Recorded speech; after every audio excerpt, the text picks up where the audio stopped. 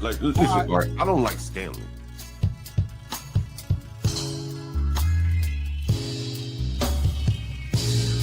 I think the only person I have been was Stanley. And Nate, Stanley doesn't state the obvious, like what the up. He spews talking points. Yes, he does. Yes, he does. The nature of American culture, it's a white people problem. Okay. I literally said they need to understand that people bother you like that. If they want to beef with you, it's called Stanley versus the world. And just assume their character by stereotype? I think people do that every day. Okay, I didn't ask you. What do I think is okay? In America for the last 20 years. I'm about to show you a conversation I had with my African-American friend from rural North Carolina who thought I was arrogant when we first met, which I found baffling because no one had ever called me that before. Now, in our conversation, we're going to discuss why she thought that and how our different upbringings have shaped us. So you grew up in North Carolina? I did. Whereabouts? I did. Mount Gilead, North Carolina. So let's talk about the time when you first met me and you thought I was arrogant.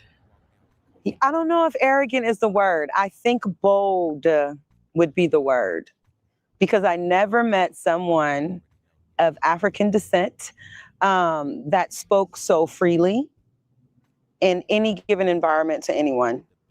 And I was in awe. So yeah, I think confidence would be the word. But I wasn't used to it, so maybe I labeled it as arrogance. Because you were saying to me that you felt that I was arrogant because I was correcting white people and you wasn't used to seeing Black people do that. Yeah. So in North Carolina, growing up at that time, Black people were very meek and they minimized themselves when it came to white people. I grew up, and I'm not sure if I really received the lesson directly, but the messages that was sent from my family is that you don't correct white people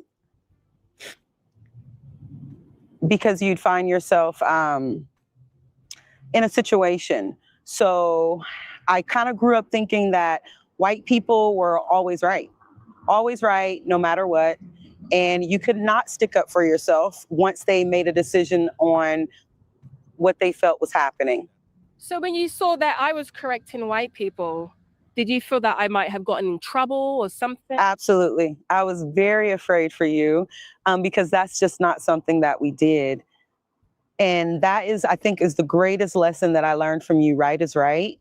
And you have to have a certain amount of confidence in order to do that. But it seemed like you just did it so naturally.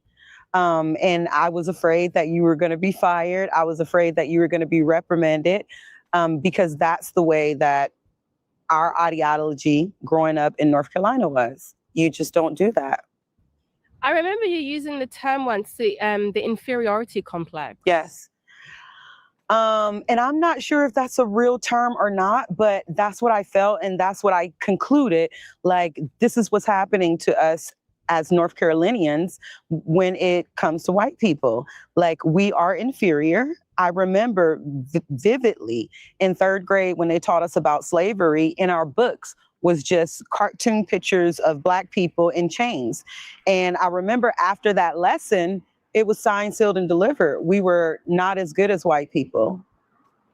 So I've always felt inferior since that day. I want to pause here for a second and say that, of course, my family experienced racism in the UK. I heard the stories growing up. It was all very common. And we learned about slavery in school. I saw the same pictures of Black people in chains. And of course, that didn't make me feel good. The UK has its own deep history with racism. But with all of that, there was never a lesson of never correct white people. The idea of staying silent just because someone was white wasn't part of my world, especially when it came to stuff like teamwork.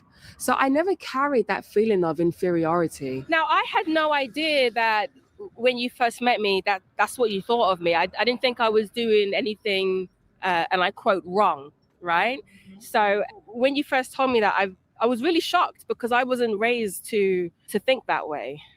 Yes. So it actually made me feel really sad as well to hear that that's how you was raised. Yeah. Yeah. What I can say is that, again, I just felt very scared for you because in the South, that is just not something that you do. We were indirectly taught by our families and school that we were not above white people. So you found your place and you fell in order. So when you were coming off and you were correcting these people, I'm like, oh my God, like, does she know what she's doing? And then I have to say how they responded to you. Let me go back.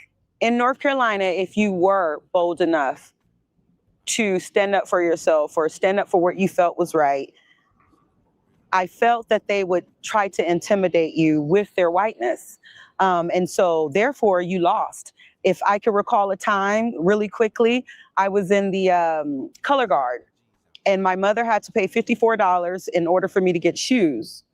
I got my shoes, but a lady came and said, my child wears this size. And I was there by myself. My mother wasn't there. And I gave the shoes over, even though she paid and the lady paid later. So I just felt like she was right. I had no fight and I need to fall in order or I'm going to get in trouble. And that's how I felt most of my life dealing with white people. Whether you're right or wrong, they're right. It does not matter. So what Damn. do you remember of when I would correct white people and what? Okay, well, let me just let me pause this. She looks like she's younger than I am. I don't know what. Excuse me. I was eating jelly beans and talking. I don't know what they were teaching her in Mount Gilead, North Carolina, but even back in my day, growing up in the 70s and the 80s, there was no there was no white is right. I certainly wasn't raised that way. So while I am not discounting this woman's experience, I just want to say that the South is fairly diverse, apparently, as much as anywhere else in the United States. So Kelvin, no, I did not feel inferior. And there were obviously things that I might not be as good at, as other kids. But if I wanted to learn how to do it, be it a sport or, some math problem or something, just learn how to do it. I've always had confidence in my abilities and my ability to learn. No reason to feel inferior. Their reaction was, because I don't remember them. They were taken aback. I feel like my observation, they were taken aback, but they realized right is right. And so that's what I learned from you. There was no repercussions because you were right. You were so bold. You were so confident. But I felt like they were trying to intimidate you with their whiteness. You see, that's very interesting because I don't even remember that. I just must have been oblivious to it or something.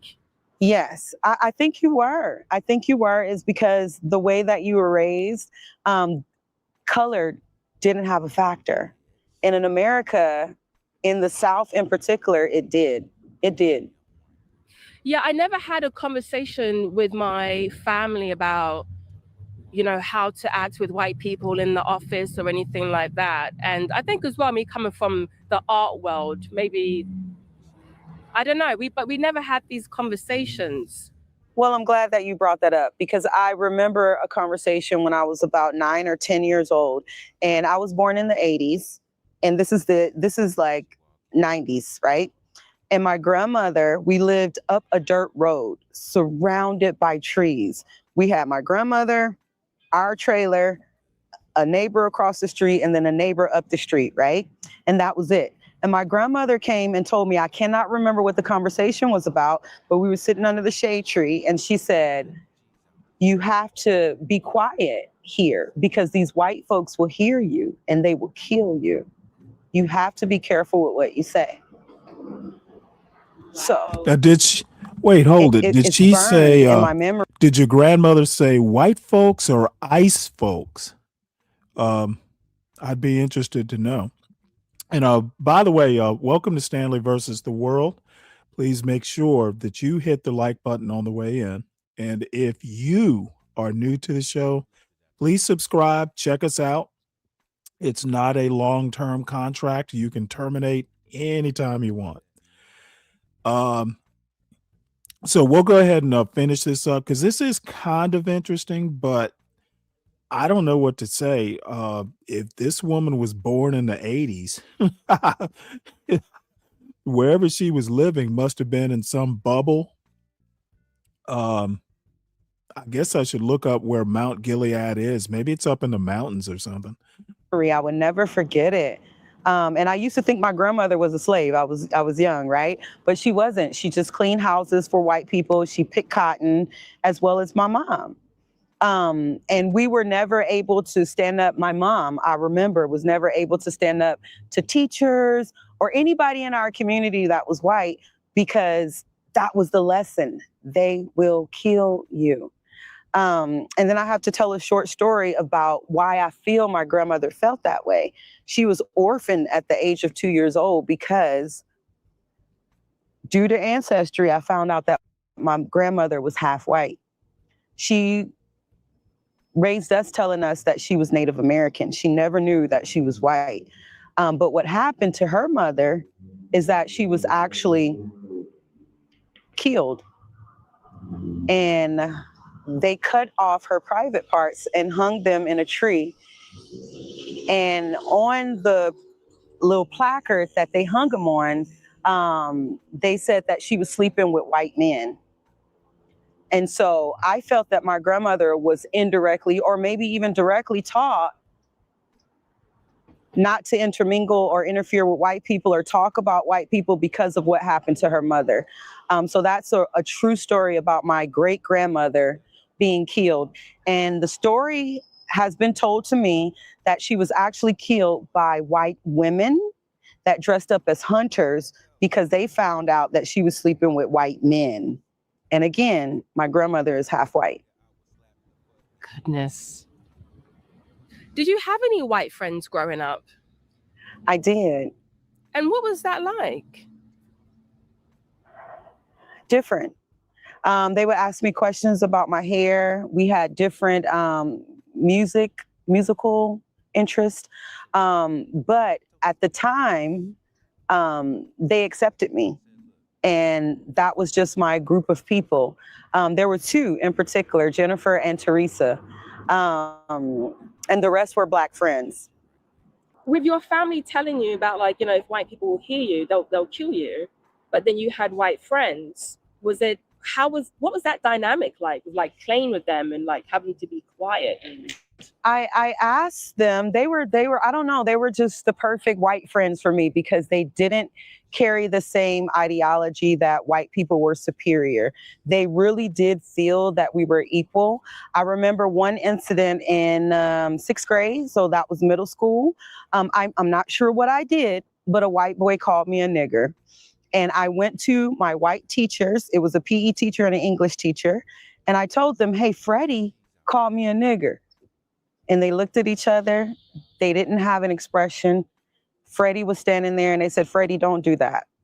And that was the end of it. And did Freddie stop? I never heard. What's up, MOT?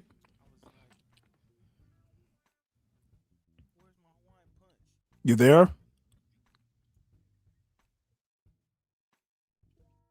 If you are there, your audio's not working.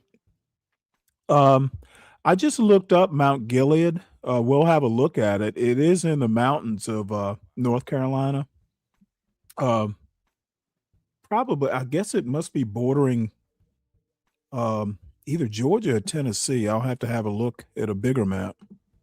Heard him call me nigger again, but he absolutely had his.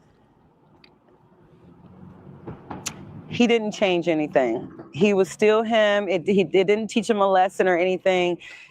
He wasn't reprimanded. The feeling that I got is just like, okay, you don't supposed to say that in public, you know? I remember too, as well, I was in 6th grade, maybe 7th, and there was a Ku Klux Klan rally in our community. And the next day, because we didn't go, of course, the next day, the people that did attend, I remember his name too. His name was Kyle. He came back and he was talking about how awesome the Grand Wizard was. And he was dressed in green and they were riding horses. And he made it just seem so amazing to the point where I was like, I want to see that. I want to know what that was about. And it wasn't like I was thinking, oh, this is wrong. This is bad. You guys should not be this way. It was more like, I want to be a part of that. Because he was so excited about it and it was so accepted. You mentioned that you thought that your granny was a slave? Yeah. Just because of the way she used to do things. Like when I tell you we were surrounded by the trees and my grandma used to whisper, shh, hush now, because they might hear you. And I'm like, what? But there were hunters. They use our land for hunting. So now that I'm older, I understand how close they really were to us. But at the time, I thought we was just isolated. And I know that my grandmother seen so many things in her life. She wouldn't just tell me that. She was trying to keep me safe. I've heard African Americans from out here in California natives, right? They've said to me multiple times that Black people in the South still act like slaves. Have you heard them say that? Yes, until social media came around, I would agree. I would absolutely agree. I think social media brought us closer. They were able to take a look and see what other people were doing, and then they kind of elevated from there. But I remember going to a Lupe Fiasco concert, and someone threw tomatoes, and I was like, who still throws tomatoes? And that just reminded me about like, and I said something to the fact like, you know, they're still stuck in their ways.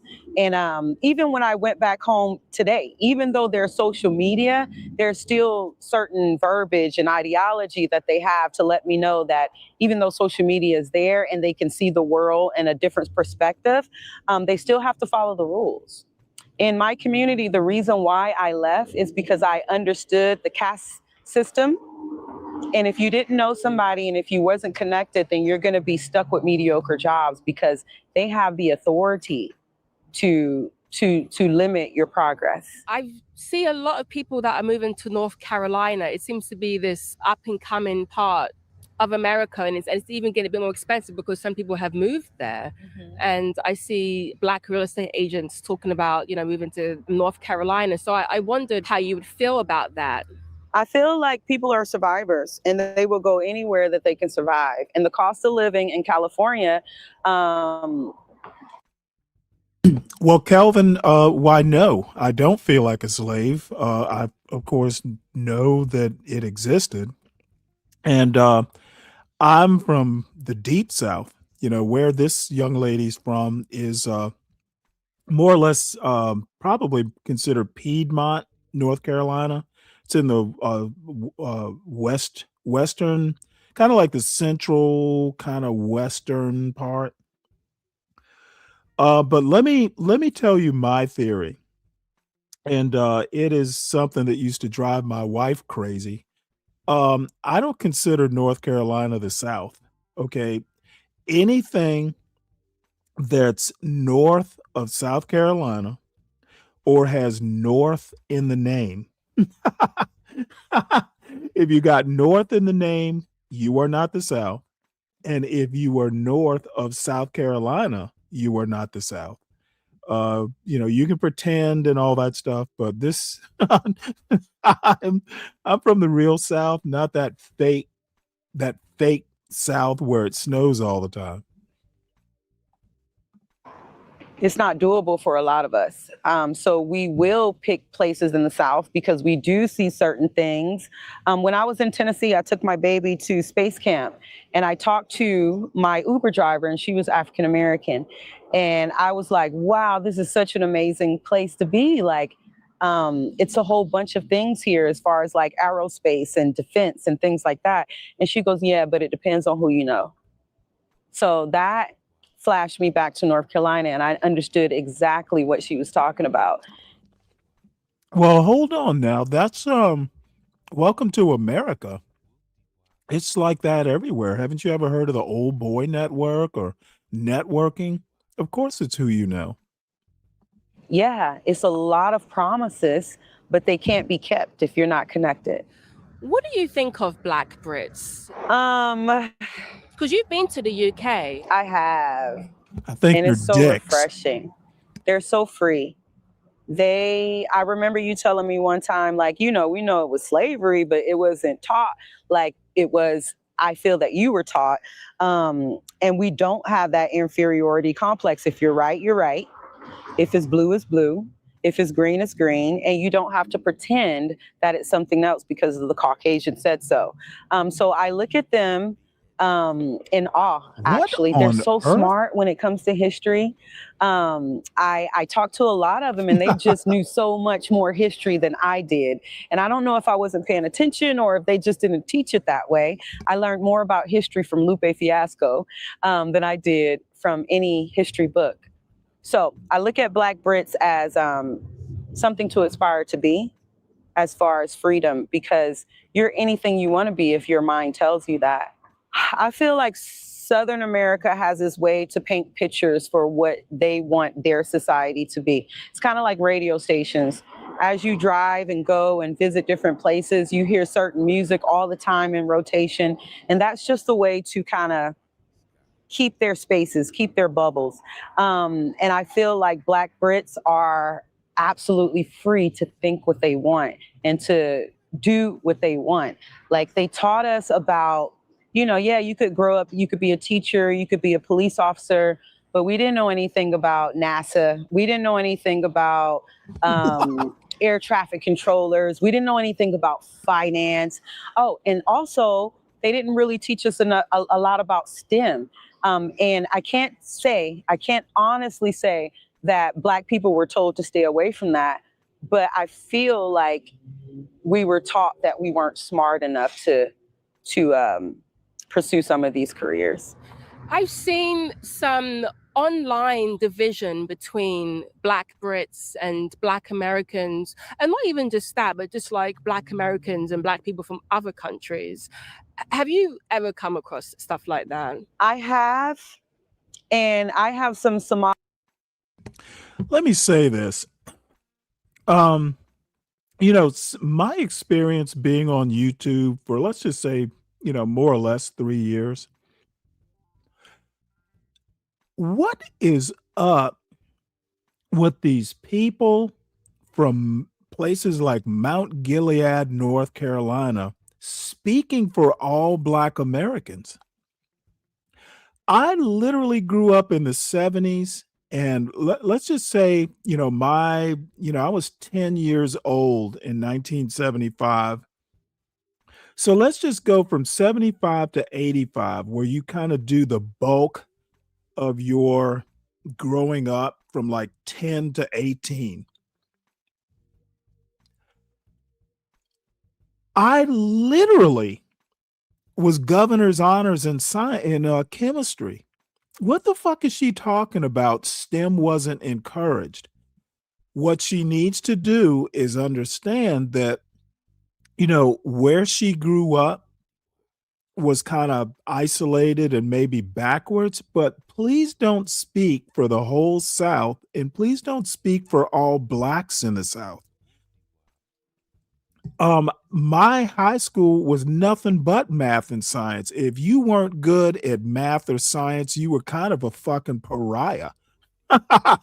They would treat you like an idiot if you couldn't do math.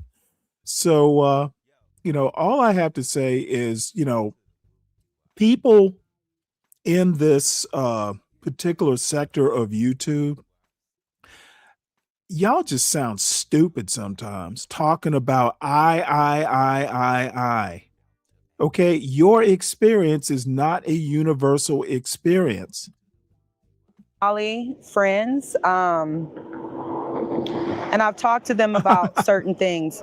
And I used to work at the Oh, that might airport, be a show telling title. people where to get taxis. And there are so many different people from different parts of Africa that work there.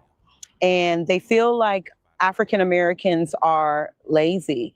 And this is the land of milk and honey. This is the land of opportunity. And we're just so lazy that we cannot become productive and successful. And I personally have lived in America my entire life, and I don't feel that way. I think the messages are, you cannot, don't try, because you're not gonna succeed. These are things that are above and beyond you, and you don't have the mental capacity to achieve it. And I think that these subliminal messages, like even in movies, the black guy is always the robber, he's always going to jail. In horror movies, we die first, so I think that's the message. Yeah. I was disappointed to see some of this online grown division between us, because I mean, I've lived here for 20 years and I don't feel a division between us, but the internet is the internet and it's going to do what the internet does. I am a Navy veteran, and what I learned in the Navy, being amongst all walks of life, is that we experience the same things. Now, our music may be different, our food may be different, but we all have to chew and swallow. A lot of us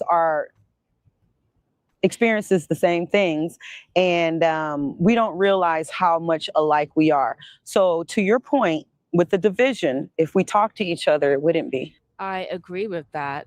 Are there any last words you might want to share? Yeah, I think that we need to get out of this conditioning that we're unworthy.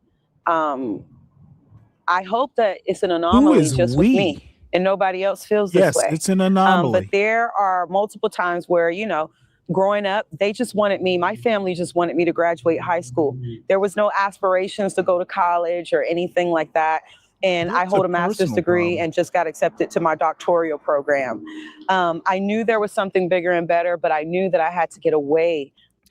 Well, I hope the first thing they teach her in her program is how to pronounce doctoral instead of doctorial.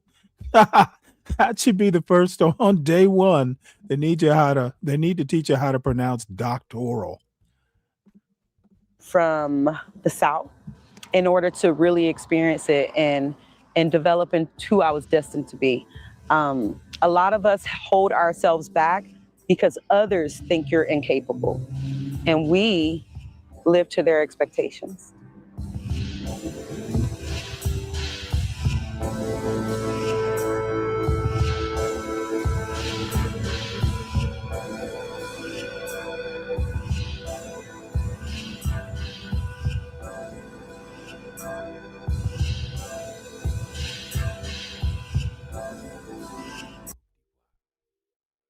Well, that was interesting, if not scary.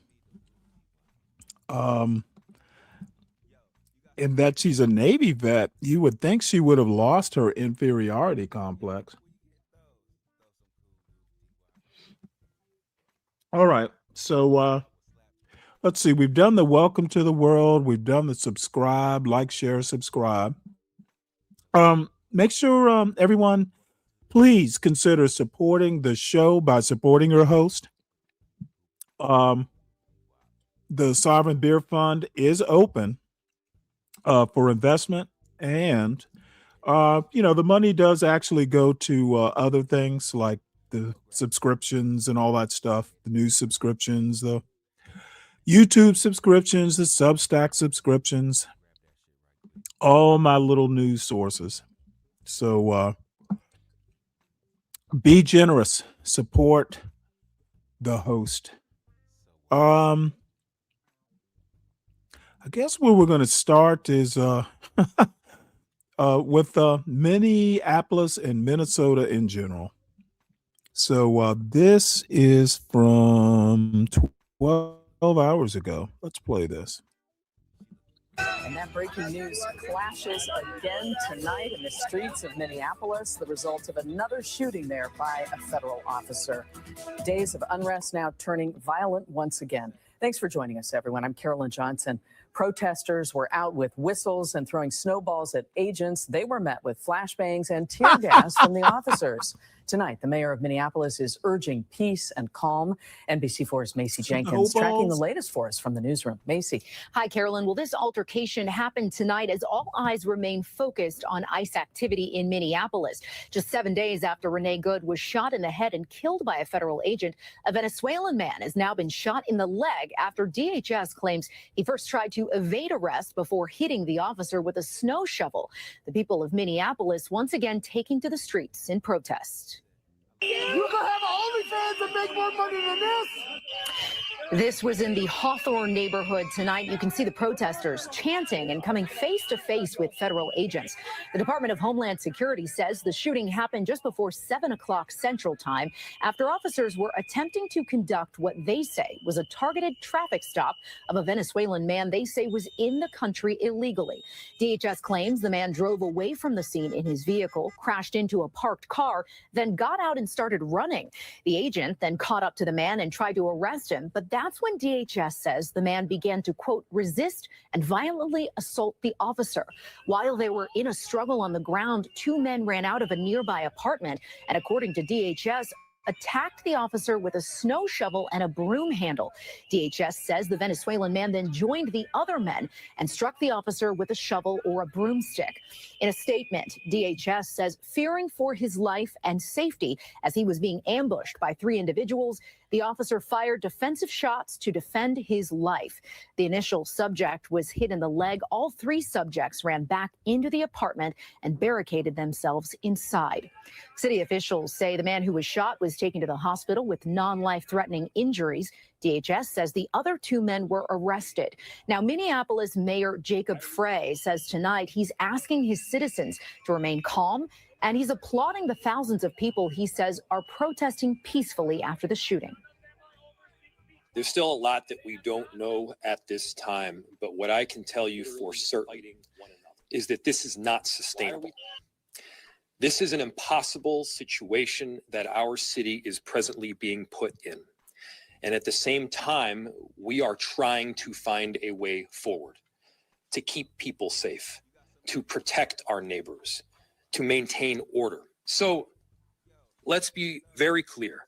I've seen conduct from ICE that is disgusting and is intolerable. If it were your city, it would be unacceptable there too. And for anyone that is taking the bait tonight, stop. That is not helpful. Go home. We cannot counter Donald Trump's chaos with our own brand of chaos. Last Wednesday, an ICE officer shot and killed 37-year-old Renee Good in her car. Federal officers claim the officer shot her in self-defense, while others strongly reject DHS's narrative. The FBI is investigating, but Minnesota state and local officials say they have repeatedly been blocked from participating in the case. Mayor Frey says the 600 Minneapolis police officers are outnumbered by the more than 2,000 federal agents in the state. Governor Tim Walz urging Minnesotans to record the actions of ICE officers and called on President Donald Trump and Homeland Security Secretary Kristi Noem to, quote, end this occupation. Reporting live in the newsroom tonight, Macy Jenkins, NBC4 News. Carolyn?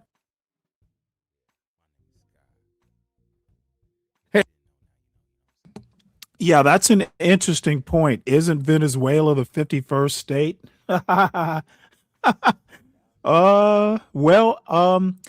Hold that thought, Kelvin. I have something that may confirm your suspicions. So with that, Donald Trump threatens to use the Insurrection Act to deploy troops to Minnesota to put an end to protests. Sorry, sir, you can't put an end to protests. That's a violation of the First Amendment. And this is just my impression. Why is a lone ICE agent chasing after people and getting into a tussle with 3 people? Don't they work in pairs at least?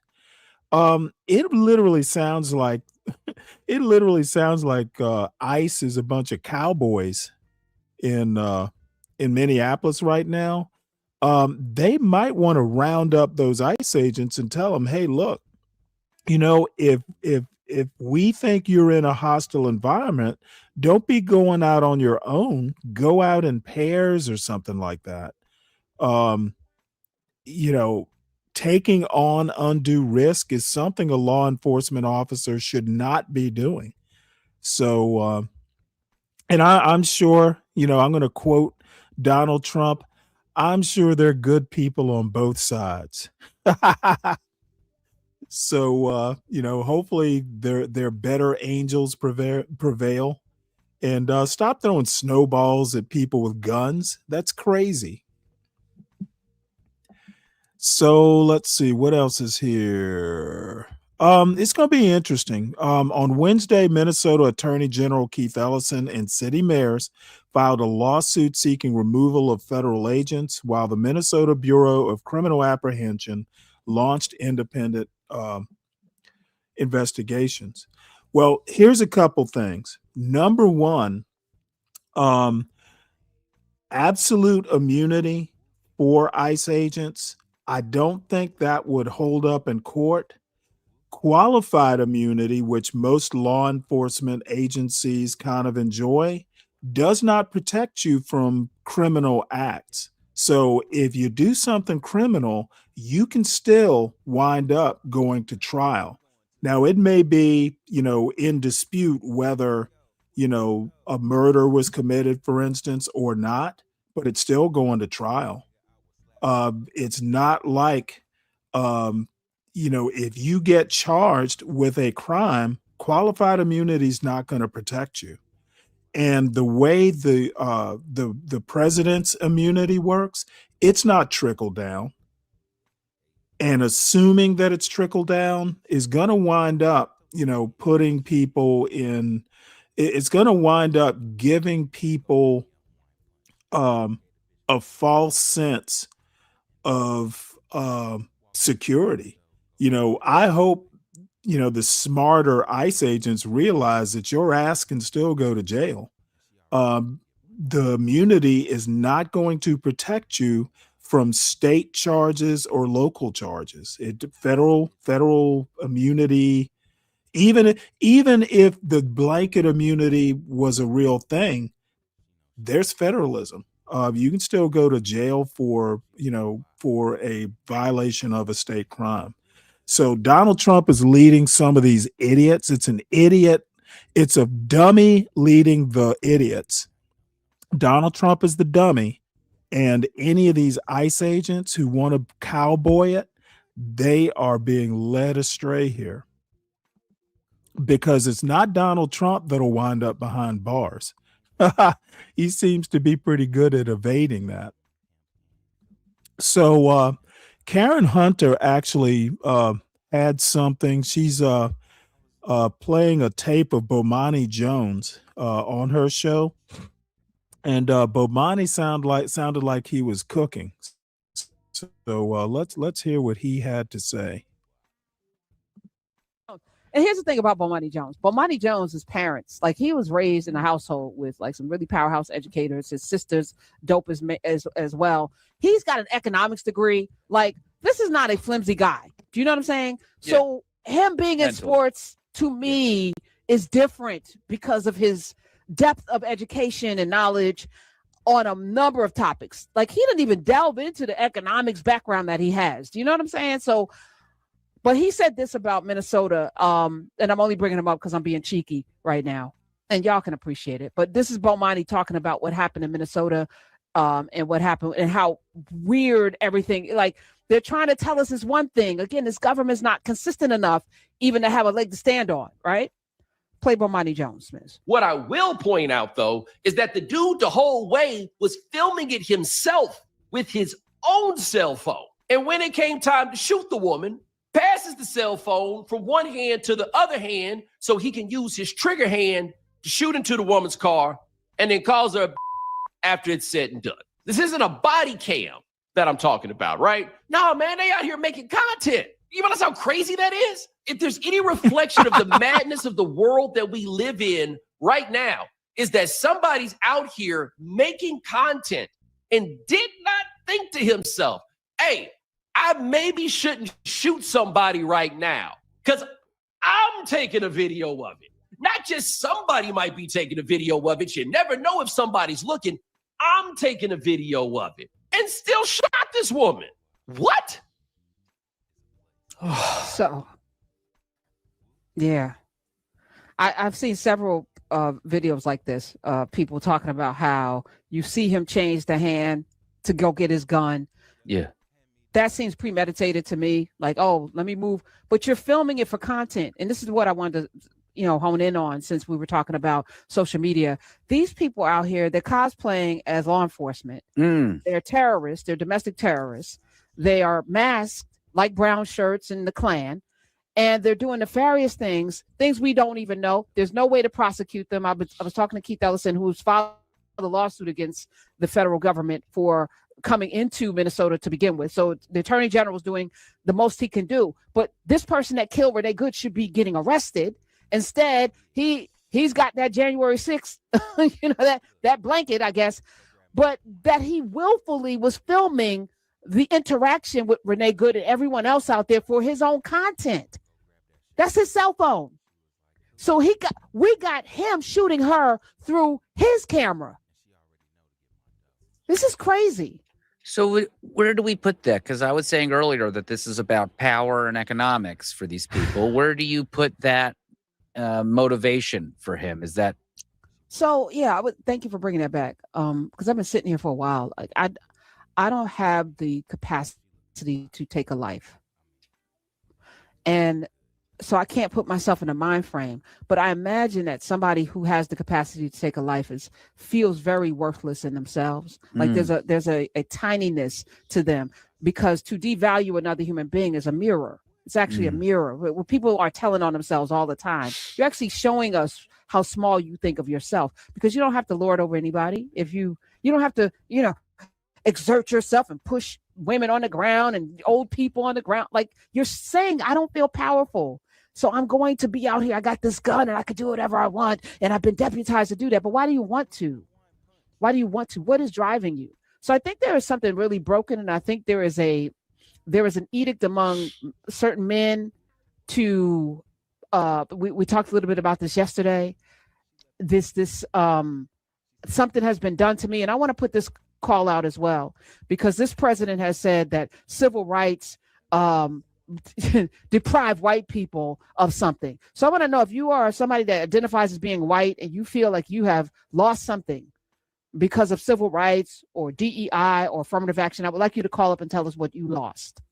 I want some specifics. Like, what were you denied doing as a result of other people getting their fair shake? Because that's all affirmative action and DEI. And as a matter of fact, white women benefited from both of those, and immigrants more than black people. So it wasn't even us. But civil rights was just like, hey, this whites only thing is effed up.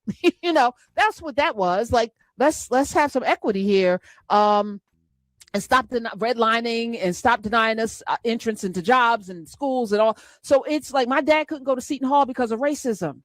So if you think that that's okay, call up. Like, I want to actually talk about it, because this president is setting a really dangerous bar that if you're a white, straight male, which we talked about yesterday, probably not too straight because you care too much about what gay people are doing, probably not very straight at all. It's okay, though. It's okay. It's safe. It's safe to come on out.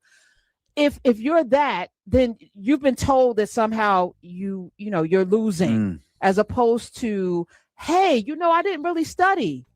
I really don't know anything. I'm really not qualified to go to college. And we're seeing now with all of the DEI removal, you're still not going to college.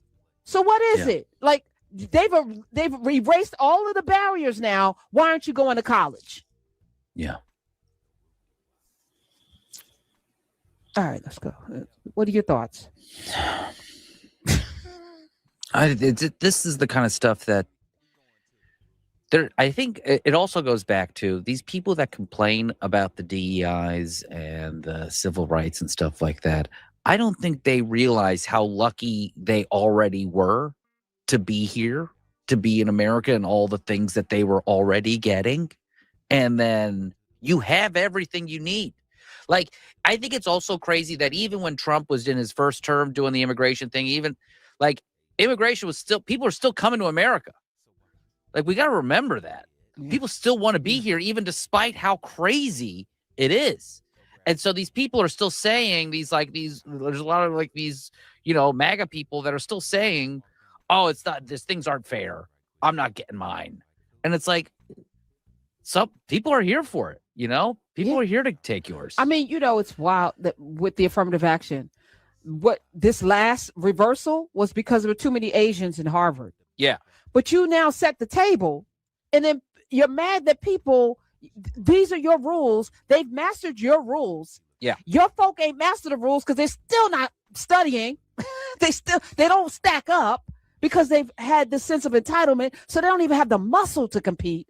And so you're overrun by people that you have denied opportunities to because you set the bar very high and they met it. They met the bar. And in fact, what they want is actually for everyone else to get dumbed down.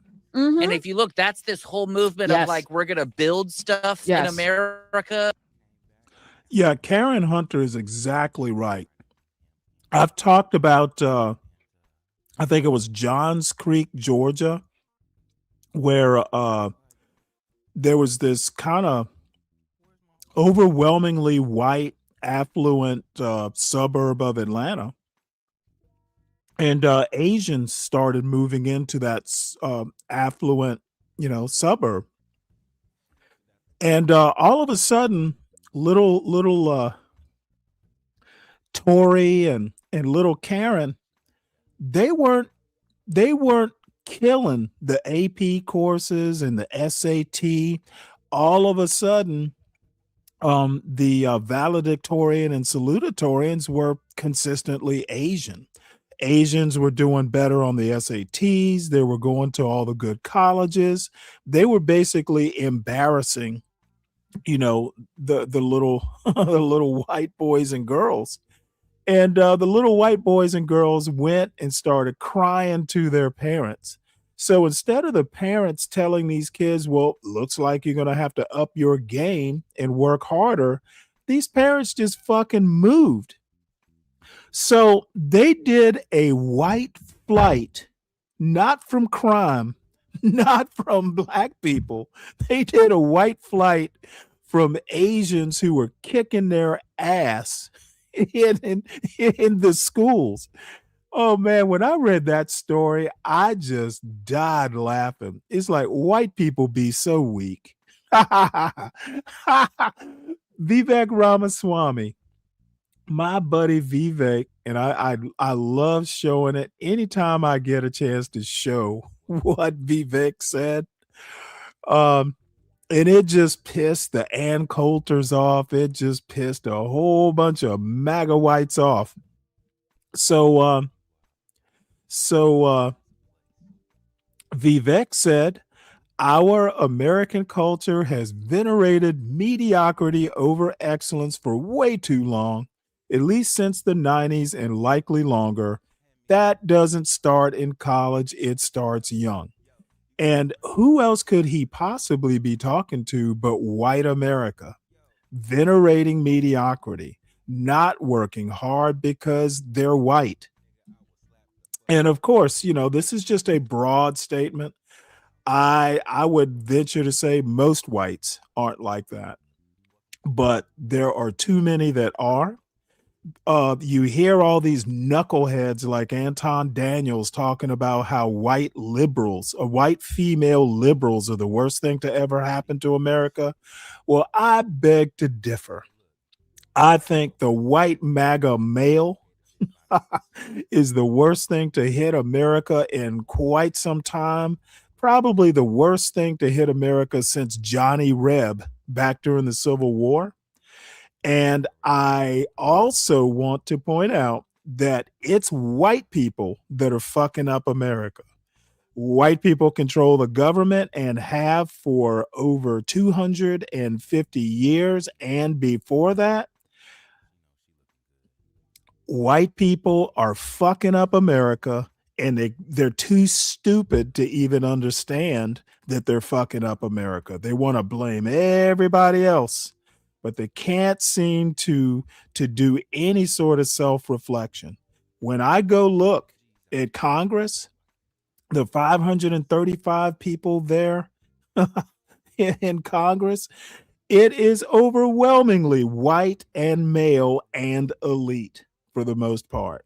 So it's white male elites like Donald Trump that are fucking up America. So I'll be done with my diatribe, but I dare any fucking body to come up to this panel and prove me wrong. So now that I've got that off my chest, let's move on. So we are going back to square one. Mahmoud Khalil, he was the graduate student who was like a student protest leader at Columbia, protesting the Palestinian genocide stuff. And of course, he became a target of the Trump administration, kind of like a poster boy. Dude's here legally, and they want to deport him because he said some shit that Donald Trump didn't like. Well, a lower court basically said, hey, you're picking on him, release him. Well, an appeals court just said that lower court does not have the authority to do it. So there's a chance he'll wind up going right back into ICE detention and potentially deported. So that is the latest news on that. You can never relax with this Trump administration. They will try again. All right, well, let's switch gears here. So Health and Human Services apparently decided to cut $2 billion from $2 billion that were earmarked for mental health and addiction services. And apparently a day after funding termination notices were sent out, the administration reversed itself and reinstated the money. Well, I wonder why. So Donald Trump is off, killing people in boats off the coast of Venezuela, talking about, cutting off drugs, but yet some knucklehead in the Trump administration decided, well, what? Mental health and addiction services? That's not money that we need spend. Well, I can imagine that somebody went, what? Go to Appalachia, go to, all these places up in the hills in middle and small town rural America. And of course they need addiction services. I thought there was some sort of white boy meth epidemic. So that was money that was not, that cut was not gonna fly. The day after you say white men or white males are being discriminated against, you cut the funding for their mental health and addiction services. Yeah, thank God somebody caught that incongruity. So let's see, what else do we have here? Well, it looked like the Senate was going to grow a set and curb the administration's war powers in Venezuela. But surprise, surprise, on Wednesday, Senate Republicans blocked a bipartisan war powers resolution after Josh Hawley, U.S. Senator from Missouri, and Todd Young, U.S. Senator from Indiana, reversed their support under pressure from Donald Trump. Democrats forced the vote after U.S. troops captured Nicolas Maduro, Venezuelan leader, in a surprise nighttime raid earlier this month, amid months of strikes and naval buildup. The point of order was sustained 51-50, with Vice President J.D. Vance breaking the tie after Republican Senate leaders argued no ongoing hostilities justify the measure. So they're basically saying that, oh, hey, there's no violence there. There's no need to curb the War Powers Act. The outcome showed Trump retains control over much of the GOP, though House Democrats can force a vote on a similar war powers resolution as soon as next week. Senators reviewed a classified legal opinion Tuesday and received private assurances from Secretary of State Marco Rubio, whose letter and calls helped persuade Josh Hawley and Todd Young to withdraw a report. Yeah, these guys are weak men. The Senate is too afraid to exercise its constitutional powers because Donald Trump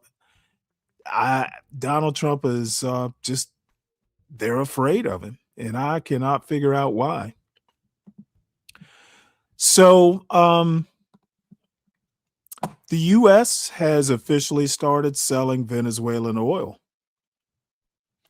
The United States has completed its first sale of Venezuelan oil valued at $500 million, according to an administration official.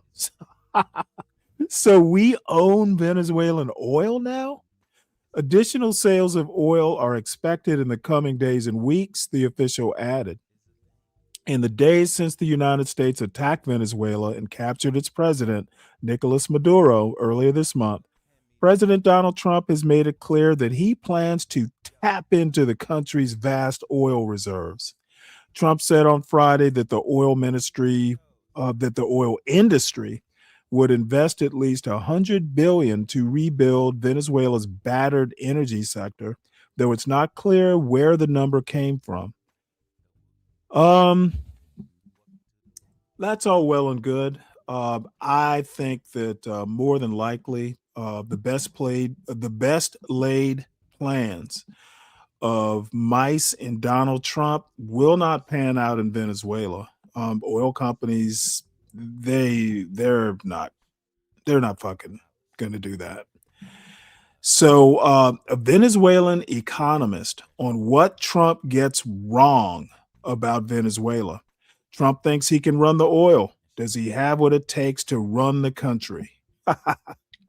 My answer is he's fucking this country up. Why not fuck up another one? So let's listen to this just to save my voice. The New York Times app has all this stuff that you may not. Skip ahead.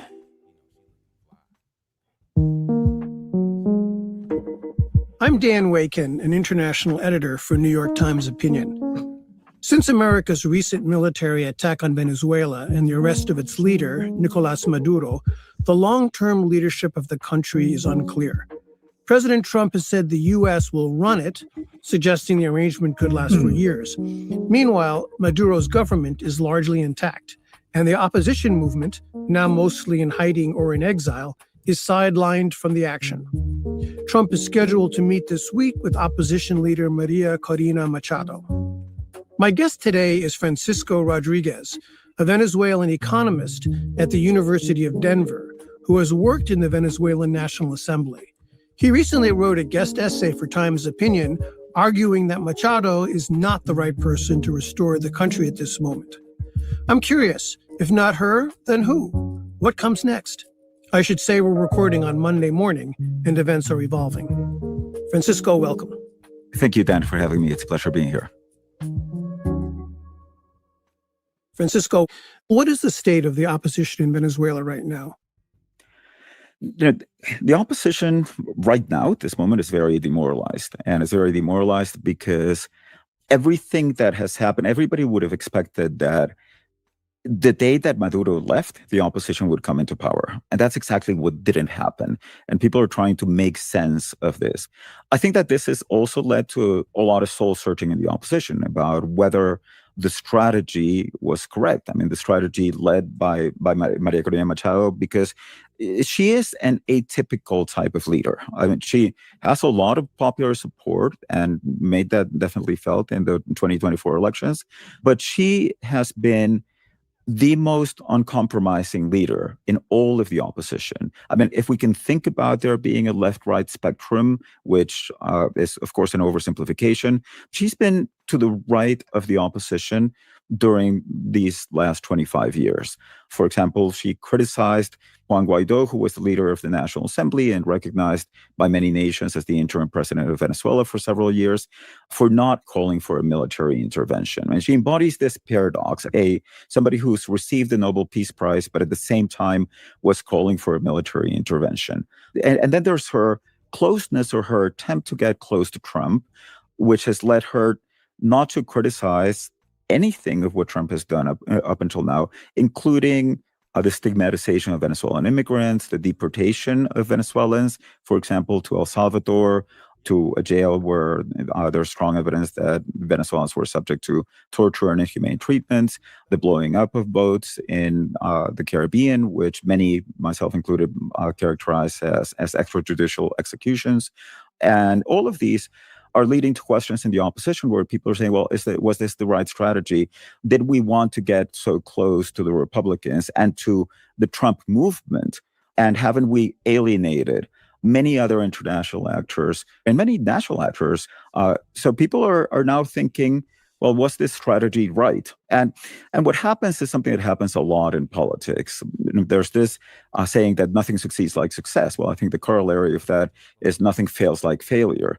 So the moment in which it becomes clear that your bid to take power did not work, if that's the case, is the moment when everybody starts questioning whether what you did was right. Or even, would it be questioned as a betrayal of the opposition cause for Machado to cozy up so much to Trump, to curry such favor with him, when his whole strategy is not to overturn the regime, not to change the government, to keep the vice president in power? Well, right. I mean, that is the moment at which this whole attempt becomes the focus of significant criticism, because what we've seen also Machado do over the past week is to maintain her attempt to try to appeal to President Trump. And in fact, there's a meeting that's planned for later this week between them. So we'll have to see what comes out of that meeting. But she's also insisted that one of the things that she wants to do is share her Nobel Peace Prize with Donald Trump, something that even led the Nobel Committee to issue a very unusual statement where they clarified that the Nobel Prize cannot be revoked, shared, or transferred to another recipient. So if any of this works, then I think, well, people will, of course, be happy. If Trump changes his position and says, well, yes, Maria Corina has to lead the transition, or what I think many people would be hoping now would be that Trump would say, well, the next step is that you have to have elections, and that you have to have elections soon, and they have to be free and fair elections. And there, Maria Corina Machado can run just as any other candidate. If Venezuelans see that light at the end of the tunnel, then I think that this can still play well in her favor. But if what we see is the continuation of the current strategy by President Trump, including the idea that the election has to be delayed for an indefinite amount of time, President Trump actually said just a few days ago that Venezuelans wouldn't know how to have an election. So that suggests that his view is one in which this process is going to occur very much in the long term. And we're not sure who are going to be the relevant political actors at that moment, and whether Machado's star will have faded by that moment. Well, correct me if I'm wrong, but it sounds like you're saying that Machado's future in Venezuelan politics completely depends on what Donald Trump decides.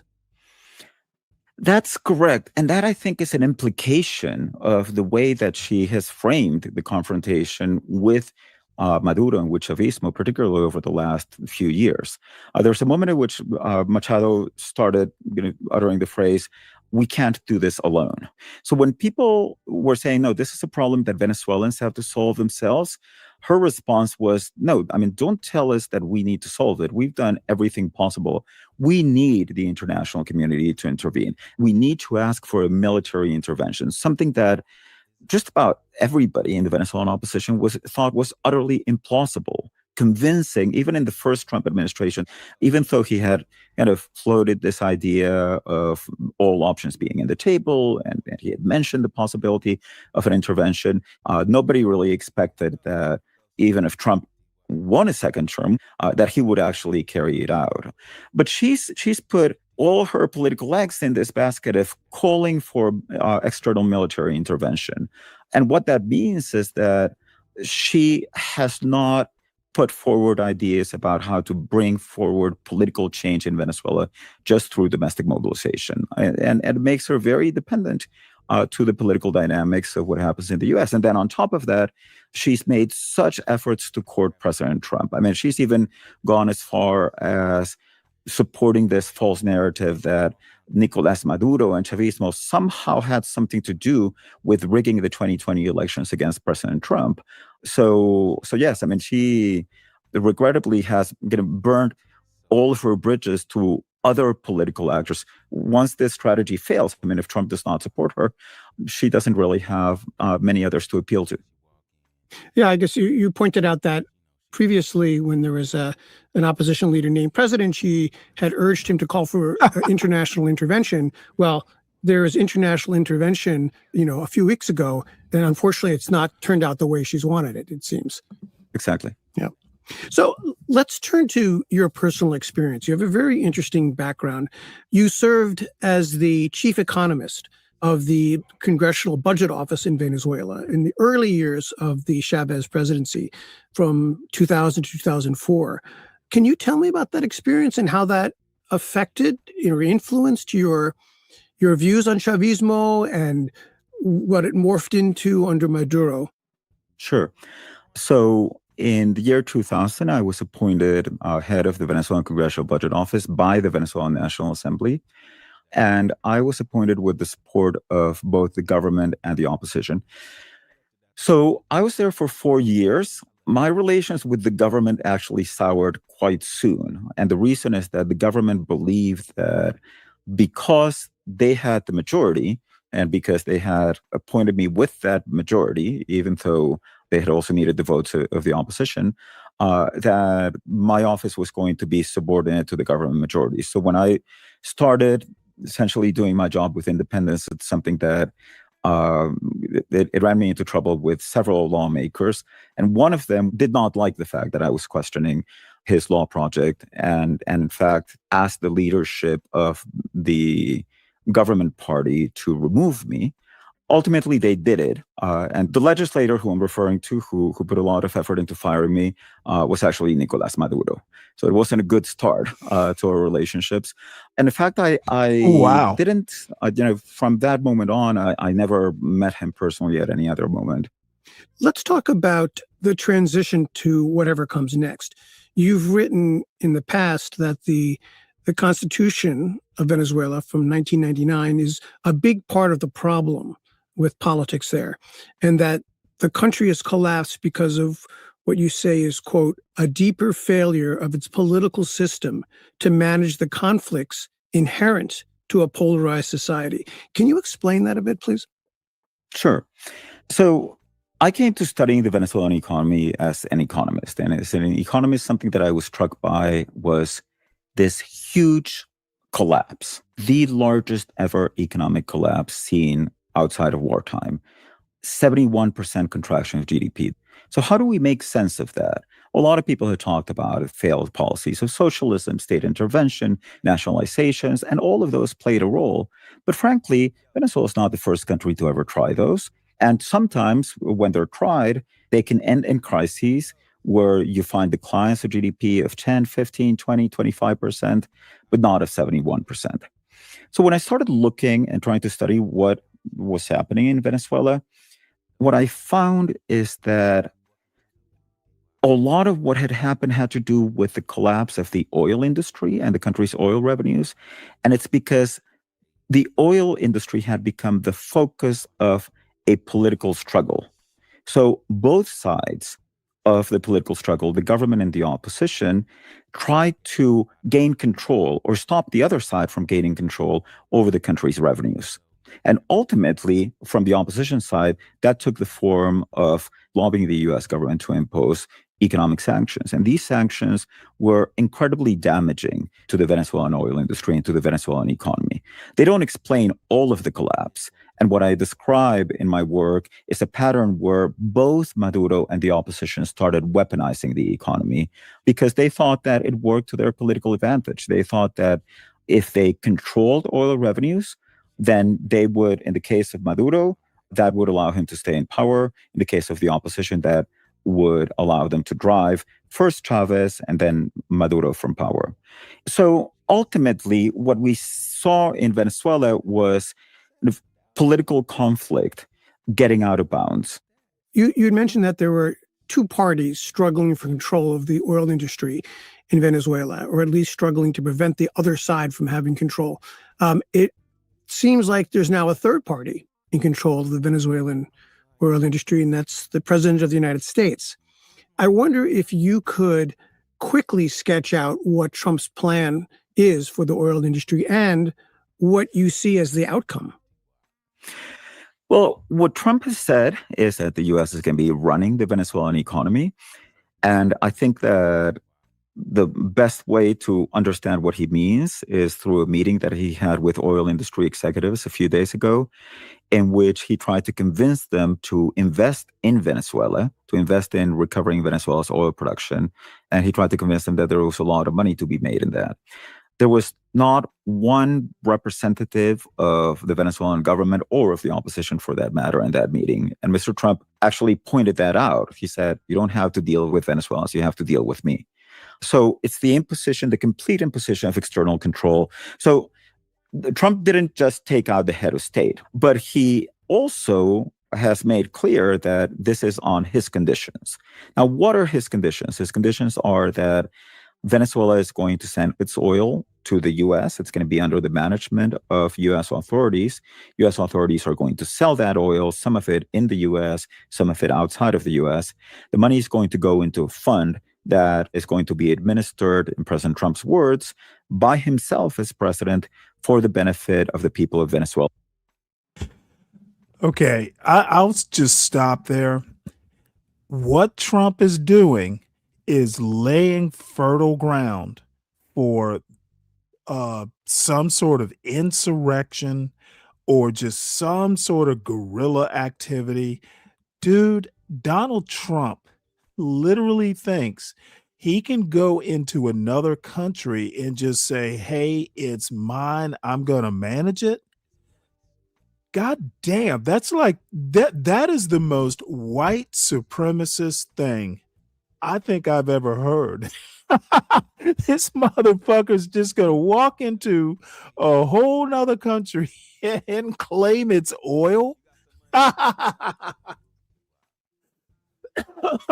It's like that's like neo-colonialism. Oh wow.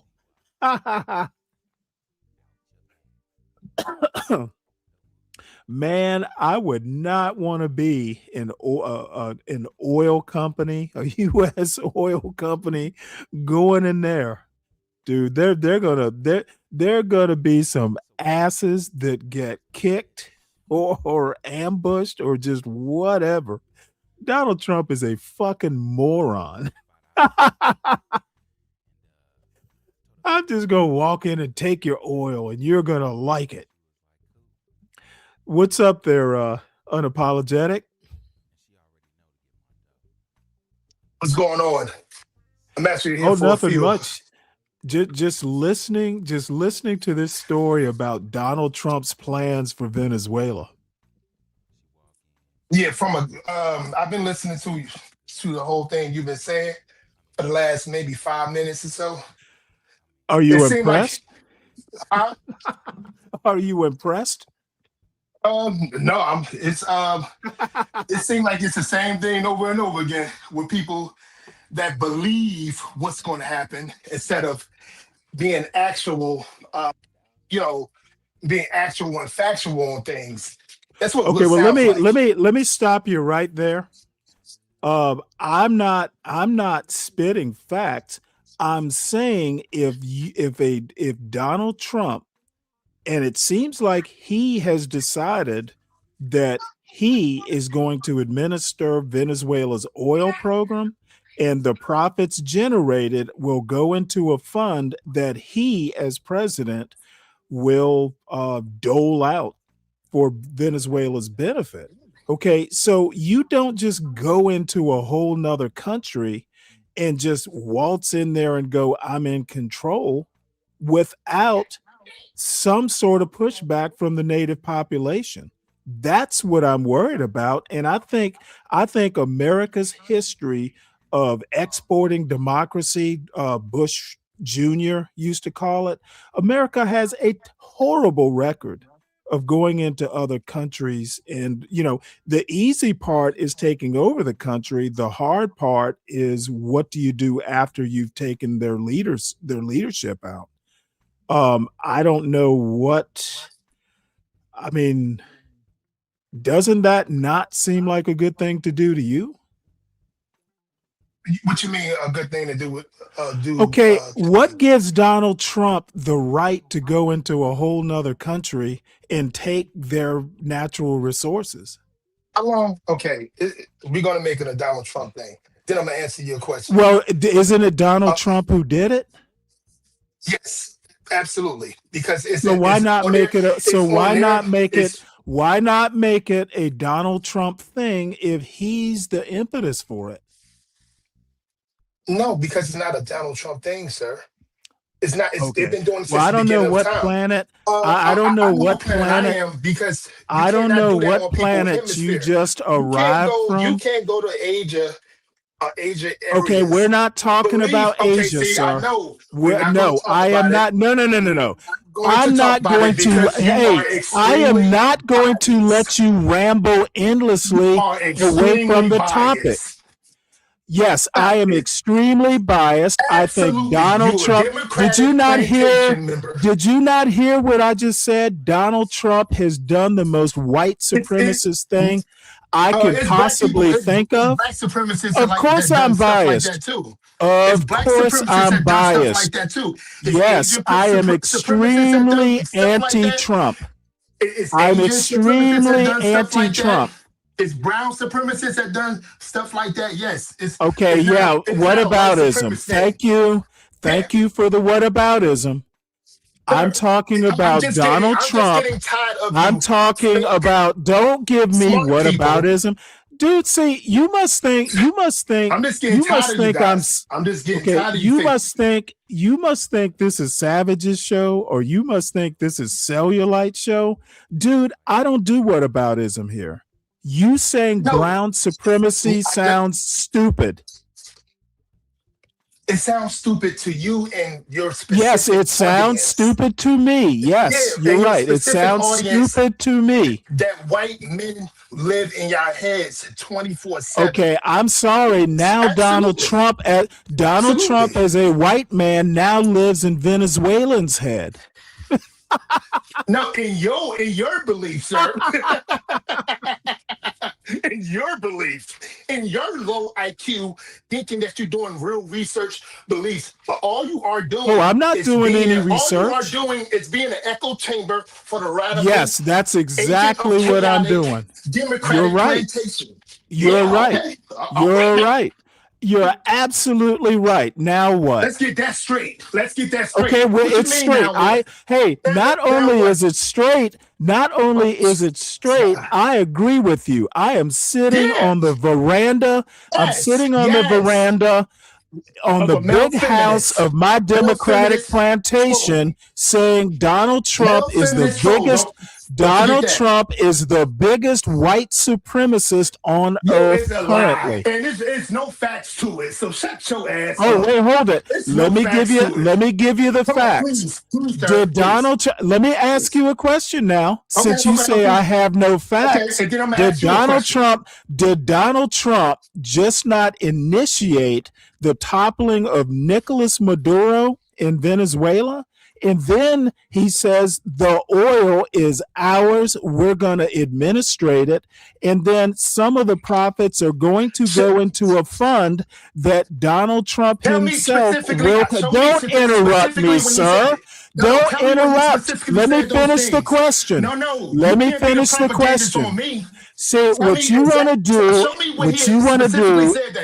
Show me when he specifically said that, sir, because I've done my research. Sir, let's look at what's on the screen.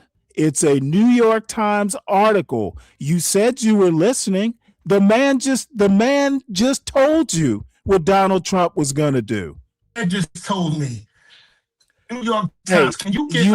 Can you get somebody? It is not my problem. Can you get a even news station or a news reporter? No. The New York Times. The New York Times is good enough for me.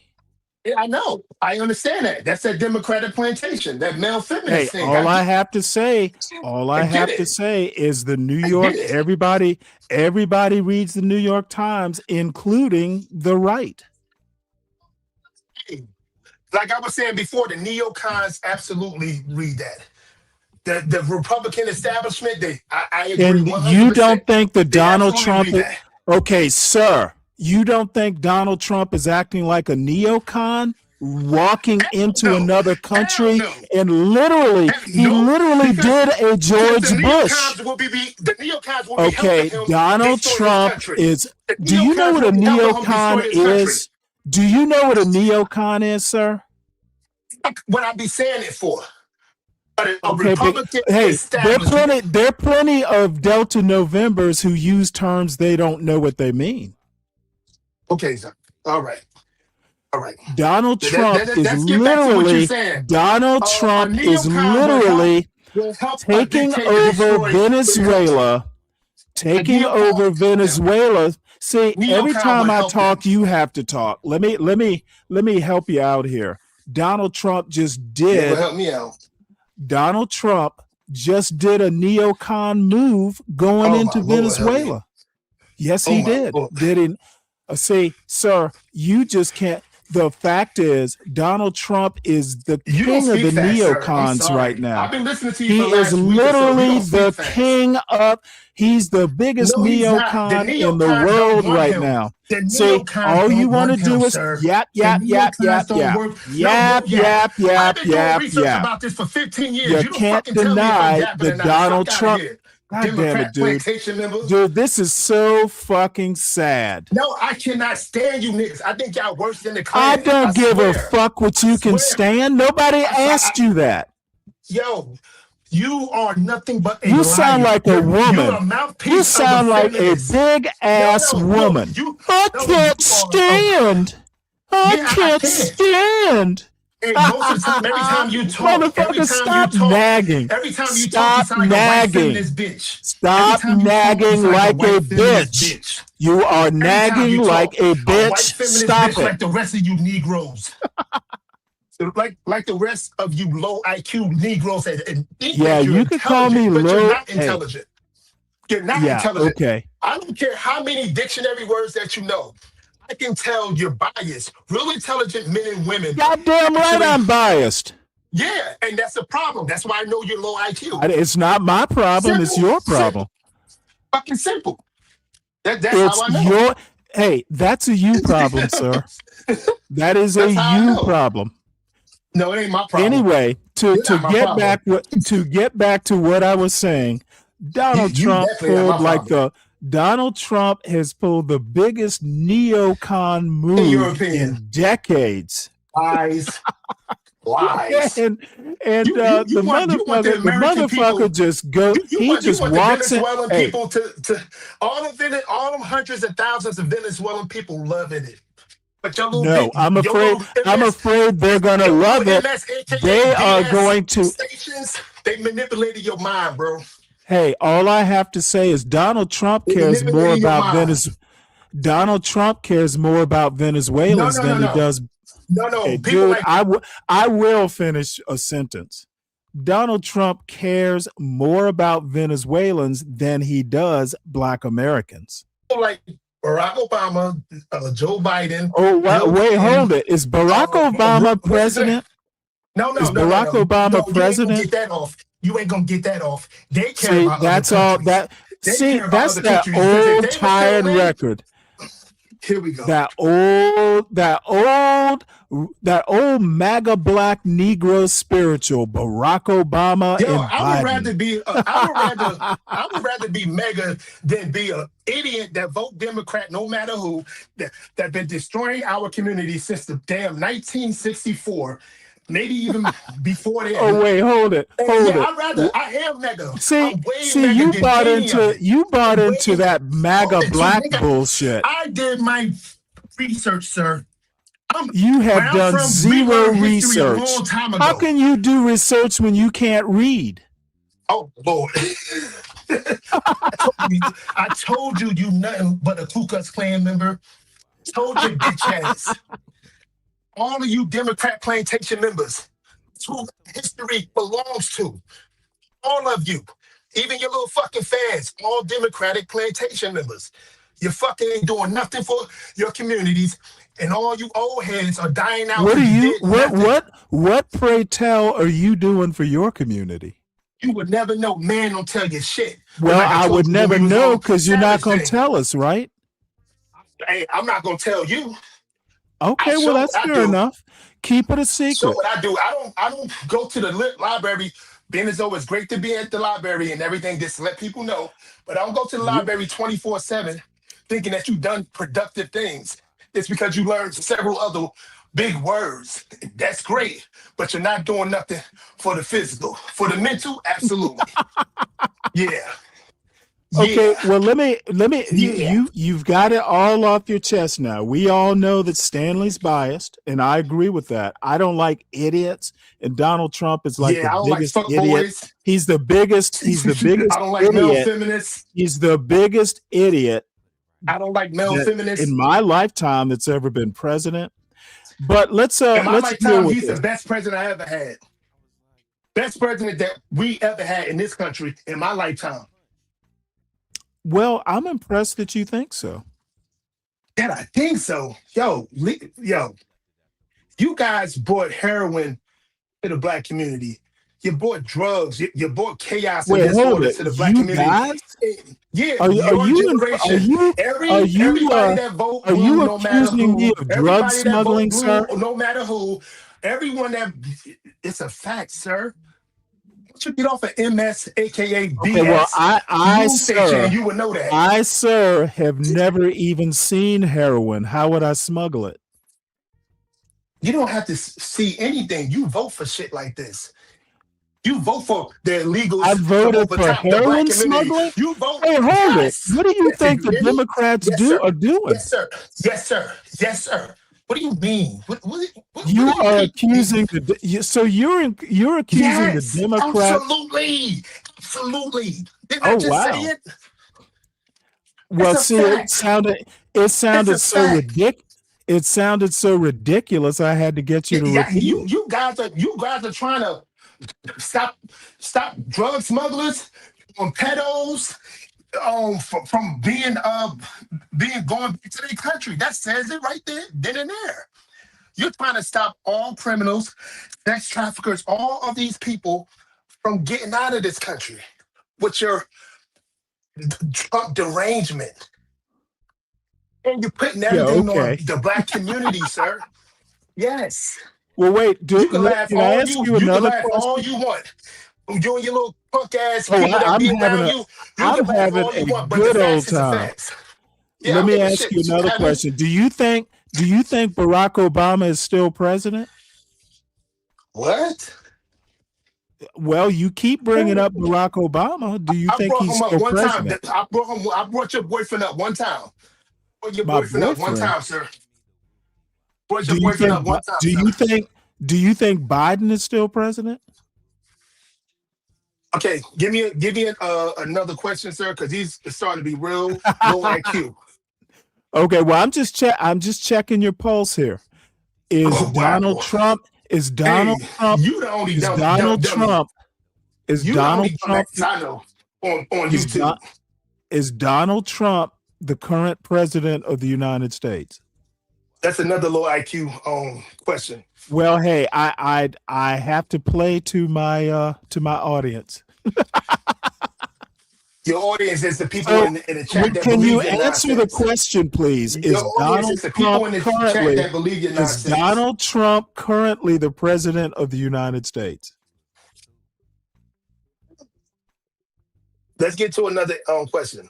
Okay, well, you're not sure? Is that why you can't answer? Let's get to another question. Did Donald Trump take over Venezuela? Yeah, he should. I He believe that he should. should. Yes. Okay, so Yes, absolutely. by what? Now we're getting Even somewhere. Venezuelans So- that I know, they say the same thing. Dude, MS. I'm gonna call you dude, MS. Dude, MS. all I have MS, to come on. say, you obviously know a lot of Venezuelans. Are you a drug smuggler yourself? I do. Do you all ever go out Venezuelans on are those? drug Do you ever smugglers? go out on those boats? All Venezuelans are drug smugglers to you, sir? I don't know. You know more Venezuelans than I do. Who said that? You said you know Venezuelans. Isn't that a female mentality to try to put words in the No, I man's have. mouth? Why would it be a female mentality? Yes, absolutely. Why would it be a female mentality? mentality? Should an out of order female mentality? Is that an out of order? Okay, female I mentality to no, make a I man don't feel think like it is he at said all. something that he didn't say? I think you coming up here and talking female stuff. This isn't that type of panel. I asked you if Donald Trump is president. I'm going to go ahead and answer for you since you couldn't do it yourself. The answer is yes. And the next question I'm going to answer for you is, did Donald Trump go into Venezuela and topple, kidnap the president just because he felt like doing it? He had no reason. No, it wasn't no to felt do like it. doing it. They've been trying to do that for a long time, but the Democrats was acting like it by putting a 25 million? Was it million or billion? $1 million bond on him.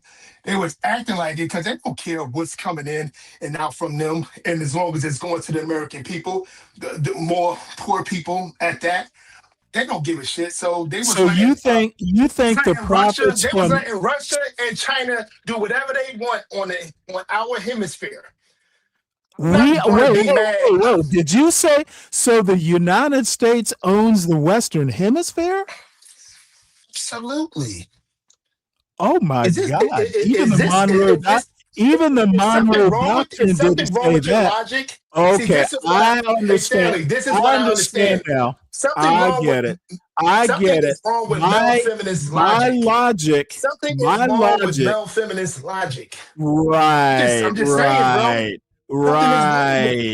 right. Okay, So yeah, it is. Sorry. America owns Venezuela. That's why Trump could go in there. I'm not saying America own Venezuela, but if they ain't doing what they supposed to be doing on our hemisphere, that's a threat. So It's we like- own the Wait. the Can hemisphere. I keep on talking, sir? So if we go to Go Russia, ahead. if we own Russia's, if we was at Russia, they're part of the rulership of quote unquote, if you want to talk, wouldn't they have a big problem with that too? How about China? Wouldn't China, No. because they own theirs as We well? literally went into Do you recall that we went into Afghanistan and Russia didn't do shit about it?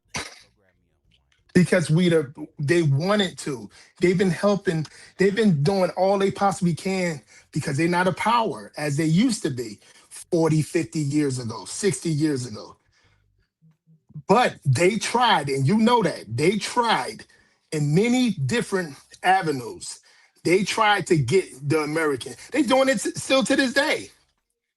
You know what I'm saying? Well, then why isn't Trump dealing? Wait. This like Venezuela. This like they helping China and Venezuela is helping. I mean, I should say China and Russia is helping Venezuela when it comes Right. to. But here's my point. Okay, Venezuela can sell their oil to whomever they please. They're an But not independent to country. our enemies. Just like China would do. Okay, Not no, to our no, enemies. no. Yes. See, here, I've been doing this no. research for years, See, man. Stop it. Stop it, man. This is what Just stop. happens. This is what Jesus. happens. This is When what I don't happens. pull up- when I This don't is pull up what with that happens bullshit. when When I don't black pull up with people, bullshit. when black people ego, lose sir, their sir. common sense. Oh, When because black I'm not on people a lose their Democratic common plantation? sense and they drink Because that white supremacist Kool-Aid. wow. No, you That's, guys dude, do. you're You sipping malfeasance on it right Democratic now. plantation members, y'all live, you guys, the white Hey, man live in your what does brains. The white man what live in does you Democratic what plantation does members' brains. What are you what talking? does Y'all I love have to ask you this people. question. Wait. You I people must love. ask you Y'all this hate question. the black man that don't think in a box like you guys. A black man or Okay, woman I that have to doesn't think in a box like you guys. We don't call y'all big no names like that. As a Oh matter of well, fact, I'm going to call you. Wait, conservative men. hold on. Okay, Conservative men and women, black you're men and not a women. conservative. Donald Trump is not a conservative. No, he's not a conservative. Okay, then what the I know he's fuck are not a you conservative. talking about? No, you're not having me finish. There is nothing conservative. There is nothing conservative about going into Venezuela. That's not a conservative thing to do. Who would do it? What is he? Because he's not a neocon. Neocons. Okay, I don't think no. Invading another country for their resources. Okay. No, he didn't do it only. Okay, hey, hold on. Let me finish. I'm about to give you. I'm trying to give you some politics education. Oh no. Okay, you know what? Because you're older man, give it to me. Give it to me. Invading a country for its resources is the ultimate neoconservative move. He didn't do it just for that, though, sir. He didn't do it just for that, sir. He admitted that he wanted the oil too, my but God, he did not dude, do it just for that. See, this is why you can't learn, because you're over talking your you're over talking your teacher. You're not a teacher. You're not my teacher anyway. Enforcing the Monroe Doctrine and putting the Donroe corollary on it. That is neoconservatism. Neoconservatives invade countries. The first solution is to take out leaders that you don't like.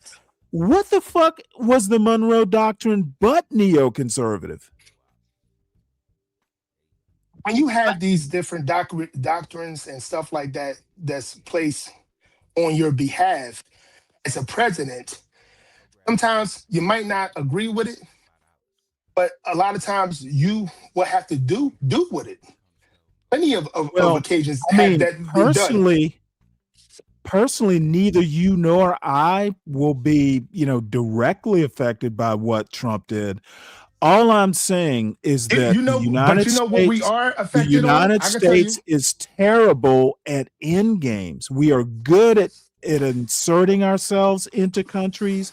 We are not good at running them. Afghanistan, what Iraq. they're doing, you can't just. I do have like some stuff that I can, because I'm on my way doing something. But I do have some stuff that I can actually give to you that's not in a biased type of state of mind. So, which is say, what I'm saying is, if it's like what you're saying when it comes to the being assertive and stuff like that, it wouldn't be a problem. But you guys, it's something about rulership that you guys don't like. But if you're nice about it, you can rule. If you're like the liberal white man and woman and you're nice about it, they rule stuff. And you guys are cool with that. And I'm not exactly sure what you're saying. Who's ruling what?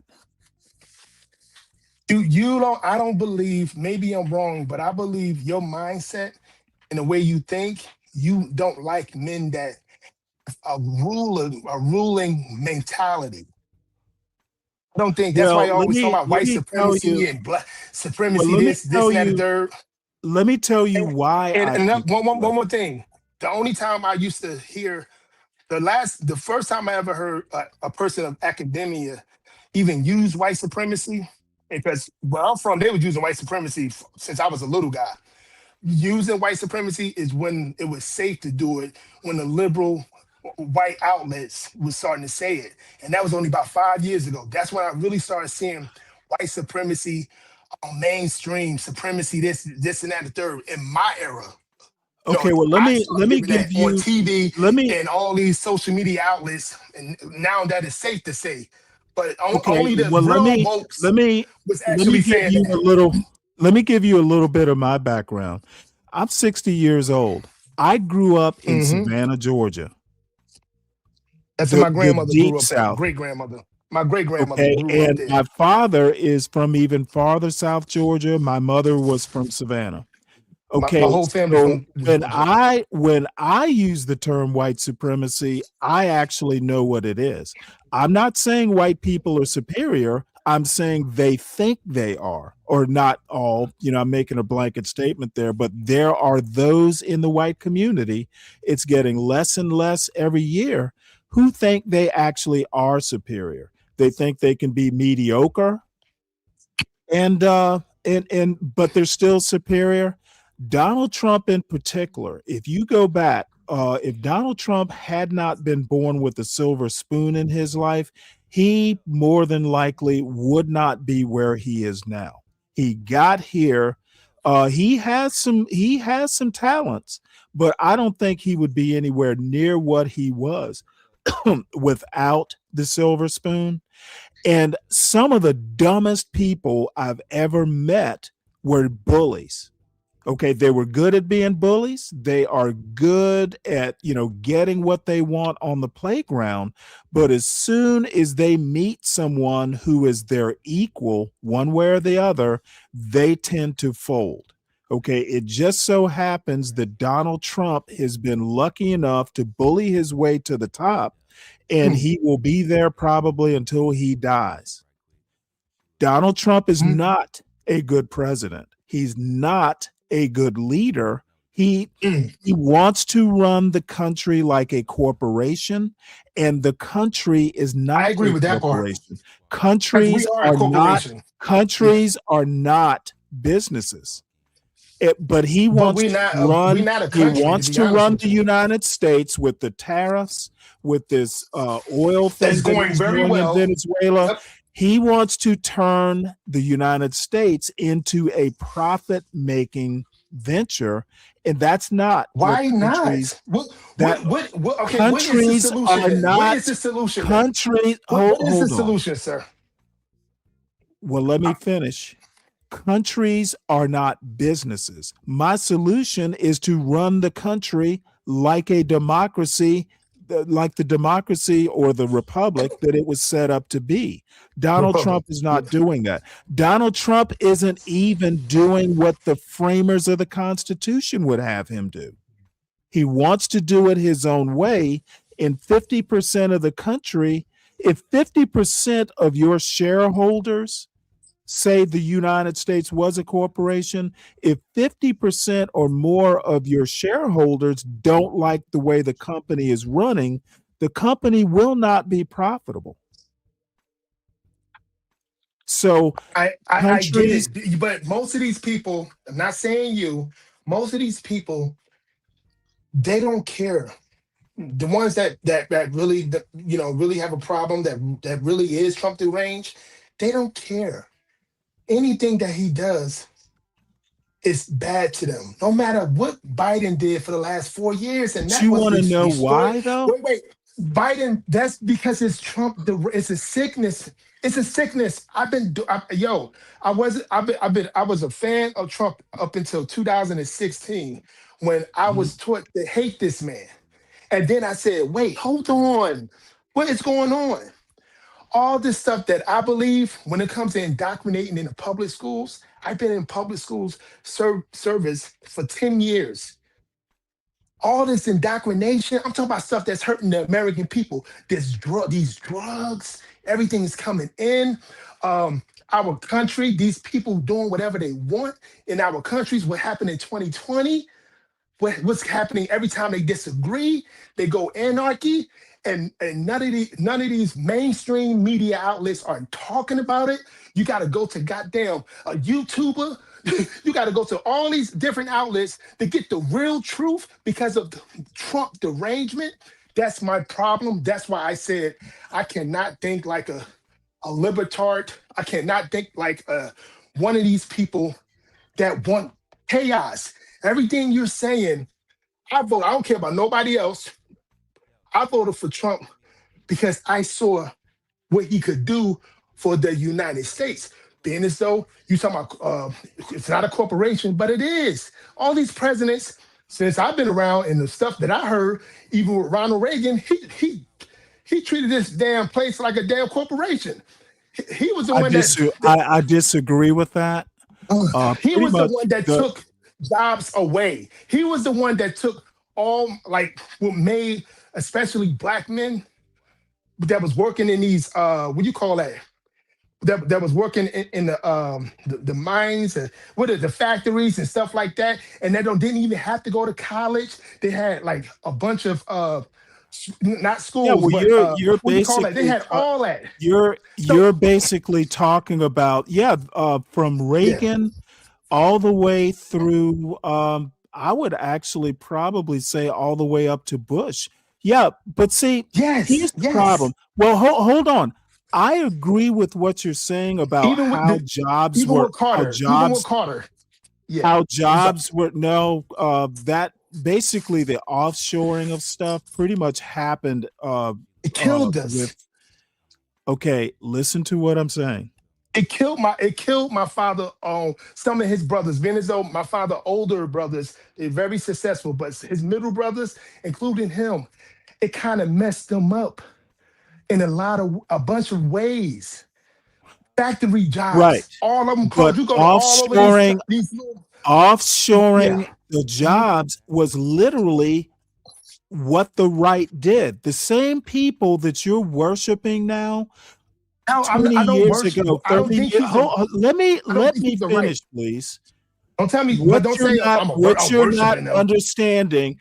It was the right wing. It was the Chamber of Commerce right that offshored the jobs and brought all these illegals in the first place. Okay, back in the 80s, in the early 90s. Having the gardener, the illegal gardener or the illegal nanny, that was a trope. It was almost like you would hear about it all the time on TV. It was the right wing that offshored all those jobs because businesses wanted to do it. Okay, so if Trump is coming in and correcting some of the mistakes of the past, blaming the Democrats, who had a lot to do with it. Bill Clinton, he was in on it too. Yep, absolutely. But what people don't seem to understand is it was the right wing that caused the problem. Okay, it wasn't Democrats. It was not Democrats sending jobs to China. One of my uncles, he's been a tax lawyer since the late 70s. They live in Chicago. He retired already. He used to tell me this all the time. But what was going on in like places like Jersey, New York, Massachusetts, where I'm at, Connecticut, the Democrats is doing the same thing, but they was hiding their hands. They were doing the same thing, but they was hiding their hands. I don't doubt that. I have no doubts that from Bill Clinton on, up here, Democrats definitely had a hand in it. But what you got to understand is that you don't just blame Democrats for sending all the jobs to Asia. It was, and I know this almost. I've worked for at least one company that wound up offshoring jobs to Mexico, as it turns out, and some places in Asia, it was Republicans who did it, who initiated it. Who initiated it? I agree with that. So now Start out with Reagan. Yeah. That's when it all started. Yes. It really somewhat started with Carter, but Carter was out like everybody did. Carter only did Democrats. one term. Even Carter Democrats, only I did know, one absolutely. term. And I can tell you right now, I remember Carter well because that's when I started paying attention to politics. Carter was too busy dealing with inflation. Absolutely. My grandmother told me the same thing.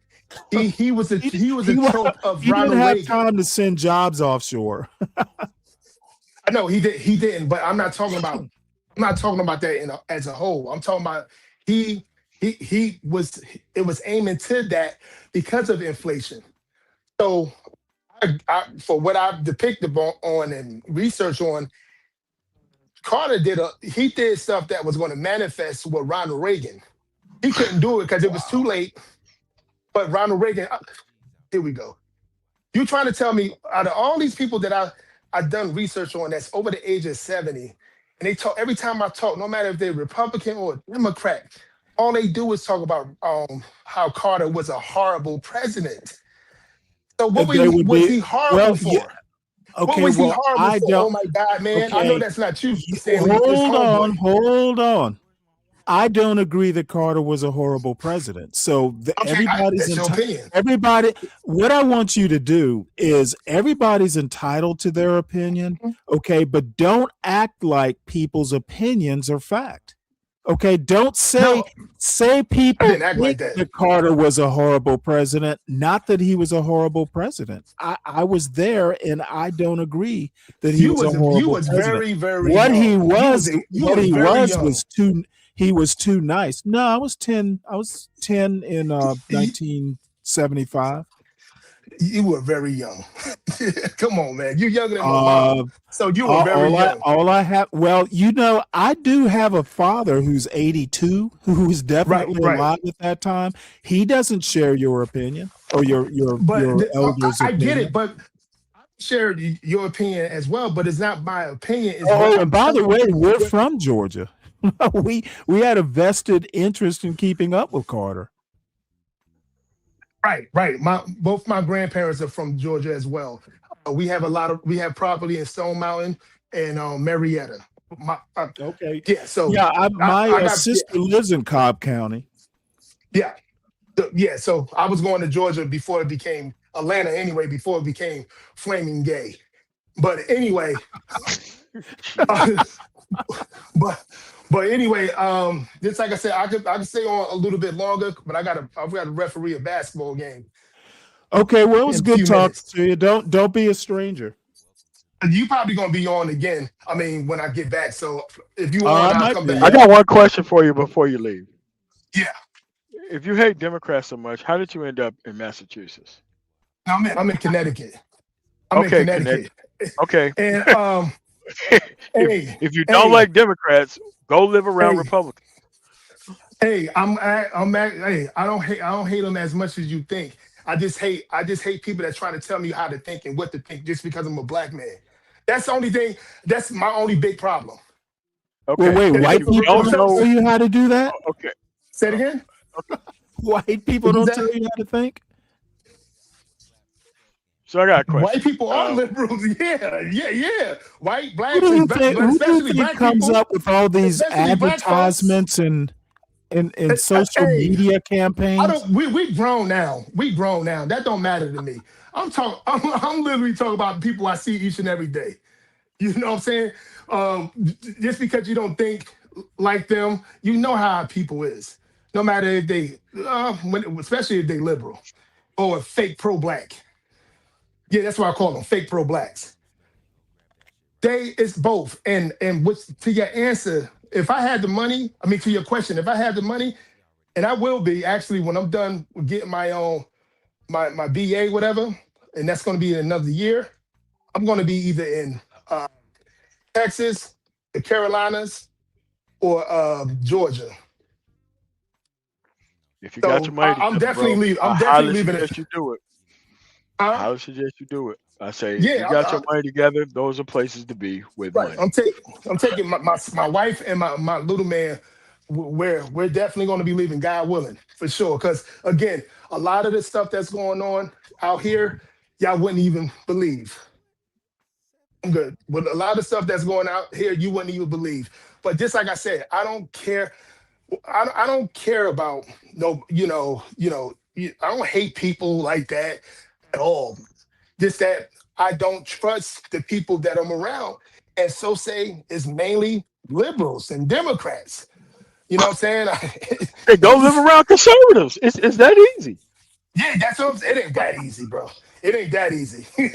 But I get it. I get what you're saying. It ain't that easy. You and I both. If I had to, But yeah. let me say this though, and again, I'm kind of into politics. I don't think conservatives and MAGA are two different animals. That's how I feel about far left socialists. They are Well, that's completely pretty much true as two well. animals. Yeah, I agree with that. Yeah. And that's who I'm talking about the most. If you're a Democrat, that's actually, and it's many of them, but they being, they being pushed to the back. I don't know about the that. logical thinking Democrats. There all is these no people, far left in politics that has any power and that has ever had any power. Yeah, Mom Donnie is like the most powerful progressive I can think of. And what about Just one person. what about on AOC? And what about What what's the about other it? guy from Dude, you California? can't call What's the AOC guy a from progressive California? anymore. Wow. No, Yeah, she's a far left socialist. No. They tamed AOC. You can't. Well, AOC, the older AOC gets, the more corporate Democrat she's going to be. You can already see it. Even dresses differently. Yeah. You don't dress like a bartender anymore. And what about Gavin Newsom? He ain't far left. He's not Gavin Newsom's not a progressive. Dude, what on earth? Gavin Newsom? Sir, Bro. Everything that's failing about California is all far left, socialist, and progressive. Oh, It's I can all of that. guarantee you that you probably don't know much about California. Oh Lord! Oh my God! No, there's nothing wrong with California.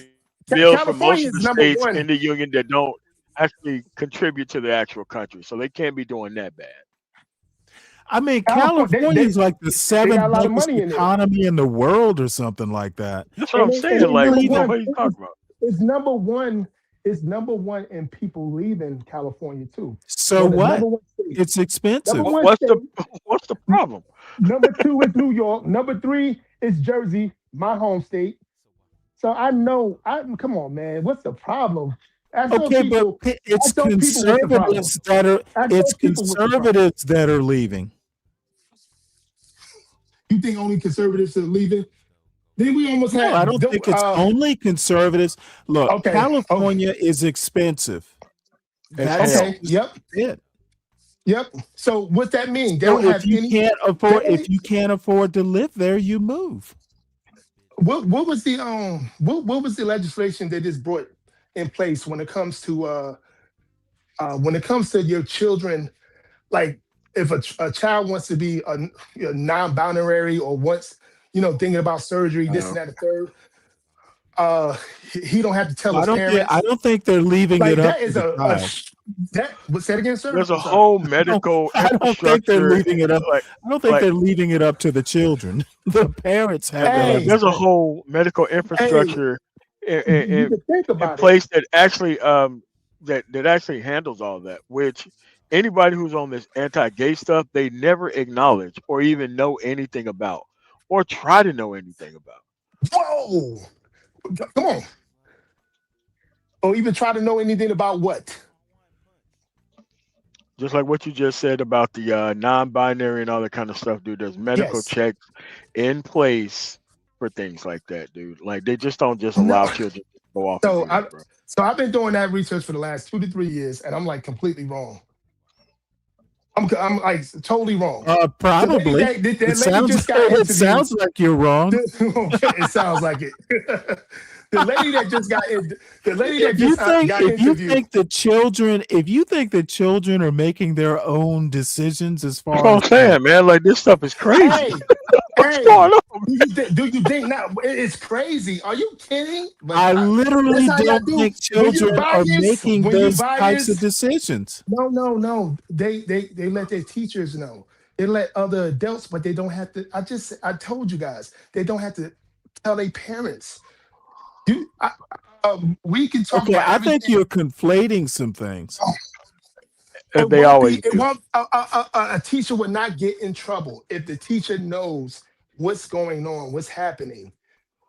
The Okay, teacher but won't get in trouble. you mentioned surgery or something, or did I? Yes. Am I mistaken? No. I mentioned. Okay, I mentioned teachers if they aren't wanted controlling surgery. surgery. No. I mentioned. No. I see. Here you go, trying to make things low IQ. That's right. I'm conflating.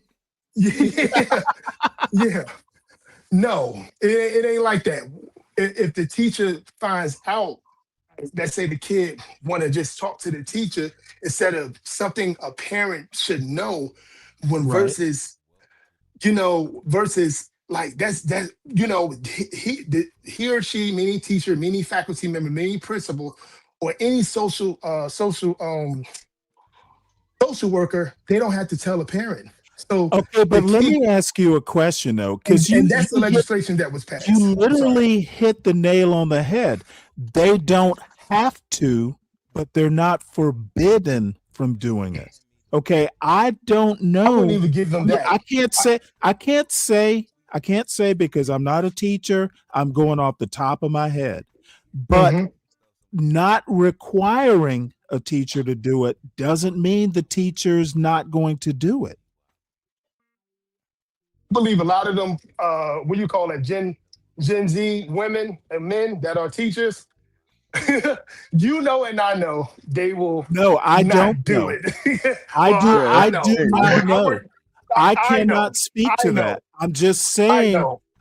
I'm just quoting what you said though. Not requiring them to do it doesn't mean they don't do it. And I believe, this is our opinion. I believe what? I believe that they do. And here we that go, they do man. it. Like, all right. So this is You where know, the actual. so wait. Do you know? Have you ever worked in the educational field, sir? No, but I have too many family members that do. Okay, I work in And the educational field, and a okay. lot of these Gen Z teachers, they will be on the kid's side 99.9%. Well, is that because their parent, they think the parents are, going to come down on the kids? I mean, what would be the reason They don't care. They don't care. Just like a lot of these young, even young, older people, they don't like parental advisory, if to say it like that. A lot of these young people do not like where an adult of his or her own child or children have rights of their quote unquote autonomy or what have you, rights to their own kids. A lot of these young people, because again of social media and stuff like that, they hate the fact that somebody can make the choice for you, no matter if you're my son age 6 or 13 or 14-year-old. So let me get That's this how these straight. Let me kids make are. sure. These young Let me make adults sure I are. understand you.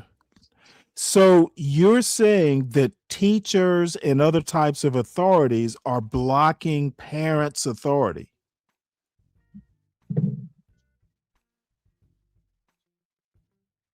Sorry Is about that what that. you're Yeah, saying? sorry about Yeah, that. that's the question. Many of them that I know of.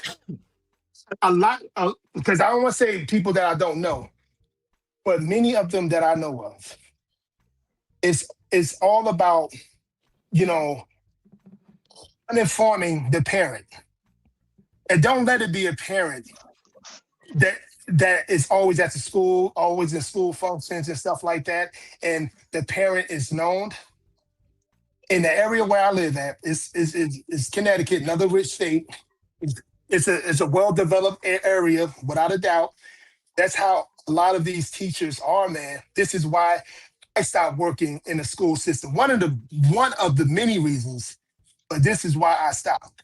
This is why we homeschool my 6-year-old to this day, because of stuff like that. Okay, well, I mean, I don't know. I don't have a response to that other than, my son graduated from school, from high school a couple years ago. Um, I've had a different experience, but I'm in Georgia, so that may Yeah. make a difference. But I don't know. I just think With my that older not kids, it's different. With my older kids, it was different. That was a right. different generation that was with them. That was Well, practically my I generation. just think that reading the letter of the law, if teachers aren't required, say some kid goes, oh hey, I'm gay. The teacher not being required to tell the parents, I don't see a big deal with it. If I were a teacher, for instance, I wouldn't fucking want to get in the middle of that. Me neither. Dude, if the kid is more comfortable telling the teacher versus the parent, well, that really isn't the teacher's problem. I wouldn't be going to the parents going, oh, hey, do you know your child is gay? That could cause all kinds of problems for that child. And as a teacher, I would literally, that I would cause keep a it, I would problem. keep it under advisement. I'm glad you felt comfortable enough to tell me, but dude, I wouldn't touch that with a 10-foot pole. I'd be like referring them to the school counselor. No I sexuality would I'll be discussing with nobody's kids. No. No. Hell no. Oh, no. What happens is you have a meeting. You don't have to be with the child in general, but you have a meeting. You would have to let the administrators know when kids bring you stuff like that.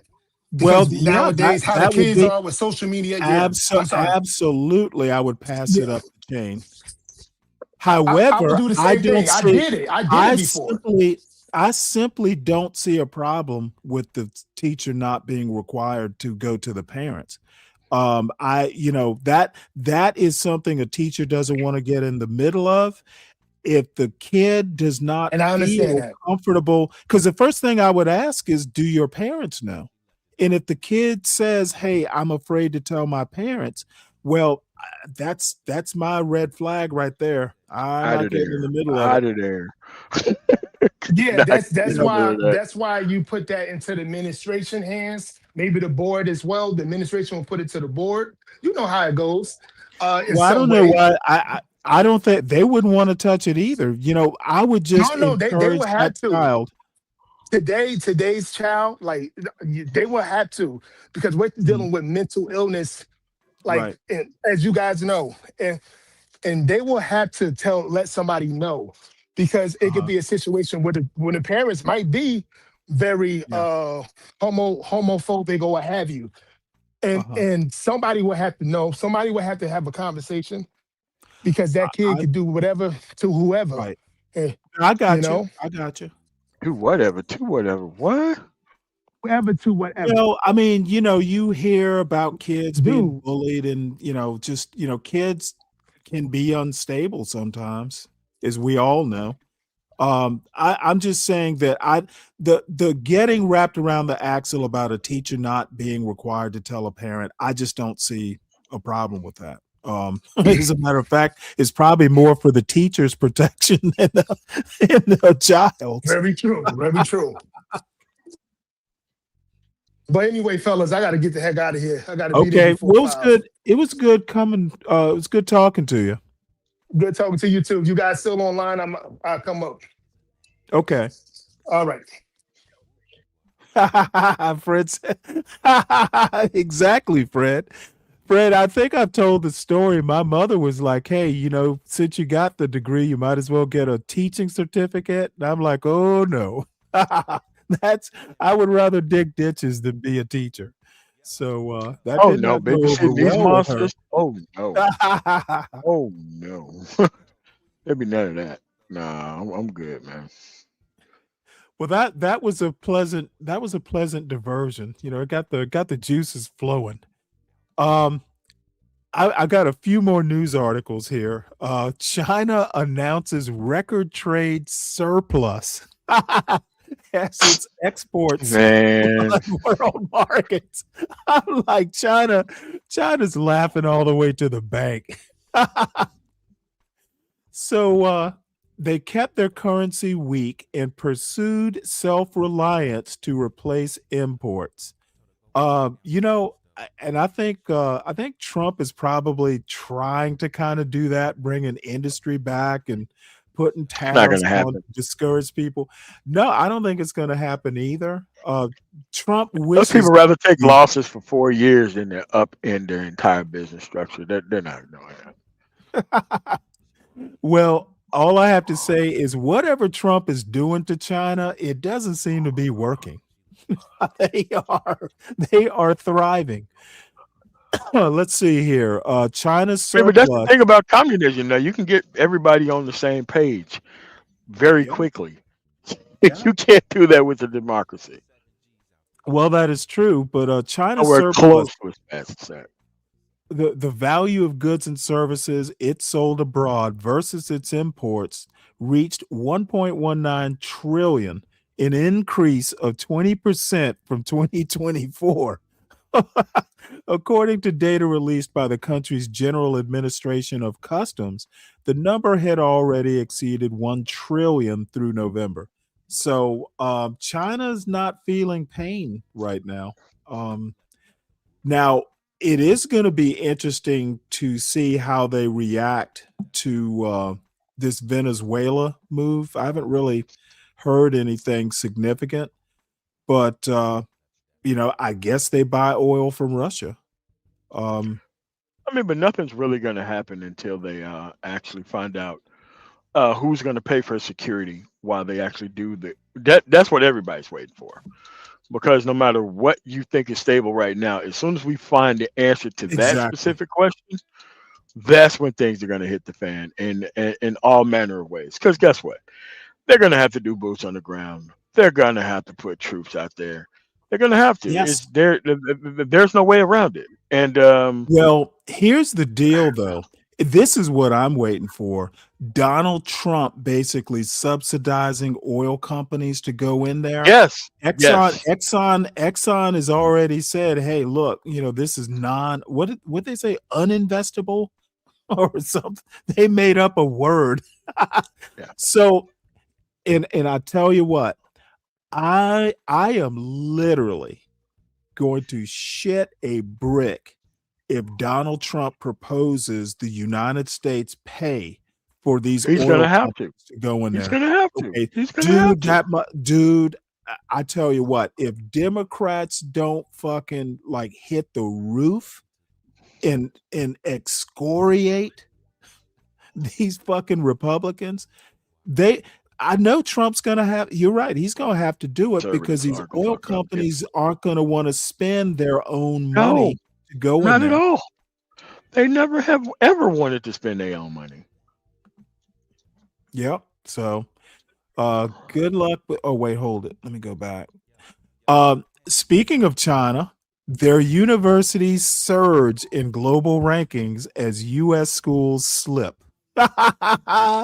Harvard still dominates, though it fell to number 3 on a list of academic output. Dude, I said it before, and I don't care because I know it's going to piss some people off, like the John Galts and chaotic truths of the world. White people are fucking up America. Okay, y'all put Donald Trump into office, and he's worrying about all the wrong things. He wants to go and just fuck with Harvard, and Harvard is slowly falling in the world in the world rankings. Pretty soon, people aren't going to want to come to America, not just because they might be abused if they go to one of our universities, it's going to be because Chinese universities are better. And German universities are going to be better too. Yeah. Yeah. Y'all, all y'all MAGA blacks, keep trusting that Donald Trump knows what he's doing. It's so sad that they cannot figure out that every Republican administration has literally costed us so much in actual economic health and wealth for the actual country every single time they get in power. Yeah. I mean, you can go from Reagan, Bush 2, Bush Jr., Trump 1, Trump 2, and they want more. They want more. They don't care about the consequences of anything. I just find it very hard to. I find it very hard to stomach sometimes, but that's just where we're at. And until they destroy it all, which is what their stated goal is to Well, I mean, they all these don't, crazy things and not care about the consequences. a lot of those guys don't want government to work. If government is, if they throw a monkey wrench in there and government grinds to a halt, that's exactly what the right wants. Yeah, because anything's better than equal protection under the law. Exactly. For them, anything's better than equal protection under the law, which makes conservatives ineligible for public office, ineligible for military service, but somehow they end up keep being around both. Don't understand it, but that's just where we're at. So here is the other. Despite Trump's claims, grocery prices are rising. Yes. Weather, supply, tariffs, labor, and changing consumer habits continue to drive up the cost of groceries. President Trump falsely claims prices are falling. So, I mean, I just know I don't go to the grocery store as much as I used to, now that I'm by myself. But the bottom line is Trump, I don't know whether he's living in a bubble or whether he just feels that comfortable. He don't care. That dude don't care. Like, dude. And his people don't care either. So it's not just Trump. What was don't care. so? I just saw a solid snake in the audience asking me why gas prices are falling. Well, I don't know. I guess it's a good market. It's nothing that Trump is doing. No, Trump it's to control oil markets. If anything, I'm surprised that oil prices weren't destabilized with him going into Venezuela. But the thing is I don't think Venezuela was producing, anywhere near their capacity. So that's what they need, quote unquote, infrastructure in order to get there. Right. And I also I just don't think, what are y'all gonna do? What are folks going to do when they realize that Donald Trump's going to be selling oil to China?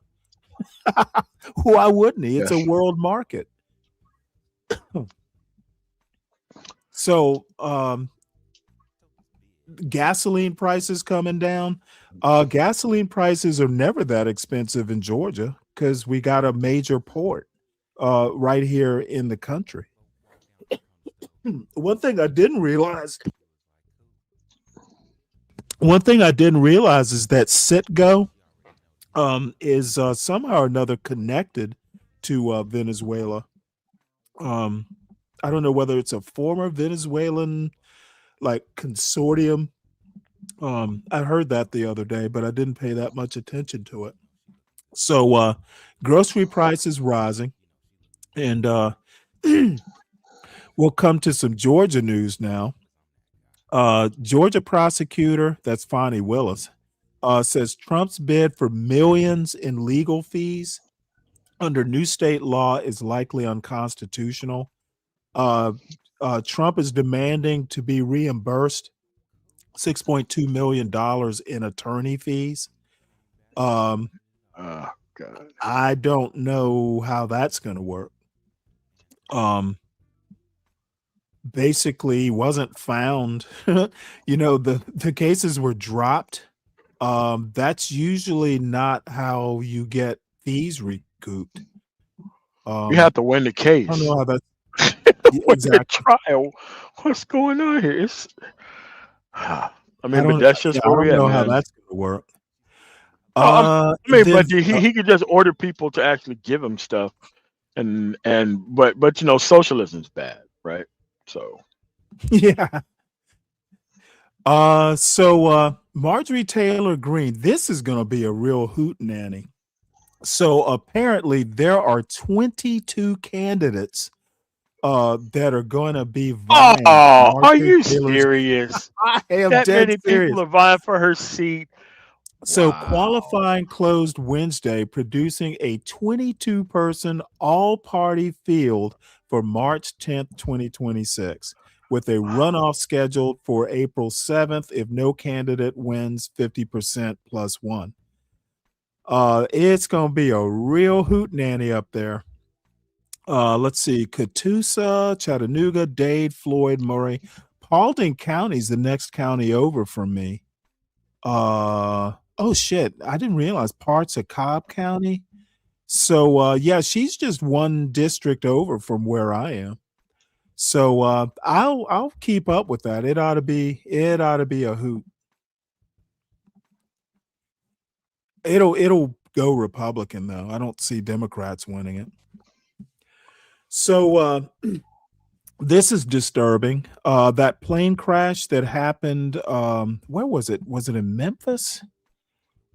No, it was Louisville. Kentucky. Yeah. Yeah, Boeing knew about flaws in UPS plane that crashed in Louisville, the NTSB. They always do. They always do. Oh, that's gonna be one hell of a lawsuit. Dude, these people know everything that's in the NTSB's report. And nearly every time they know, every time that they're just getting behind the actual plane that in disrepair, and it's always something that has been a problem that they've always known forever, and it's just crazy. Always. See, National Transportation Safety Board said in a report Wednesday that a UPS cargo plane that crashed in Louisville, Kentucky last year, killing 15, had a structural flaw that the manufacturer Boeing had previously concluded would not affect flight safety. Oh shit. Oh my God. The NTSB said that cracks in the assembly holding the left side engine in place may have contributed to the November crash. Oh my Lord. Though it is not officially cited a cause. Damn. Yeah, but that's like 5 years down the road. It's a lot of testing involved whenever you do an NTSB investigation. Wow. But like I said, these things that they know in the preliminary, they cite them and then they test them for a while, 5 or 6 years under many different circumstances, and then they officially come out and say it. So let's see here. So next, well, you remember Trump basically canceled construction on this wind farm off the East Coast. Well, federal judge said the Empire Wind project off Long Island would suffer irreparable harm if the Trump administration continued to hold up work. So let's see. Let me scan through this. Empire Wind has demonstrated that it will suffer irreparable harm, said Judge Nichols, who was nominated to the bench by President Trump. So I guess they will wind up appealing it somehow. Days before Christmas, the Trump administration ordered companies to halt work on Empire Wind, and Revolution Wind, as well as Sunrise Wind off the coast of New York, Vineyard Wind off of Massachusetts, and Coastal Virginia Offshore Wind off Virginia. So at least one of those projects has been put back on track, but I'm sure that'll get appealed. of course, like it always does. So I'm not. Yeah, getting I close wonder up if it'll to make it. it up to the Supreme Court. They'll put that shadow docket to work. So, 4 astronauts return to Earth after medical issue forces early ISS exit. I don't think they actually said what the medical issue was. 4 astronauts aboard SpaceX Crew Dragon capsule splashed down early Thursday in the Pacific Ocean, ending a week-long effort to get an unnamed crew member home to evaluate a medical issue. NASA was ready. The team responded quickly and professionally, as did the teams across the agency, working closely with our commercial partners, and executed a very safe return. Astronauts, crew 11. That's the capsule right there. Routine medical checks. Unclear which crew member is experiencing a health concern, though all 4 astronauts were to be transported to the hospital. So, yeah, probably privacy issue. I'd be interested to know what the issue is, though. It's a HIPAA thing, man. They're not gonna if they don't absolutely really HIPAA need you. in space. I would. This is a video from the Manhattan Institute.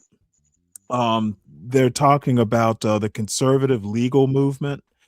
And the guy on the left is, I can't remember exactly what issue he had, but he was supposed to be some bigwig at Georgetown Law School. And he wound up being bounced from the job or not taking the job.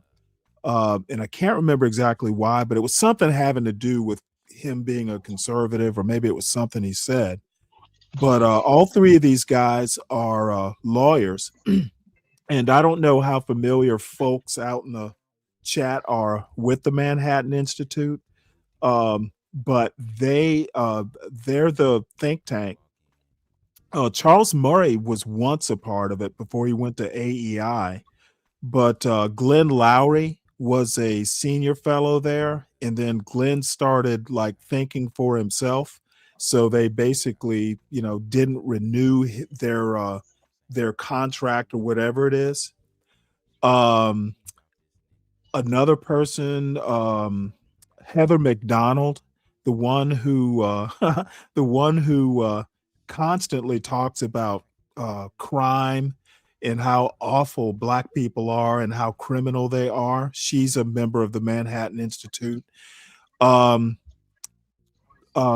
Hughes used to be kind of associated with their city journal. I don't think he's associated with them much anymore. But the most famous person who is a fellow at the Manhattan Institute is the Christopher Rufo, Mr.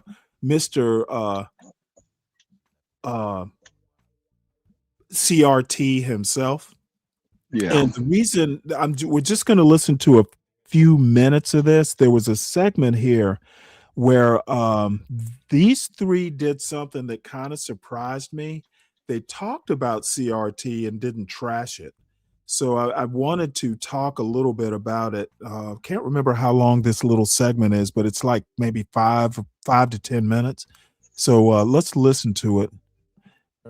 Impinging on somebody, has some sort of liability imposed on them, and they sort of just price in, okay, it's just a cost of doing business that every year we lose 8% due to some random judgments against us, not do anything that we're actually doing. Peter called this the tort. That's right. And it is a form of tax. And what I think we recognized in the 80s was the Reagan administration is doing a lot of good work in cutting tax rates, right? Clearing out regulation. They didn't do it perfectly, but good work.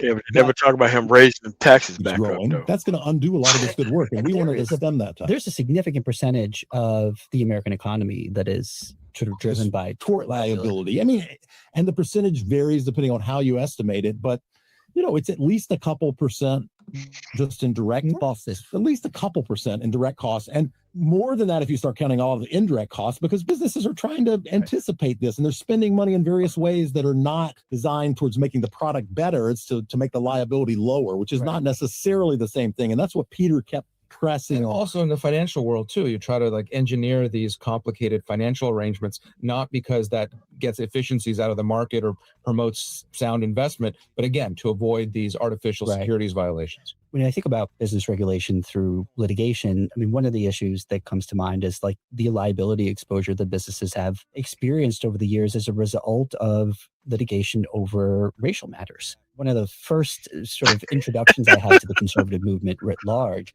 was watching an old episode of Firing Line with William F. Buckley. One of the episodes that I watched was Thomas Sowell. And during the Q&A, Thomas Sowell was asked about racial quotas in hiring. And he said one of the problems with affirmative action as it was kind of developing back then, employers are starting to understand that there is an inherent cost that's going to come with hiring someone from a disfavored minority group, because you know that if you fire them, they're going to have an employment discrimination claim. And so what ends up happening is...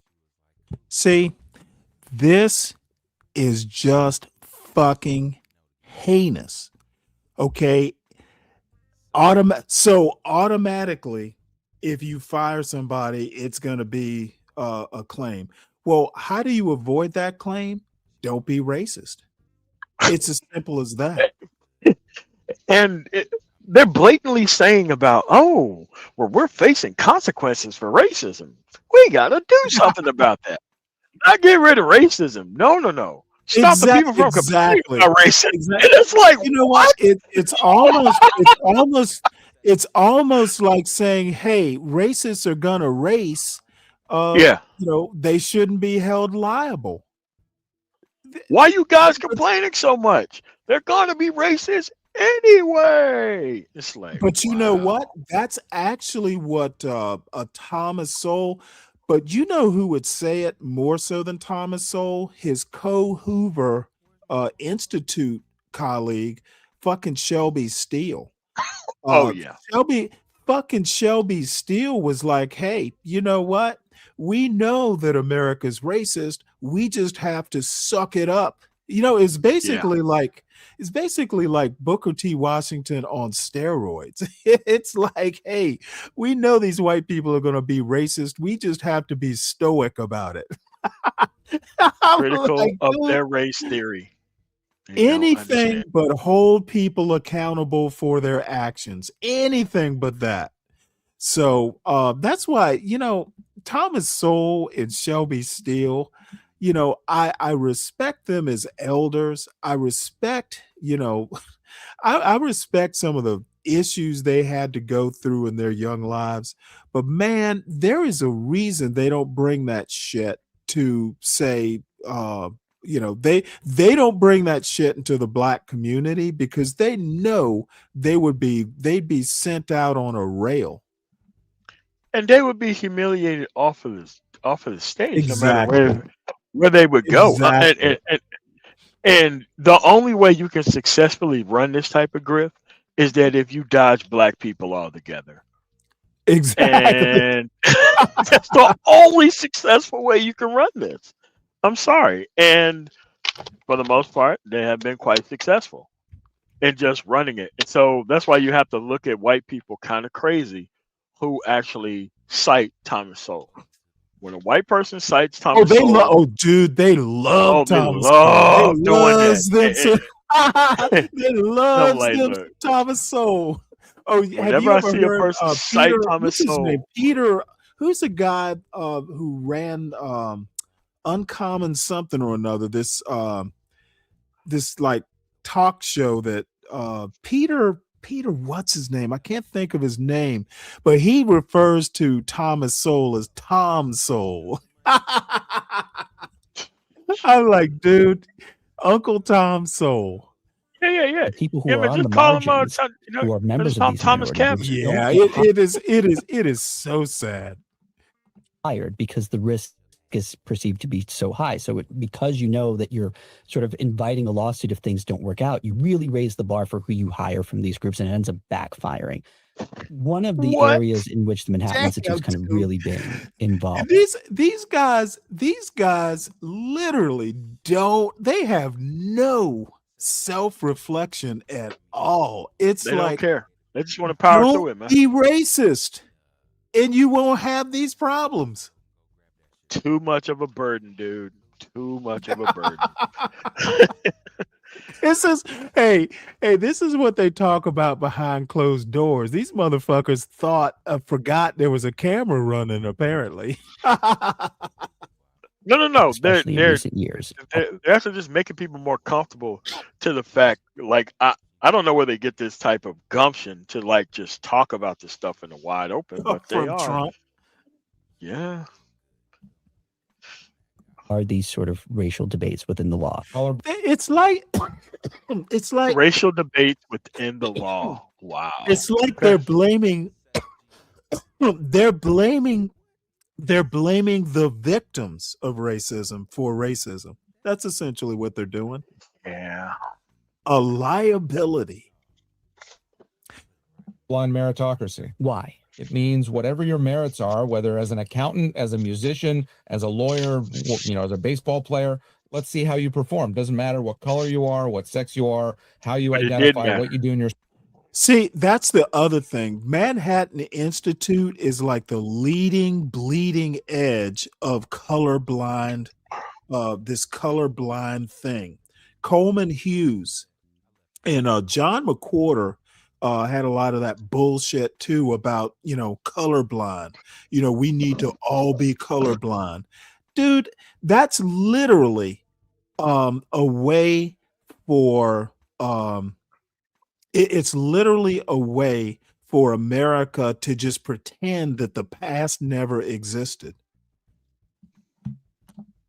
and that there were no consequences of the past from the past. Spare time. Can you do the job? Who's the best person for the job? Some of the excesses of the civil rights era have been, well, there's quotas. That's that's a kind of an obvious thing. And Supreme Court ruled a few years ago to get rid of racial preferences in higher education admissions. That is going to be absolutely be transferred to the employment world in a matter of years. Unreal. But also That's these kind of pretty hidden funny, costs Fred. that you described, that Thomas Sowell was describing, or disparate impact analysis. It's basically looks statistically at the makeup of your workforce, of your employees. And if that doesn't match, what America looks like, quote unquote, then you must be discriminating in some way.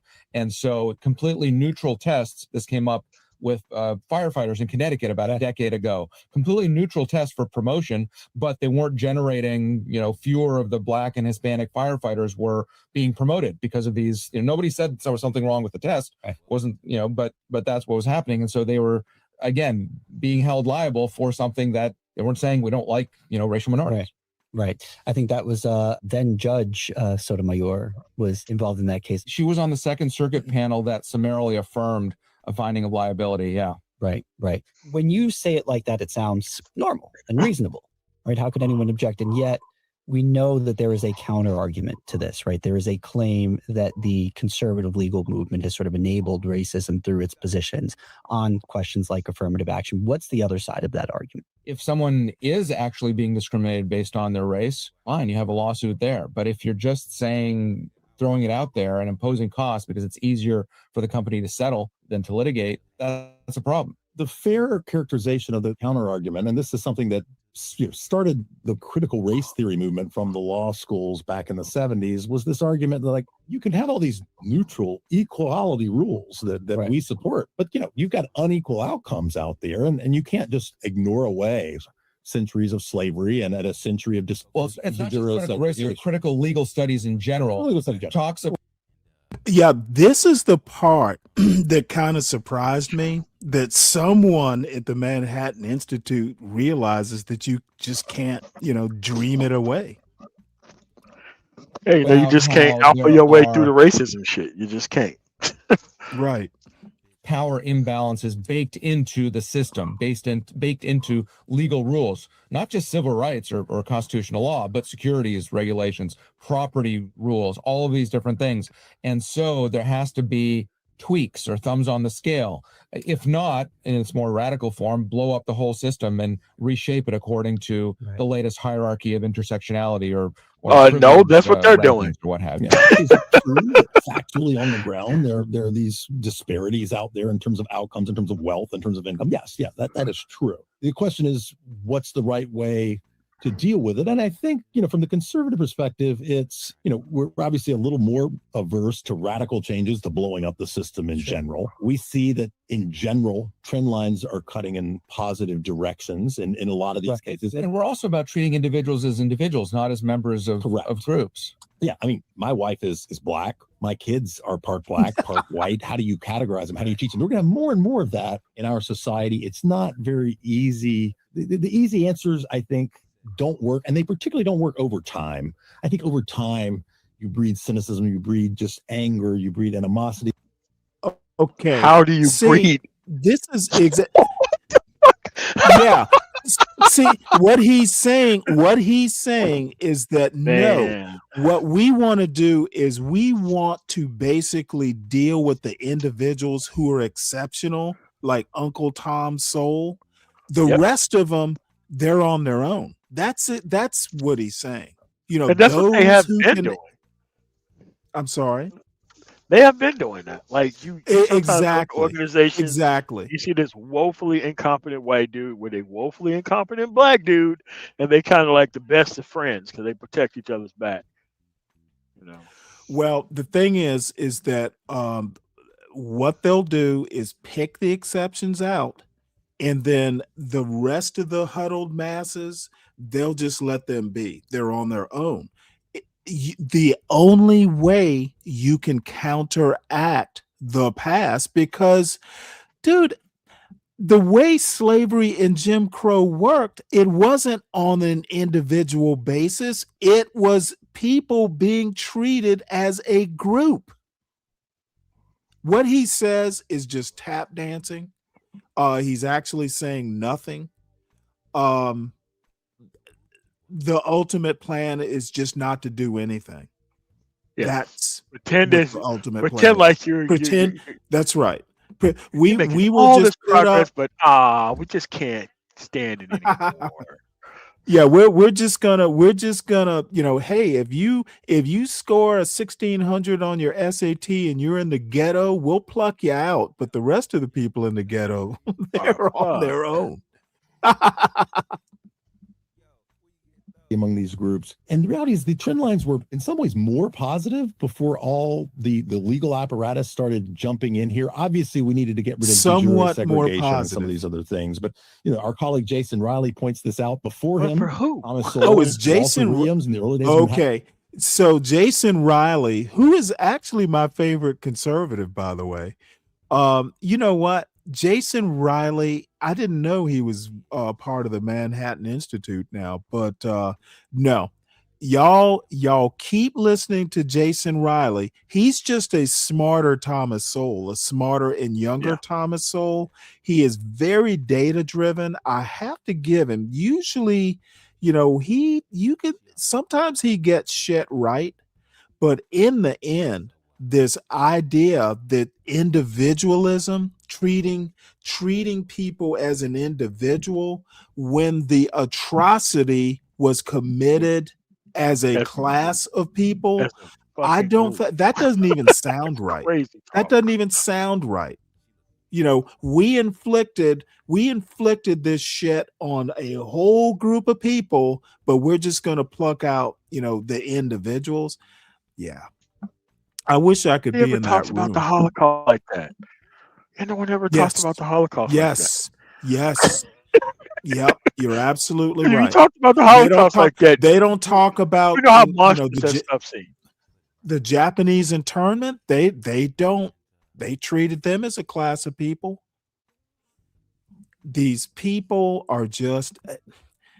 It's just horrible. And that he married a black woman, I would love to know what kind of black woman married this monster. Candace Owens type. Probably so. It's a KO type, man. Come on. Probably Harris Faulkner's his wife. I would be willing to bet. Oh man. Well, we're going to switch gears here. This is Dr. Jared Ball, one of my favorites, actually. And I have not watched this video. It's called Dr. King Must Be Rebranded. Now, these guys, you know, I mix what I like / Black Liberation Media. They are pretty much black radicals. I think that's what they would call themselves. They are Marxists. And I kind of rock with them, though I think sometimes I just gotta shake my head at some of the bullshit. But you can't help but like Jared Ball. Plus, he doesn't like Claude Anderson, and you know, he thinks ADOS is ridiculous. Yeah. You know, he's got all the right enemies. Yeah. You check all the right boxes.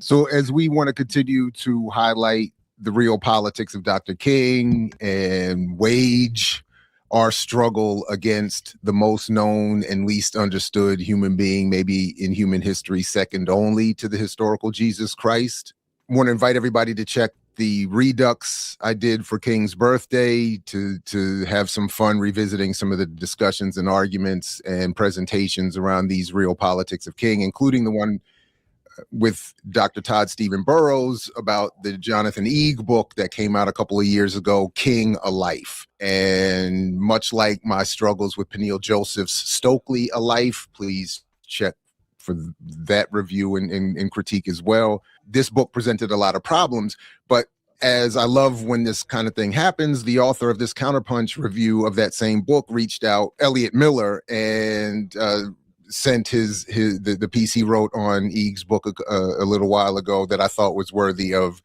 bringing up today on King's birthday and over the weekend, that is meant to celebrate, really rebrand and suppress the actual politics of his life. So I'll put the link in the show description from March 8th, 2024, a 15-foot peek into Emmett Till's casket, a review of King, A Life.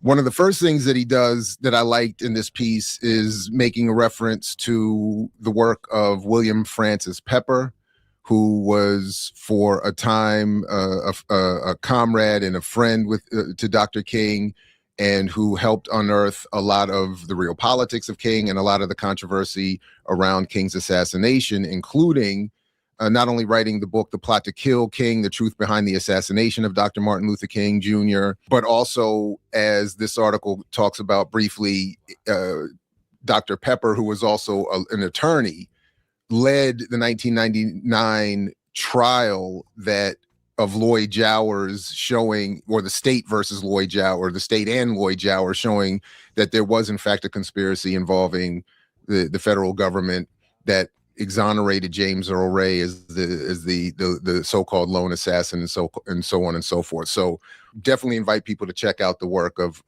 William Francis Pepper, Dr. Pepper. We get it. Drink a lot of soda, so they call me Dr. Pepper. But I think a very important figure, someone I had the pleasure of meeting, crossing paths with once upon a time, and definitely support his work and the arguments he makes around King and King's actual politics and what really went on in the assassination. I also like how Miller in this piece calls out something that Dr. Burrows and I called out in our discussion, which is that the Eeg book wants to resituate Dr. King as a so-called founding father of the country, which is something that is politically unacceptable and misrepresented. Dude, that's almost like a smear. Why would anybody want that? That would tarnish his reputation, to be honest. Representative. Call him a founding father, like Slate, man. Come on, bro. Like, yeah, exactly. I mean, but why would you want to? They never cease to amaze me how they find ways to try to disrespect this dude's legacy, man. Yeah, I know. I can't imagine the imbecile who proposed that. So as Miller writes in the first sentence of the book's prologue, Eeg romantically promulgates, quote, on December 5th, 1955, a young black man became one of America's founding fathers. And again, much like my own criticism of what is done to Dr. King posthumously, is to try to rebrand him to suggest that the world we find ourselves in today, the politics, the political environment we find ourselves in today, is somehow reflective of a world he was advocating, that King was somehow looking to again being put into the building blocks of the artifice of this construct, which is a construct he was looking to tear down and rebuild into something we at this point find difficult to even conceive of. And to my point about that trial, as Miller writes here, Eag's opinions and omission of the 1999 King family versus Jowers civil lawsuit in King of Life, along with his assertion that whole books have been written in the conspiracy theories and nobody proved a thing, is an obscure, mendacious indication of his faith in the FBI and DOJ reports on the King assassination and James Earl Ray's spurious conviction for the crime. So I would invite people to check out that trial, check out what has been said about that trial. Long story short, there was a trial where the evidence was put forth, and a jury in, I think, 7 hours came back and concluded that there wasn't a conspiracy involving the federal government to kill Dr. King. James Earl Ray could not have been been involved at all, never mind a lone gunman, and that this history has been suppressed. The King family was there. Both Dexter and Coretta said conclusively that they were clear that this was a conspiracy, and then it just disappeared. The story disappeared. The arguments disappeared. And the point for me in this, and I think for others, is that once you recognize that this was more than just a lone gunman conspiracy, that there was an intent to remove somebody like King, you can start to raise questions around, well, what were King's actual politics? What made his politics threatening?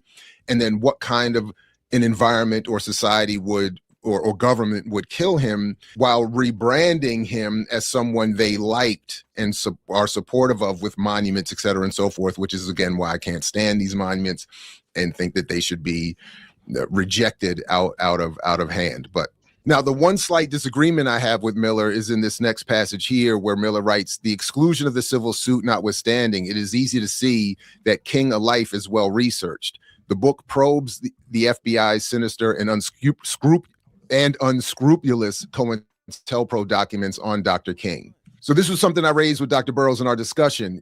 Yes, the FBI is referenced in Eag's books. Yet in Eag's book.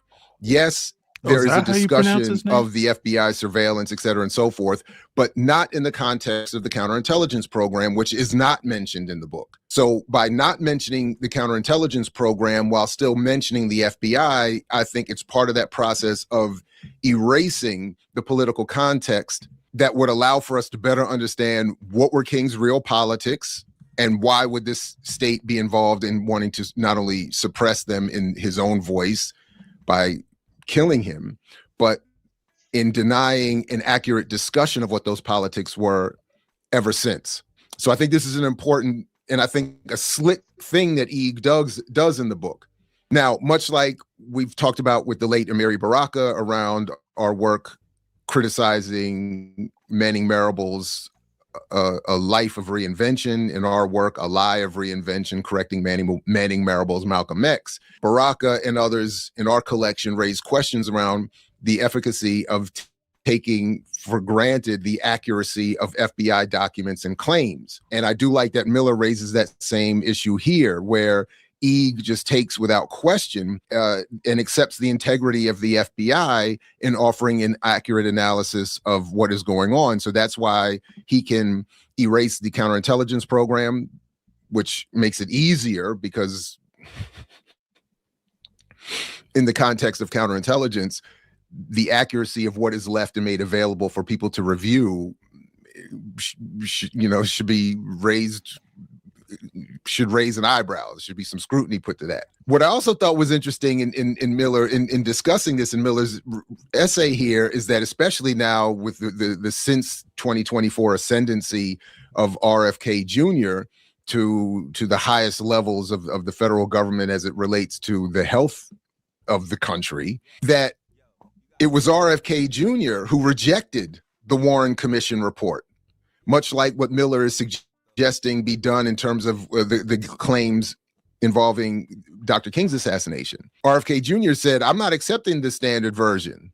I want to find out what really happened in the assassination of my father, never mind my uncle. And RFK Jr. has been long on record in rejecting the claims that Sirhan killed his father and all this other kind of, as Miller reminds us here. In fact, according to journalist Bill Hutchinson in 2018 ABC News piece, the presidential candidate, who is now the Secretary of Health and Human Services, it's bizarre. In fact, according to journalist Bill Hutchinson in a 2018 ABC News piece, the now head of Health and Human Services also repudiated the LAPD investigation that determined convicted assassin Sirhan fired the fatal shot that killed his father, Attorney General Robert Kennedy, and has said, quote, the case needs to be reinvestigated, end quote. Well, has he been saying much about that since ascending now into the highest levels of federal government?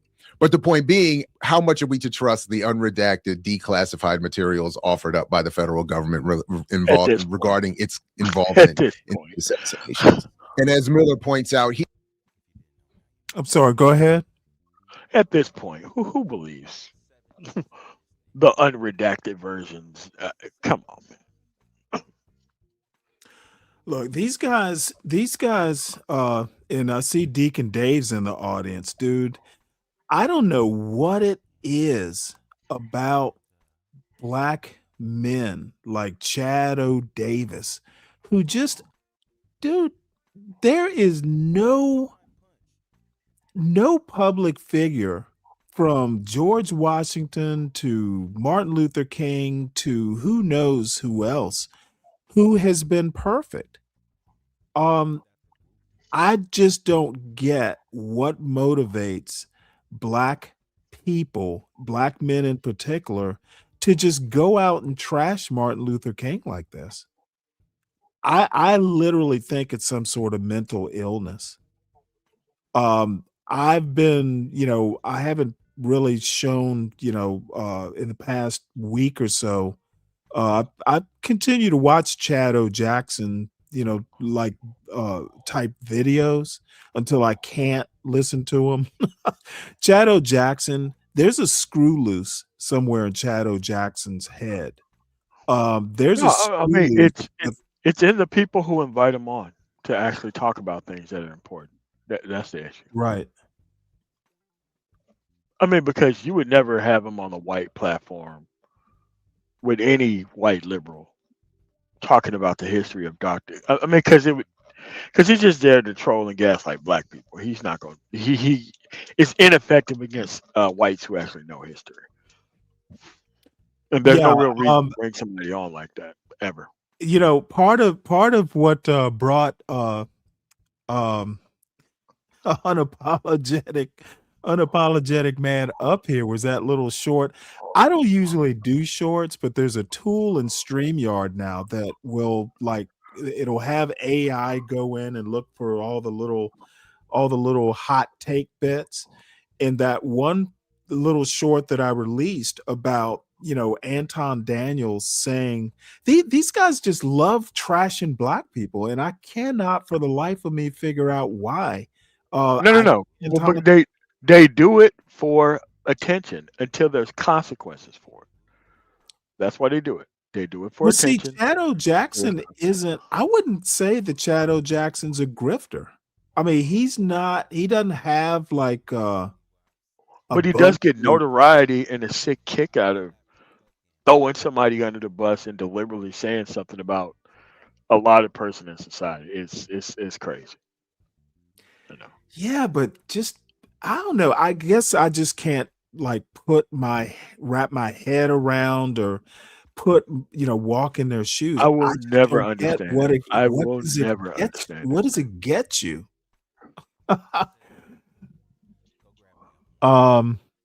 No, Queen Sunkissed, that's Jared Ball. I've known about him for quite some time now. His mother was Jewish. His father was actually a black radical, like a real black radical, like a 60s radical. And he's mixed race. Funny enough, he looks more Caucasian now than he did as a boy. You know, which is kind of weird because my son's mixed race. My son looks more, I would say he's more identifiably black now than he was as a little boy. You know, all my wife's friends thought he was he was Venezuelan or something. So anyway, no, he identifies as black, Queen. As a matter of fact, he identifies so black that he teaches at Morgan State. Yeah. Here in talking to, this was, I thought this was also interesting too. While talking about his literary journey and completing his Kissinger biography, Walter Isaacson said, I didn't finish what I was going to say about Anton Daniels just getting the fucking, all these people who want to trash black people, they know nothing about black history. That's what I can't fucking figure out. And then they use the word "know the history." Yeah. That's why I did that short with Anton Daniels, because I just had to put that out there. The idea that well, it really wasn't Anton, it was really what's his name? Corey, whatever his name is, talking about voting, black people voting does nothing. It's powerless. It's a waste of time. Up to November. Georgia November 2020 will be my number one example, in South Carolina too. Yes, voting can change things. You just have to live in a state where there are a bunch of black people with political power. And you have to keep doing it over and over again. Yes. Yes. Okay, Stacey Abrams, like her or don't like her, nobody can say that she did not have maximum impact on that 2020 election in Georgia. She didn't register all those people to vote. There's no way that those people would have came close. She kicked ass. And you know what? That she didn't win governor, it took an all hands effort. It took an all hands effort in Georgia not to for her not to win the governorship. You know, in a way, she was actually owed the governorship as much work as she put in. Dude, Georgia would be so much better off if she had won. Oh man, have you ever heard her talk policy?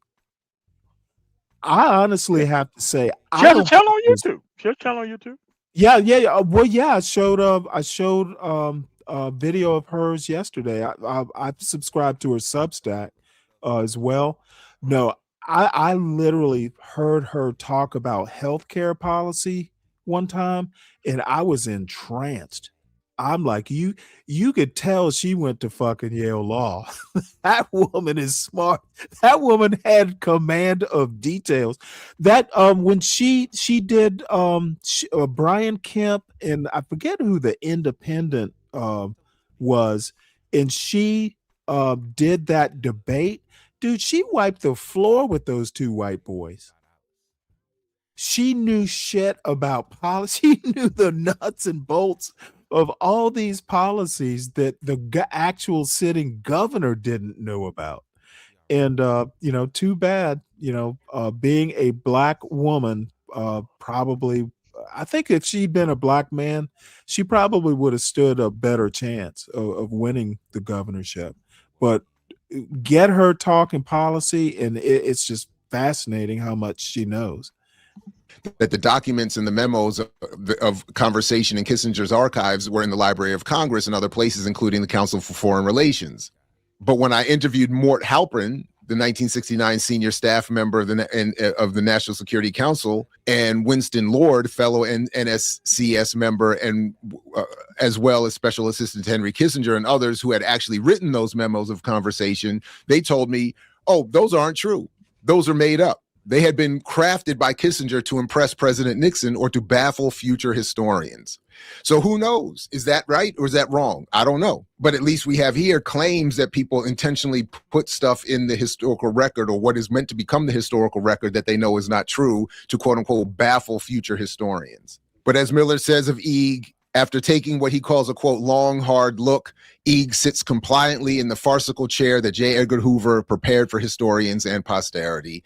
And then, of course, and gives us the Hoover-accepted version of the FBI's surveillance and involvement in King's life and assassination. One other point of slight disagreement that I have with Miller is in the framing here that I do think is somewhat important in how King is and is not remembered. Miller writes, to face, understand, and accept what truly happened to Dr. King is an excruciating endeavor. After reading The Plot to Kill King, the William Pepper book, which I also agree should be read and reviewed, and his lectures seen, which are on YouTube and discussed, etc. A book I smoked over 3 years ago. I still cannot drive down one of the many thoroughfares named in his honor, that is King, like one I frequent in South Norwalk, Connecticut, without the pangs of grief wrenching underneath my jacket. The anguish, I believe, is why Jonathan Eeg and a lot of people are so willing to accept Hoover's James Earl Ray narrative, because looking at this country and its institutions and factions for who we really are is like staring down into the gory, inhumane reality of Emmett Till's open casket. And while I agree that it is difficult to look honestly at the history and the machinations of this country and its ruling elite, I don't want to dismiss that a lot of what is being done here is not because people are anguished at an honest look at what's going on, and people are making very conscious, politically and ideologically driven decisions. Maybe some driven by self-interest for one's career, others driven by the self-interest of a particular political or ideological bias that wants to reproduce these ridiculous notions and fantasies about who people like King were and what was the relationship to his assassination of the federal government. But as Dr. Burroughs and I pointed out, Eeg does not come from a tradition of Black radical politics or Black studies or the study of African and African descended people. He comes from sports writing and biography. And I agree with Miller that as he concludes his article here, that's probably where Eeg and others should stay. But this is, again, sort of my point. The eagerness for Eeg and others to jump into these spaces of history and politics, etc., I don't think has as much to do with an anguish and a fear of looking honestly at the country of this, the history of this country.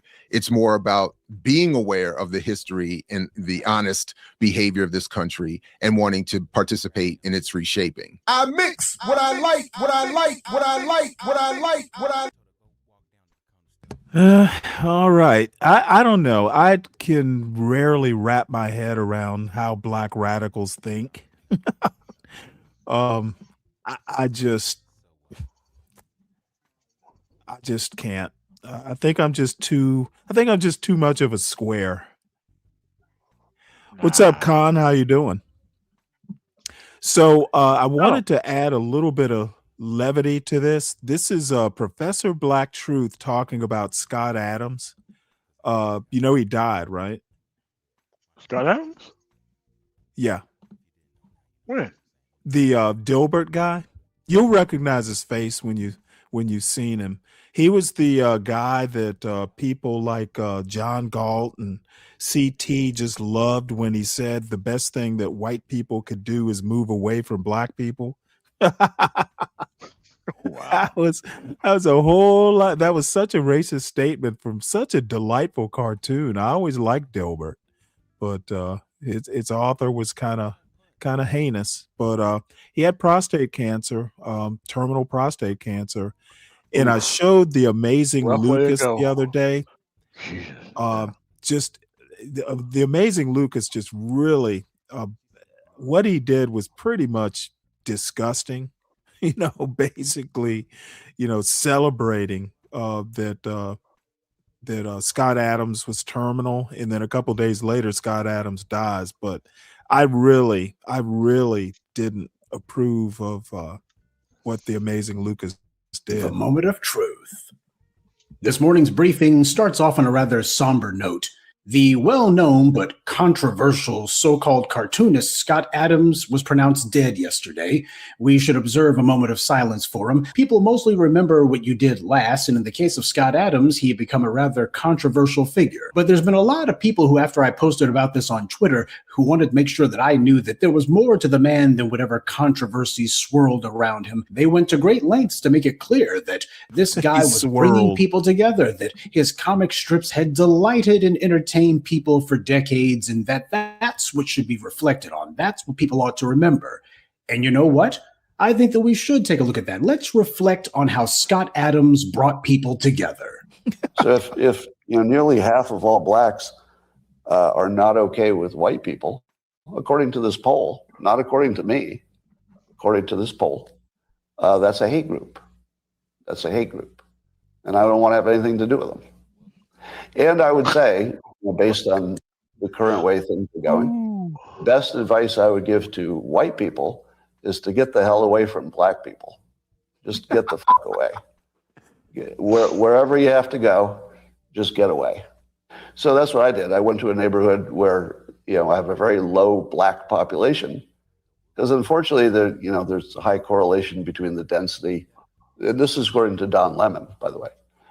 So here I'm just quoting Don Lemon when he notes that when he lived in a mostly black neighborhood, there were a bunch of problems that he didn't see in white neighborhoods. So I think it makes no sense whatsoever as a white citizen of America to try to help black citizens anymore. It doesn't make sense. It's no longer a rational impulse.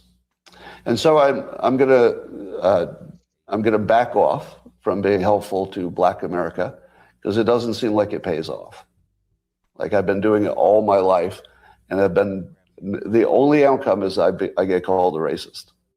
That's the only outcome. It makes no sense to help black Americans if you're white. It's over. Don't even think it's worth trying. Totally not trying. Wait, was they ever tried in the first place? What the? There we go. What's going on? Yeah, this dude's he was kind of out there. I seen that like a while ago though, that he was saying something that's crazy. But all these people who say that they're tired, there's no track record of them putting in any type of work. But they're so tired though. Okay. I don't even know. He was a cartoonist. I just put it up to him being an artist. Sometimes they can be, sometimes they can just be eccentric, weird, out of their mind.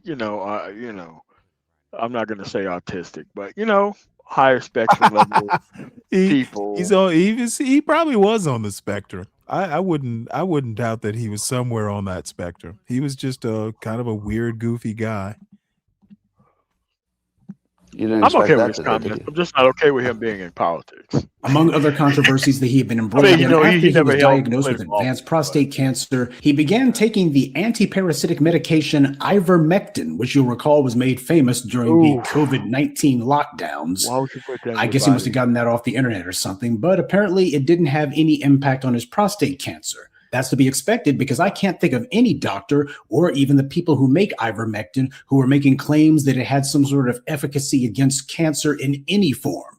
But that's what Scott Adams was doing. But that's what he was mostly known for in the last few years, that and his rant against black people, claiming that he didn't want to live anywhere near black people. I don't know of any black people who were trying to live near him, but apparently that's what happened. I can only assume that the man's mental state was clearly deteriorating along with his physical condition. Speaking of which, he had his little rant about black people in which he said that he wasn't going to be helping black people anymore. He didn't want to help black people anymore. I, for one, have no idea what black person was ever helped by Scott Adams' excruciatingly mediocre and unfunny cartoons. How did his Dilbert comic strip help black people? He didn't say how this helped black people, so I can only assume that even he realized that he misspoke. Perhaps what Scott Adams meant when he said that he's done so much to help black people is that after 30 years, he finally got around to introducing a black character in his comic strip 3 years ago. So apparently it took him a few decades to get comfortable with the idea of a black character in the office. But when he created this black character, it was just so he could go ahead and dunk on DEI. That's the only reason that he did it, is so he could go ahead and make some of his political commentaries. So the definitely not racist against black people, Scott Adams, needed decades to introduce a black character. When he does it, is just so he can do political commentary against the presence of black people in the office. Wow, I can only imagine how many millions of black people were helped by that. This is classic white savior complex. And what did you do to help black people, Mr. White Cartoonist? I was there. Isn't that enough? And what did your presence change? Why, everything. There was also talk that Scott Adams had decided to convert to Christianity shortly before he died. And when he gave the reason, it basically boiled down to, well, I saw that video. Hall pass shit. Fuck out of here. Yeah, I saw that. He actually did a video where he's talking about Pascal's wager and stuff like that. Dude, I just, how about just not fucking do a video? How about just shut up and do it? I mean, like, could you imagine, like, God, what is it? I can't imagine, like, this is, now, I'm an atheist. I don't think they understand how big of a fool they play God for whenever they try to come in at the end of the day. They've done a bunch of horrific stuff and try to make it look like, well, now that I prayed and I accepted Jesus in my heart, I'm not going to take any responsibility for anything that I've ever done. And then associate that point of view with like an actual omnipotent God is crazy. You are playing Jesus and God for such a big a fool. I cannot believe any omnipotent person would allow this person to listen to harp music and like pet lions. And 5 minutes ago, he was doing something horrific until he accepted Jesus into his heart. I don't want to be surrounded by somebody like that if I was a Christian. I mean, do they know how much I mean, maybe it's not a lot, but I mean, they really tarnish Christianity when they do it on purpose. Dude, they're Christian strip miners. Like they strip mined for infinite forgiveness, reasons to hate gay people, and that's about it. I'm getting away with everything in the end, and harp music and petting lions for me too. Like, nah. It's like, do you actually, don't Christians should be like, don't do us any favors, with these deathbed conversions. That's what I'm saying. And it's like Christians don't do enough to protect their faith from charlatans who do stuff like this. You're right. You're absolutely right. They don't do enough to protect themselves from it. It's ridiculous. Wait, Dave says you can't articulate how God works. Wow. Yep. You're saying that to an atheist, you fool. Of course he can't. The thing is, I even care about the message of Jesus more than they do. Dave, you're not doing the heavy lifting that Christianity needs you to do when you make comments like this. Don't defend Christianity, Dave. Do it a favor. Well, if there's a God, I want to get on his good side. And if there's not, then I didn't lose anything anyway. For someone who so many white suburbanites idolize for his take on office culture, he continued to talk like you would expect a mid-level manager somewhere to talk about downsizing half the company's workforce. Well, if the economy gets worse, we'll still get our bonuses because we cut back on employees. And if the economy gets better, then we can always hire them back. But either way, we still get our bonuses. So it's not costing us anything either way. This from the man who a lot of people across America, particularly white suburbia, they idolize this guy as basically doing a great takedown of what they saw as the excesses and the frustrations of office culture. And yet he talked just like those mid-level managers that he was constantly lampooning and ridiculing. But a lot of people are wondering, how did this guy who, at least as the white media crafted his image, was this freewheeling guy with this really irreverent sense of humor, how was it that he just overnight became this mouth-frothing anti-black racist? And the real question is, Was it overnight? Was it really overnight? Or had he actually held those views for a long while? He just didn't publicize it because he hadn't been on the internet. Scott Adams was a geek. Not just because he looked like one, but because of the references that he would often use in his comic strips. And the fact that he was such a fixture of American publications for so long begs the question, how could this have happened? Why is the white media always like this? Why is anti-Black racism and white geekdom so intertwined? The simple answer is jealousy. This society for hundreds of years has conditioned certain people to think that they're the center of the known universe, and this is reinforced through TV, movies, radio, magazines, books, and comic strips. This segment of the population has been conditioned to think the whole world is a stage, but only they are the star. And a delusion like that is fragile and paper thin. It only takes a little heat, a stiff breeze, or someone throwing a little cold water on their tissue paper fantasy to make the whole thing come apart. And when that happens, the person's just going to start spewing hate all over the place. At that point, they're mad at the world. They react to reality by demanding that non-whites in general, but always Black people in specific, are erased from, well, everywhere. It's nothing that Black people did to them. It's that they were sold a lie. They bought into the lie heart and soul because it aggrandized them. They liked the way that it sounded. And then reality crushed them. And when they think about reality, they think of Black people who are the main ones who just came in simply being ourselves. Simply by Black people being successful, being ourselves, as far as they were concerned, you just destroyed my reality. So they attempt to invent imaginary worlds. And in these worlds, their ethno-soloist delusions are real. It's not about whether they enjoy it or not. It's about finally regaining that validation of white exceptionalism that reality, read Black people's existence, took away from them. They demand that Black people be way in the back, at the very least, and must always be subordinate, buffoonish, anything that reassures them that in this dream world, Black people are no threat of ever being competitive. That's what they want most. They want validation that basically these Black people who made me feel small and insignificant, I want to see them small, or better yet, I just don't want to see them whatsoever. This is how creeps like Ben Shapiro can whine about Black characters being in movies and claim that the reason Hollywood doesn't make more Black-led material is because, well, audiences just don't want to see it. And then when there's movies like Black Panther and others that dominate the box office, people like him fall silent. When Sinners came out, it performed so well that the scum at the Daily Wire didn't even dare to attack it. So this isn't about box office. It's not about profits. It's about a small but loud contingent of insecure racists demanding that the world accommodate their asinine and absurdly narcissistic demands. And in too many cases, that's exactly what the white media has served to do. I'm sure that there were a lot of Black people, particularly those who work in white-collar jobs or who work in an office environment, whether it be in the private sector or the government, who might have thought that Scott Adams cartoons were something that they themselves could identify with. At the very least, they probably thought that they were, in their own way, witty, and were no doubt surprised to find out what this guy thought about them. But I'll bet a number of his most ardent fans in suburbia weren't surprised at all. They were able to read between the lines. They've had more than enough experience from a whole bunch of their favorite creators in media.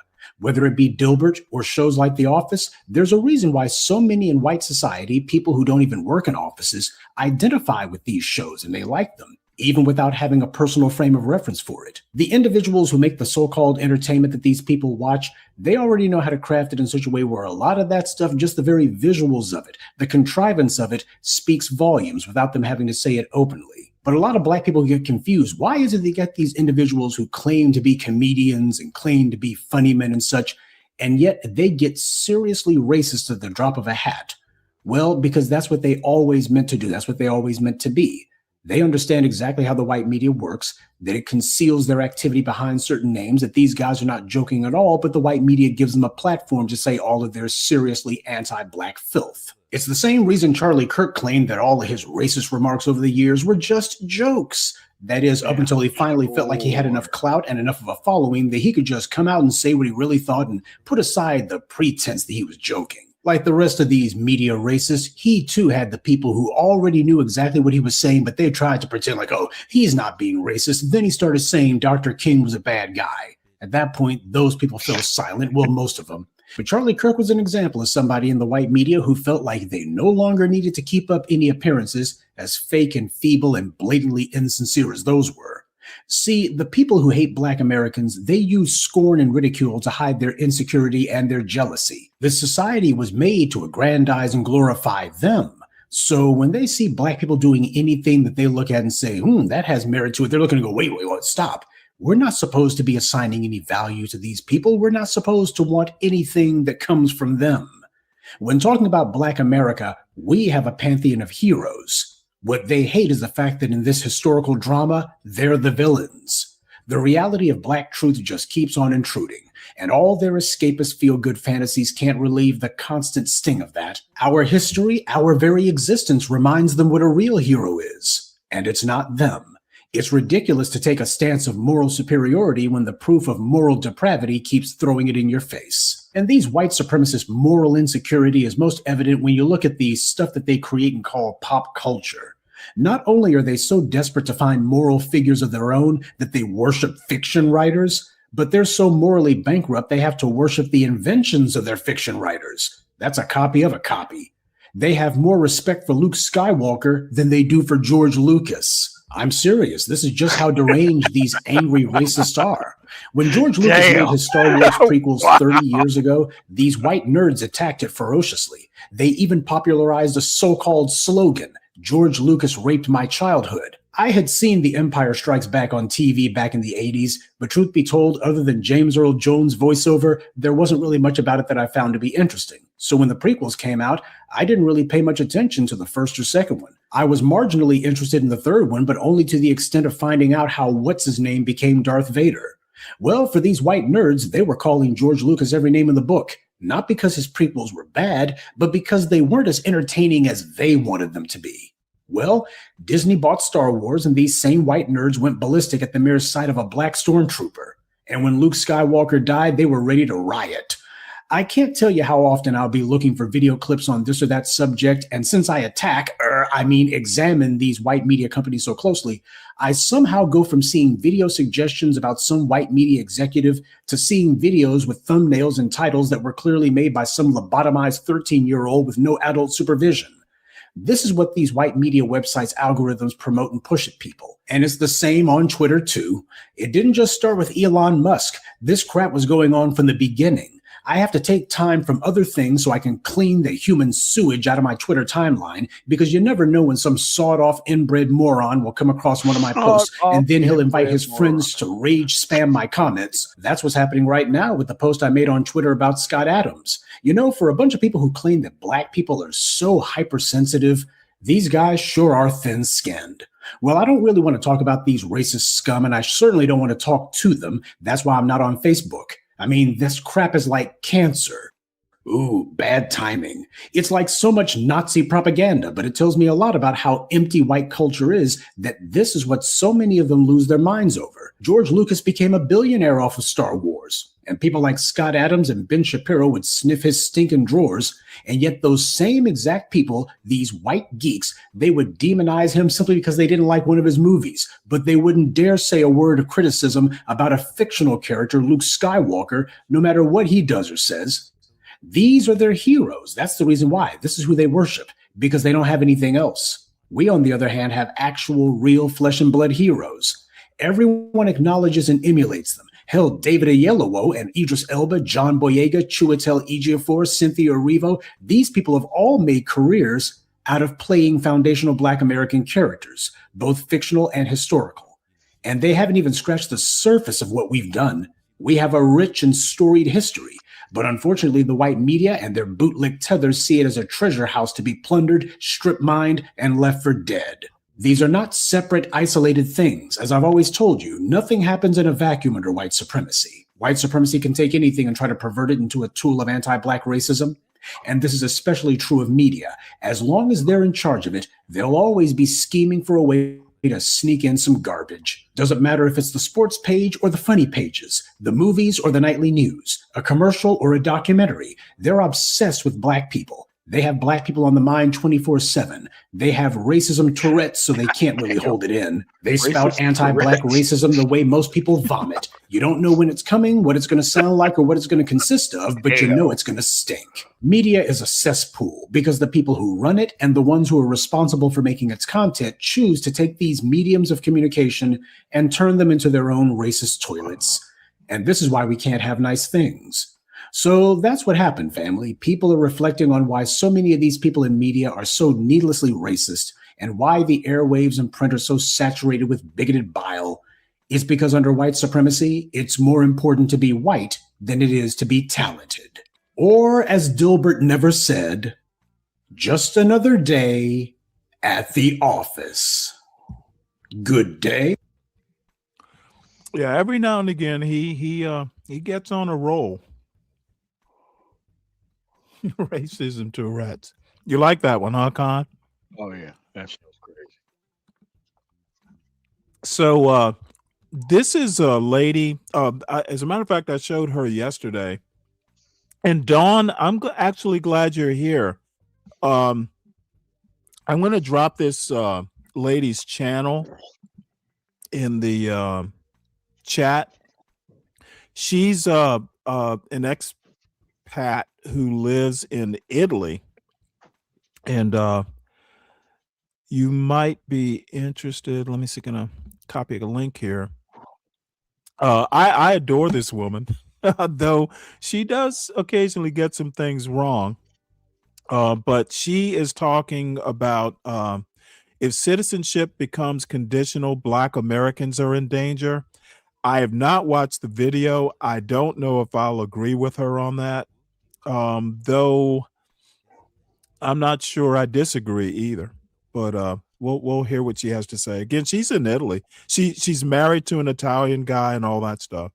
Black Americans are resting. After the most recent presidential election, it was like everybody's ancestors collectively whispered in their ears, sit the fuck down. Really, Black folks earned this rest. We are collectively tired of trying to save a country that seems to hate us, tired of explaining reality to people who are committed to misunderstanding it. But I don't want Black Americans to be naive in thinking that they are going to leave us alone. A recent video I made, someone commented about the 14th Amendment, and they were confused about why I was saying that America is increasing its hostility towards Black Americans and how denaturalization completely includes all of us.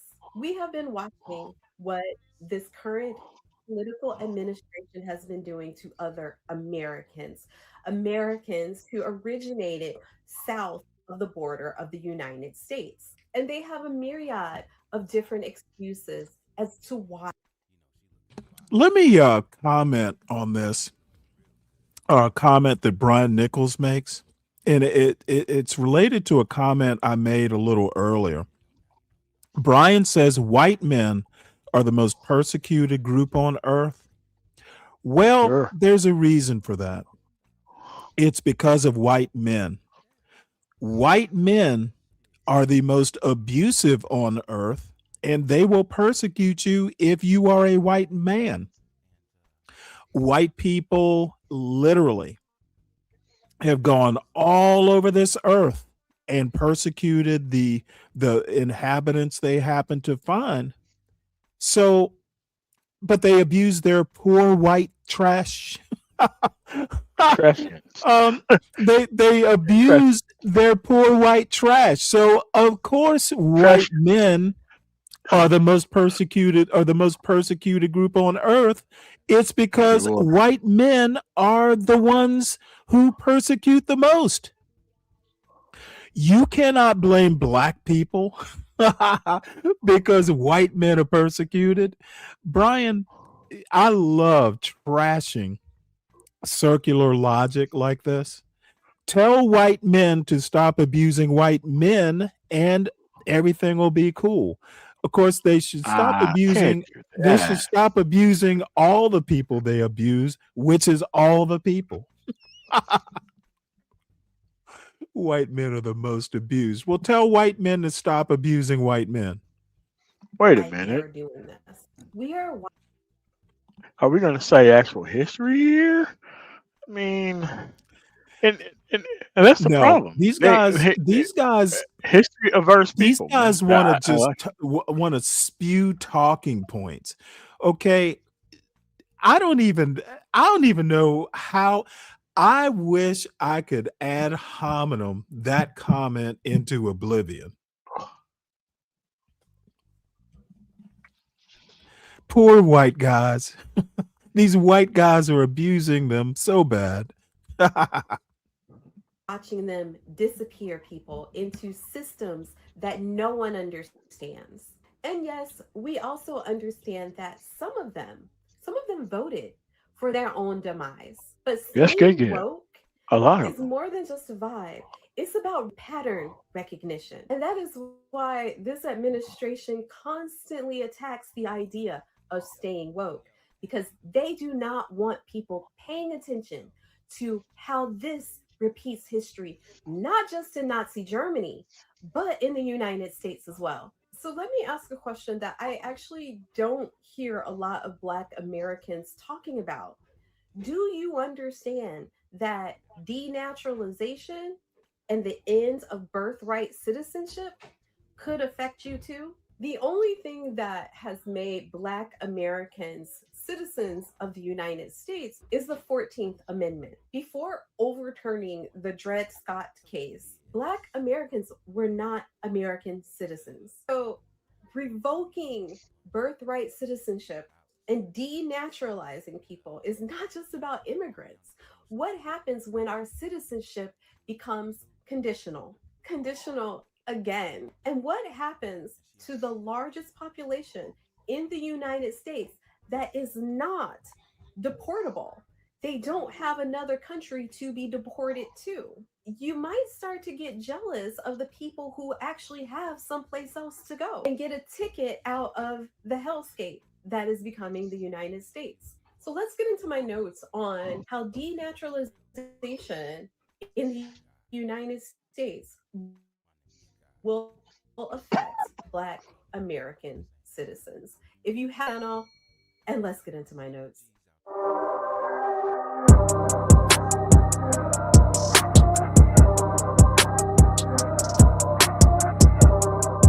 Somehow we have gotten confused to see citizenship as a status. What citizenship is, it's a shield. It is a system that legally recognizes someone as belonging where they are. The state cannot just strip citizens of their rights on a whim. Technically, your rights are not supposed to be removable. They're supposed to be static as a citizen. But history has shown us different ways that this is not even true. What is happening now with this current political administration questioning this shield, weakening it for every American, and using it as a weapon against the people in the country? When people hear denaturalization, they think of the new immigrants or maybe first generation people who were born in the United States. They don't think about people who have been in this country for hundreds of years. They only think about the people who originated somewhere else. But the idea of origination is very subjective right now. The United States has a history of revoking humanity by law. And that's not a theory. That is actually what's happening right now and what has happened in the past. If you don't know what denaturalization means, it is the process, the legal process of revoking someone's citizenship that has already been granted. Historically, revoking someone's citizenship is supposed to be a rare occurrence. It is supposed to be reserved for someone who is committing fraud on their citizenship application or processes. But that is not what's happening right now with the idea of denaturalizing citizens and revoking citizenship. But what we're seeing now is this administration trying to revoke people's naturalization or citizenship based on civil proceedings, based on retroactive scrutiny, vague national security concerns, and political targeting, as well as identity-based suspicion. And it's all dependent on the moral decisions of a raging Nazi. And what this shift does Immoral is take people. citizenship from being a right to a privilege. And that is a regime change. The only reason Black Americans are citizens of the United States is because of the 14th Amendment. Congress wrote it specifically because the Supreme Court said Black people have no rights which the white man is bound to respect. The 14th Amendment was a correction, a patch on a violently racist operating system. And this is what they're attacking. When they talk about birthright citizenship being controversial now, politicians are openly saying that some people should not automatically be citizens. Ultimately, And none of they them are are white. reopening of who belongs. And if Black people do not recognize that, it's because you have not studied history enough. Because historically, when America starts redefining citizenship, we are the first ones on the chopping blocks. Under current policy direction, Every time. denaturalization can include administrative reinterpretations, material misrepresentation, which can mean almost anything, retroactive punishment, or a threat to national security. And this is completely undefined, it's expandable, and it's political. But what all of this means is that citizenship is becoming conditional. And conditional citizenship is not citizenship at all. It's like you're on probation. If Black Americans don't think that they are talking about us, that is a mistake. Because, yeah, they are. They are talking about removable people. They're talking about the people that they find undesirable. They're talking about redefining what makes up this nation based on their perspectives. Black Americans must realize that we were once citizens and then we weren't. They redefined what our citizenship was. The 14th Amendment was in place during Jim Crow, during the Black Codes. The 14th Amendment has not protected our citizenship from being It sure hasn't.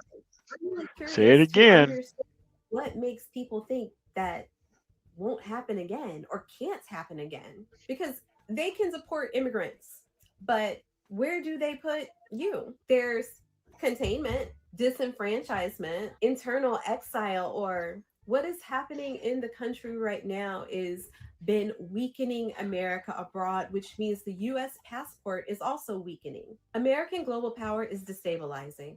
The American government is becoming increasingly hostile even towards white people. I pointed out in one of my last videos, Say that that's shit just again. we saw a preview of what happens when Black bodies get caught up in white conflict, when Russia started dropping bombs on Ukraine and they left African students in the chaos. We have to Yes, they understand did. when white wars start that there are always going to be Black bodies as collateral damage. The real point is these things aren't just about immigrants.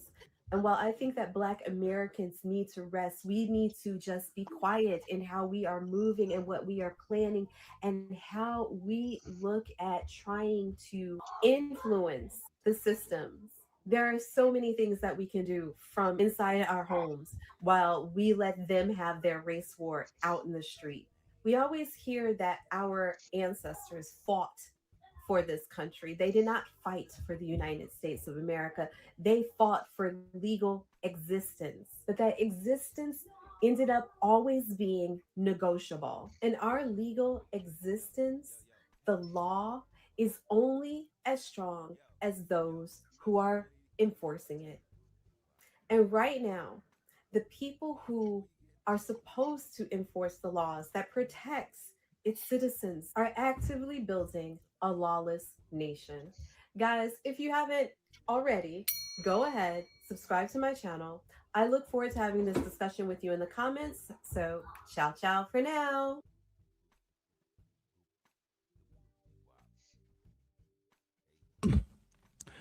All right. Let me address the What is comment on money? the screen. Oops. Yeah, I've been looking for you, JB. My final decision is there's an either or for you coming up here.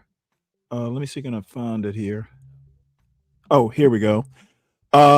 So basically, you can either come up at the end of the month, because I'm not going to, just let what you did go. So end of the month, or you or somebody for you can pay the $25 bail. Otherwise, you just basically stay in the StreamYard jail till the end of the month. So this isn't something that I'm even going to bother negotiating. It is what it is. So up to you how you want to handle it. And your little buddies out there, like Brian Nichols, who want to be your lawyer, hey, they're more than welcome to pay your your bond. So the next thing that I found interesting was my old buddy Dr. Alan Harrelson, the second coming of the Dunning Dunning School of American History. But he has something that I have to think about. I'm not sure that I disagree. He's a big states' rights advocate. And the one thing I have to give him credit for is at least he's consistent. He thinks Minnesota ought to be left to their own devices. At least the last time I heard him talk The about it feds last have week. no business being there doing what they're doing. I would say that, ICE has a job to do, but interacting with the public. It's not something that federal law enforcement has ever been their job. I used to be federal law enforcement. When you go through Immigration the and the ICE stuff? no, military. But we still had to patrol civilian places because on and off duty, on station and off station law enforcement, Mhm. because it's exclusive jurisdiction on military installations, and then it's concurrent jurisdiction once you leave military installations, and it's the same for everybody who's in federal law enforcement. Period. It's the same whether you work as a security guard for the Veteran Administration, that's federal police. It's the same if you work for Right, the yeah. U.S. Mint. It's the federal Mhm. police. It's the same if you are the private security service that probably protects the actual Social Security Administration, federal police. You still have to go to the actual hours of training to be certified and all of that. But at the end of the day, no part of that training is about coming in contact with civilians purposefully. Yes. And for the ACLU to have to sue multiple states and multiple jurisdictions to have the federal government not lay hands on actual private citizens, I think is ridiculous. Because that's already a part of your training already. It's part of your training that you already understand that. You have to swear oath to the actual Constitution when you're a Right. federal law enforcement agent. You have to. And I don't see what the actual issue is. And it's like, look, you have to purge all of this stuff of a lot of these personnel, right? Because at the end of the day, you can't just have ICE purposefully coming in contact. And we're talking about whites. We're not talking about blacks. We're not talking about Ferguson. We're not talking about being under attack by local law enforcement. We're talking about specifically being under attack by immigration's customs and enforcement, an actual law enforcement organization that was specifically set up to not come in contact with United States citizens on purpose.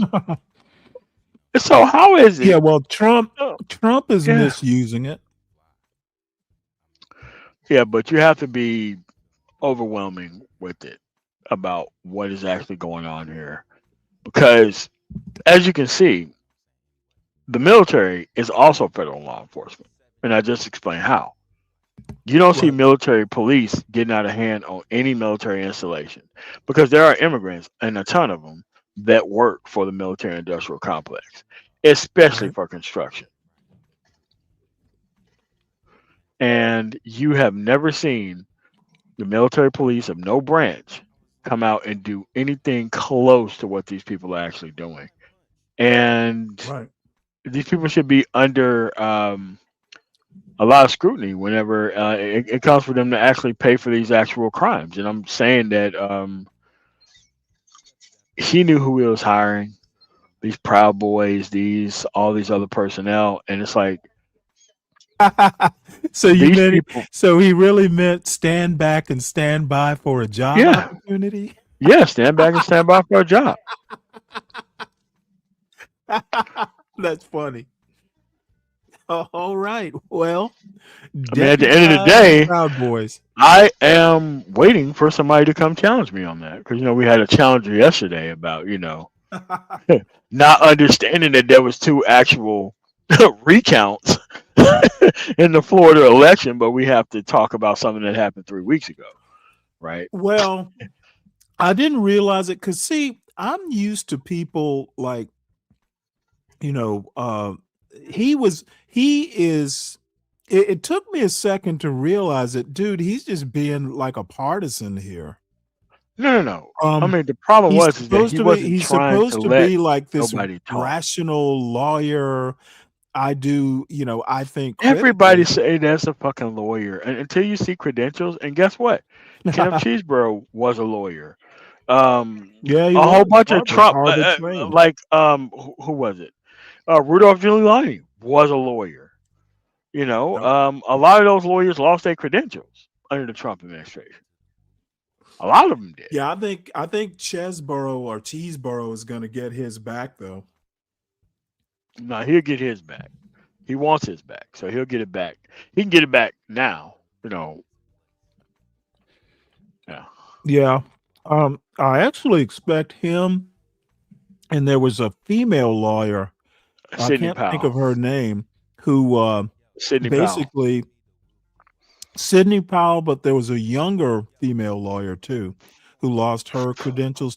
It's suspended. They weren't revoked forever, but I expect to hear them trying to, since Trump's charges were dropped, I fully expect that they're going to try and do something along those lines. Trump I mean, can't they already pardon admitted them. to their crimes, though. They already admitted to their crimes already. Most of those lawyers already admit, like, those lawyers were the first ones to go down. No one Right, else went yeah. to a trial. Like, all those people went down. Well, they didn't go down. They had to submit apologies and all this kind of other stupid shit that I don't think even matters. But yeah, those people did go down for that shit. Mhm. Khan, that's an interesting point about the legal and historical doctrines to pursue imperialist ends. But I honestly don't, in 2026, how does imperialism pay? All these excursions we did into Iraq and Afghanistan. and Afghanistan, dude, they were money pits and we got nothing out of it. Yeah, they'll buy whole strategies for like the military industrial complex. You can't Yeah, tell me that's not pretty one much single country or oil company that got a hold of Iraq's natural resources. Not one. You can't point to it. We spent umpteen, and this is why the actual idea of a fiscal conservative is actually pretty stupid, because you never had anybody who come up and said, well, we're spending $2 billion a week. We've been there 20 years. And this is unacceptable. Like, you never had a so-called fiscal conservative come out, and it's like mostly all conservative is performative. Well, at this point. apparently patriotism and neoconservatism trump fiscal conservatism. Oh yeah. Once it's time for you to get it's a paycheck it's off this expensive being a conservatism- patriot. Oh yeah. All right. Well, let's hear what Dr. Harrelson has to say. I'll have to say we're living in some very interesting times politically. I don't know when's the last time I've heard so much talk of nullification and states' rights in American politics. Perhaps the last time was when Obama was proposing the Affordable Care Act. I remember South Carolina Senator Jim DeMint toying with the idea of nullification way back then. And of course, South Carolina has a strong history of nullification and secession. Yeah, the fucking Jim DeMint. I don't know what he's doing now. He went to run, was it the Heritage Foundation or one of? I think it was the one of Heritage those- Foundation. I think it was Yeah, the I Heritage don't know what Foundation. he's kind of dropped off the map. But anytime I hear Jim DeMint talking about nullification and shit like that, it's like these guys are still living in the Civil War era. A jury nullification, motherfucker. You're no John Calhoun. I mean, like when I hear like Jim DeMint, I think of like James Traficant or like fucking Tom DeLay. Like I'm just obviously corrupt motherfuckers for their time who would totally pass go right now. Yeah. I have to Google him. But I want to push back a little bit today on the question of the right to nullify and the right of a state to secede, because there's this unfortunate attack upon the principle of nullification among many conservative and indeed Catholic circles within the United States. The fuck is he talking about? Dude, that shit went south in the fucking 19th, it was the 19th century, right? The Yeah. fuck? South Carolina tried it and failed. Man. States. And it's, in my opinion, unwarranted.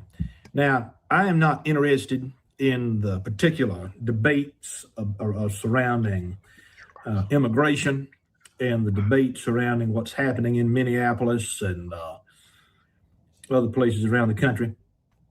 But I do want to address this unfortunate notion that I'm hearing on behalf of many conservative people over the internet and over online publications, that nullification is treason. Nullification is somehow something that is un-American. Well, I want to talk about the principle itself and why this is the principle not of actual correct and why we need to be a little bit more Tell, sir. sympathetic. Yeah, this dude towards the is right of a definitely, state let's to just say declare a he's federal law eccentric. unconstitutional and therefore null and void. And for those of you who do not know what nullification is, that's essentially what it is. A state is declaring through its sovereign power that a federal law is unconstitutional. And I'm going to tell you about a book in a minute written by John Taylor of Caroline County, Virginia. In 1822, he wrote a book entitled Tyranny Unmasked. And we will be quoting from that in just a minute. But one of the things that Taylor argued in 1822, and he was perhaps more Jeffersonian than Jefferson himself was, he argued that the states have just as much, if not more, right to interpret the federal Constitution as does the Supreme Court of the United States. And we'll explain why that is For the a whole legitimate world for argument that. in a minute. Now, today, First Things Magazine, which many of you already know about, published Yeah, that's an a article. The editor wrote this. Yeah, First Things is a far right magazine. Oh, of course I it is. can't remember if it's Claremont. It's one of those far right fringe groups. Or Reno. An article entitled From Little Rock to Minneapolis. And he's trying to compare Little Rock, Arkansas during the Civil Rights Movement and the state's defiance towards civil rights legislation to what's happening in Minnesota right now. Now, this is an easy target. Is it now? A lot of people are referring to the 1950s and 1960s and comparing it to what Eisenhower did in calling the National Guard into Little Rock to integrate schools. They're comparing that to what Trump's trying to do in threatening the Insurrection Act. In Minnesota What? right now. Okay. So I just want to read a little bit of this article to you. Recent reports and images from Minneapolis reminded me of Little Rock in 1957, where attempts were made to nullify the Supreme Court's effort to impose a new regime of racial equality. Something similar is afoot in Minneapolis and other blue cities. But this time, the goal is to nullify the immigration enforcement pursued by the Trump administration. Now, we can have different opinions about the legality of Brown v. Board of Education. We can also have different opinions about the legality of a state to interpose its authority between the people of the state and the federal government. But we're not allowed to talk about nullification in a positive way or states' rights in a positive way. Positive nullification. Republicans who now believe that Trump can do whatever he wants to do. Well, it just so happens that when Democrats are in power, Republicans are oftentimes interested in states' rights. So both parties have a tendency of being anti-traditional and anti-conservative. I don't think the current... Just so you know, I just dropped the article that he's reading from in the chat. I don't subscribe to First Things, but I am familiar with it. Trump administration is conservative at all. I think it's becoming increasingly authoritarian. And so the states, you cannot look to any of the branches of the federal government to decide the extent to which the federal government is usurping power. You must rely upon the states themselves, the parties to the compact, the parties to the Constitution. So he gives us a little story about Arkansas resisting federal power in the 1950s. Yeah, we know the results of that, though. But I want to go down to the middle of the article, and this is Reno again. Writing for the Free Press, Olivia Rangold reports on anti-ICE activities in Minneapolis. A nonprofit leader told her that the average participants in these signal groups are church members, retirees, and parents. In other words, they're really mainstream normies. The same could have been said of those who opposed integration in Little Rock. It was certainly true of parents who rioted in opposition to busing in Boston. Okay, so these are church members, retirees, and parents who are members of the anti-ICE activities, not terrorists. The activists in Minneapolis may be mainstream normies, but they are insisting that the duly elected Donald Trump has no authority in their neighborhoods. Well, you know, according to an original interpretation of the Constitution, the president does not have more authority than the governor of an individual state does. What? Particularly when it comes to issues that are not specifically enumerated in the United States Constitution. Some uphold the right of the Trump administration to enforce America's immigration laws while criticizing the unseemly zeal and unnecessary use of force. Political survival requires them to denounce the Trump administration and side with the proponents of nullification.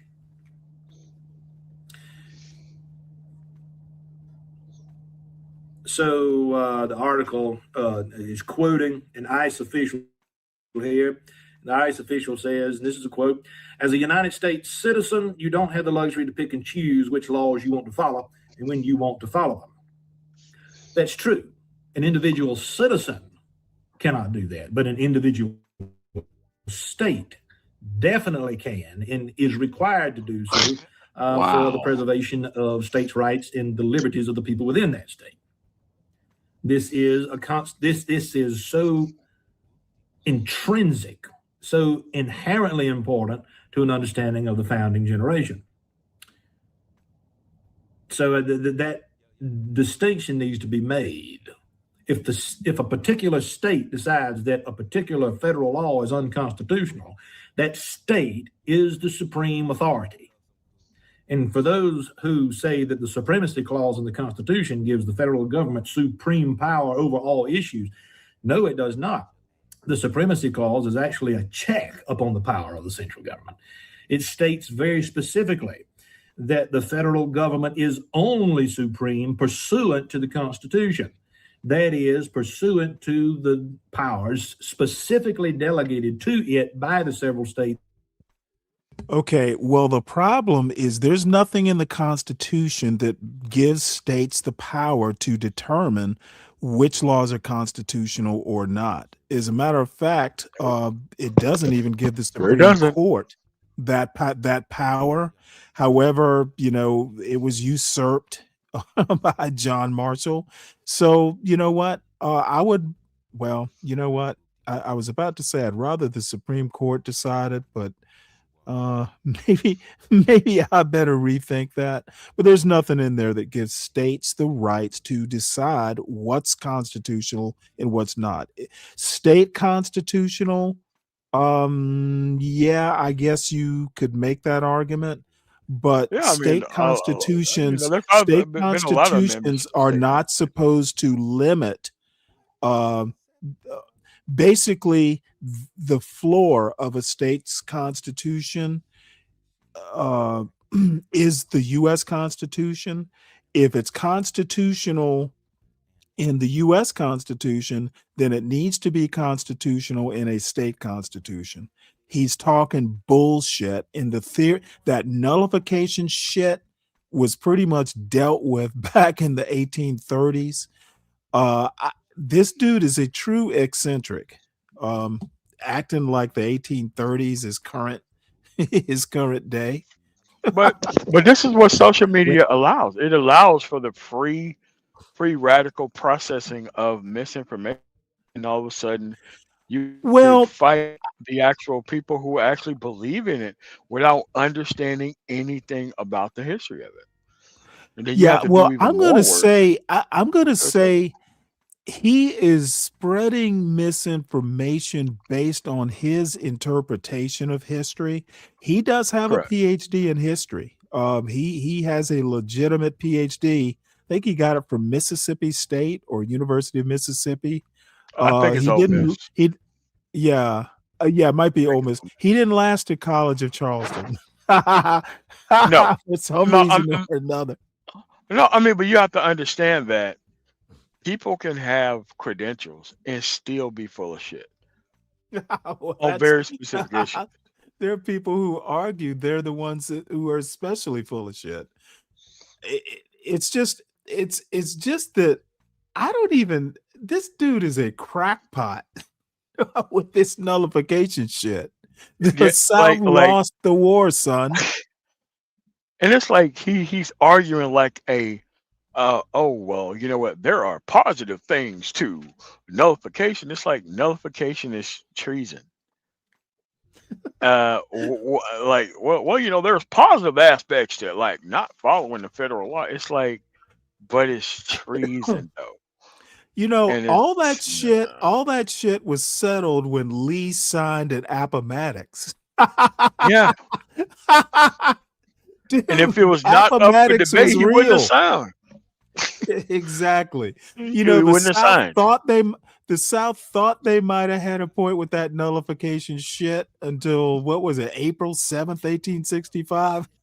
Dude, Yeah. the war is over. Yeah, man, the return served have served, and Texas didn't come up to participate because they wanted slavery, but they didn't want to actually fight with you guys to help you at Vicksburg. Because they thought, you know, that's just a little bit too far to walk, and I do agree with them, and I thank them for their service of staying the fuck home. taking care of their babies and their crops. Yeah. And they ratified the Constitution 1787 through 1789. Thomas Jefferson once said something to the effect that he tried to find implied powers or some type of unidentified power that the federal government can use when he reads between the lines of the Constitution. He said, you can't see it. He said, the I only love thing this I fake see when I Mississippi look at the accent, too. Constitution I and love look that between the shit. lines is blank Say that space. again. I like this fake Mississippi accent. It's really fucking pouring it on. I don't know what his accent is. He's from South Carolina, but That he is not a does. South Carolina accent. Yeah, he It does is play it up. not. That's for sure. Yeah.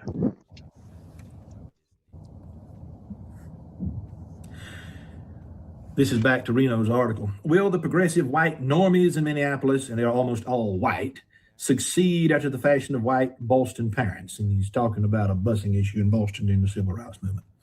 Can they prevent the executive branch of the federal government from enforcing in their cities the laws that they reject? Well, the people of an individual city cannot, but the state itself can. The Trump administration's policies of border enforcement and deportation emerged from an electoral mandate. Maybe. I think probably 75,000 people voted for Trump. An additional 70,000 did not vote for Trump, and there's, millions. 75 million roughly voted for Trump, and 70-something million voted against him. It was not a landslide in the way that the Trump administration would have us to believe. Then you have several other people who did not vote in that election. There's no national mandate. And that's a whole nother question. A national mandate, a national majority, still does not supersede state power. It does not supersede state power. And if you want to know more about this, you have to read the works of John C. Calhoun, his disquisition on government and his discourse on government, his Fort Hill address, whereby he advocates for the state of South Carolina nullifying a federal tariff during the Jackson administration, which actually was a successful nullification attempt. Promising to close the border and deport illegal aliens has been a central element of Trump's political success. For this reason, the organized resistance to ICE in Minneapolis and elsewhere is counter-majoritarian. Well, there's nothing inherently wrong with counter-majoritarian because the majority is not always inherently right. That's why we have a Republican system of government, not a strictly Democratic system of government. And going back to the article, which means that the success or failure of efforts to nullify American immigration law will be settled in the court of public opinion, not in our nation's courtrooms. Well, no, it should be settled in the nation's courtrooms. But let's talk about that a little bit more. So that's an article in First Things Today, which is skirting around the constitutional right of nullification. The people of one state or a group of people from one region does not have the authority to dictate to the people of another state or to the people of another region what they can and cannot do and how they should interpret the Constitution. I want to go to John Taylor, this book right here, Tyranny Unmasked. It was edited by Emmy Bradford, and Bradford has written a couple of good essays on John Taylor.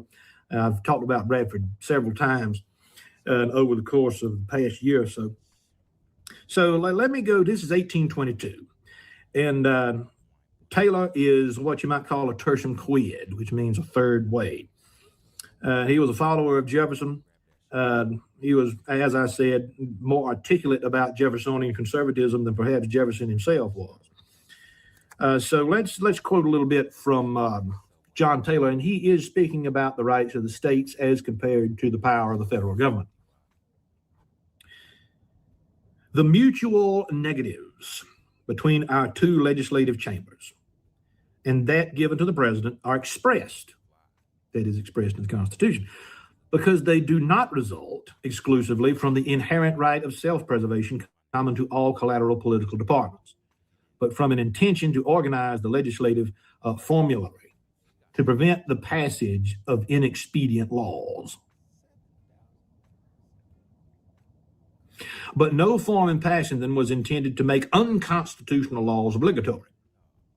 And no reason existed for declaring that these negatives were given to arrest such laws, because they would be as void after they were passed as before.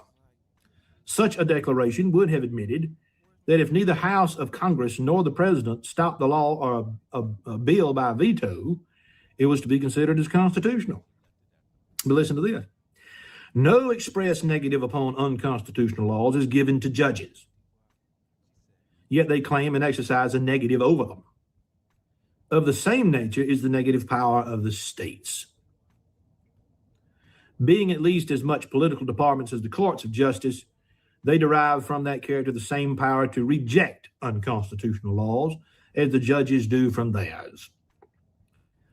So far, this right of rejection is equal, but in other views, that of the states is infinitely the strongest. As contracting parties to the Union, this right is an appendage of that character.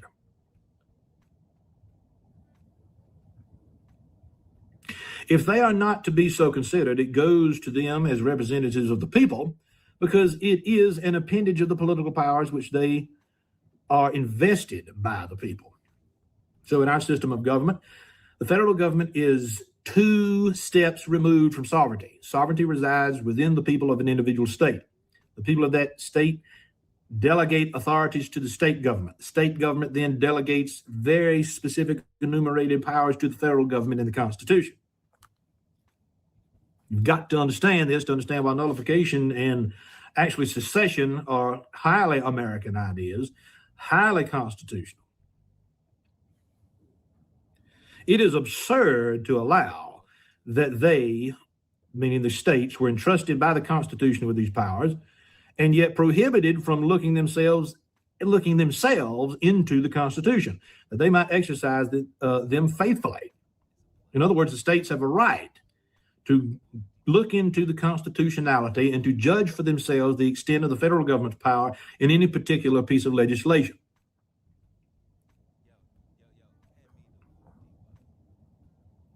These state political powers previously possessed, never surrendered and expressly retained, inherently comprise a moral right of self-defense against every species of aggression. Many people will say that ICE agents in Minneapolis is the federal government enforcing federal law. Other people, including many people in Minnesota, although I'm sure not all the people in Minnesota, would say that this is an act of aggression on behalf of the federal government.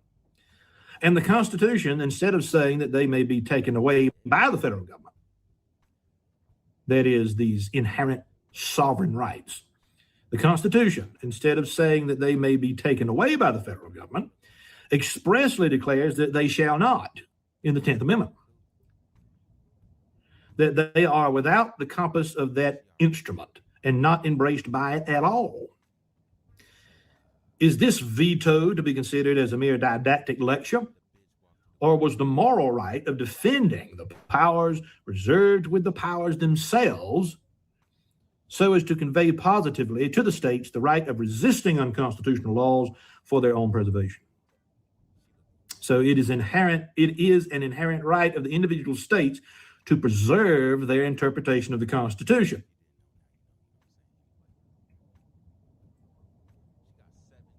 Thus, the state political departments appear to have a much sounder right to disobey and resist unconstitutional laws than even the judicial department. This is a principle that Jefferson made clear in the Kentucky Resolution after the Alien and Sedition Acts were passed by Congress in the 1790s. He said that the federal government is not the judge of the extent of its own powers. The states, as the authors and owners of the Constitution, as the parties to the compact, are the only final arbiters.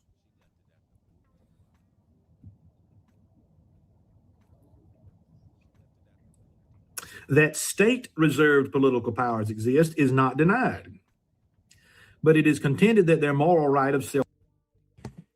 Yeah, I'm gonna go ahead and cut this short. I think we get the idea. I think that Dr. Harrelson needs to give up his anachronisms and join the 21st century. 1830 ideas. That's not how we want to make America great again. This is oh boy, here. Gotta move my chair closer. This is an essay that I've been wanting to read for a while. I can't remember how long is this. It's quite long. This is called The Quiet Work of Becoming a Better Man. And I'm going to read a little bit from it, and then I'll just drop it into the chat. The Substack newsletter is called The Ways of a Gentleman. which is an intriguing name for a newsletter.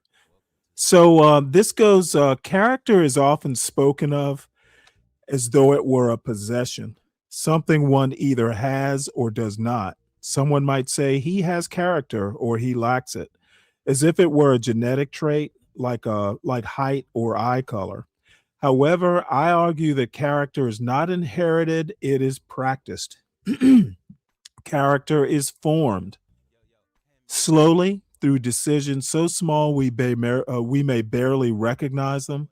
For example, it is built in how a gentleman speaks when he is tired and how he responds when cutting corners might be easier. These moments might feel insignificant, but they are the very ones that shape us. A man gains character through repetition. It is solidified by choosing the harder right over the easier wrong, and by telling the truth when nobody would know if you lied. While some aspects of character may be forged in dramatic trials, it is most often formed in mundane ones. It is tested during times of fatigue, boredom, temptation, and anonymity, during moments when nothing is at stake except the kind of man one is becoming. Perhaps that is why character seems to be so rare in a society which seeks public affirmation. There is no applause for it and no immediate reward. It grows quietly, like roots beneath the soil. This is central in our quest to becoming a better man. Let's dig more into how character is developed, how it's maintained, and how it can be lost. So this guy will go into, how character is gained, maintained, lost, all that sort of stuff. We become what we are around, which is extremely important. George Washington and others have commented on that. I'm going to drop this into the chat. If anybody wants to read it, that's great.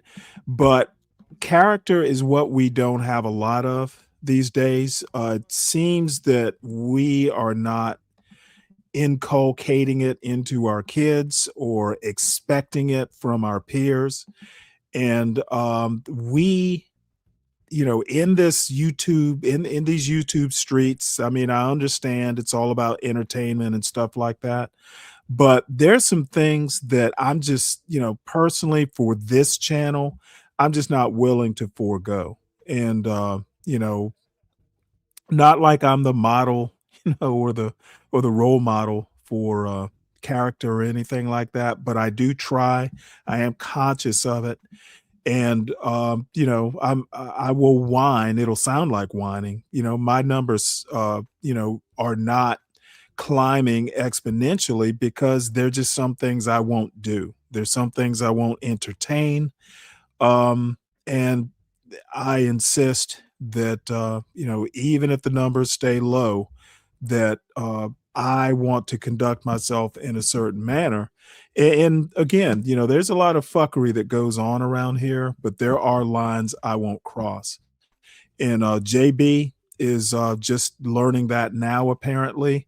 You don't do what he did and not, have me just go, oh, hey, you served, you've done enough penance, come on up. To be honest, if I had my way, JB wouldn't come back.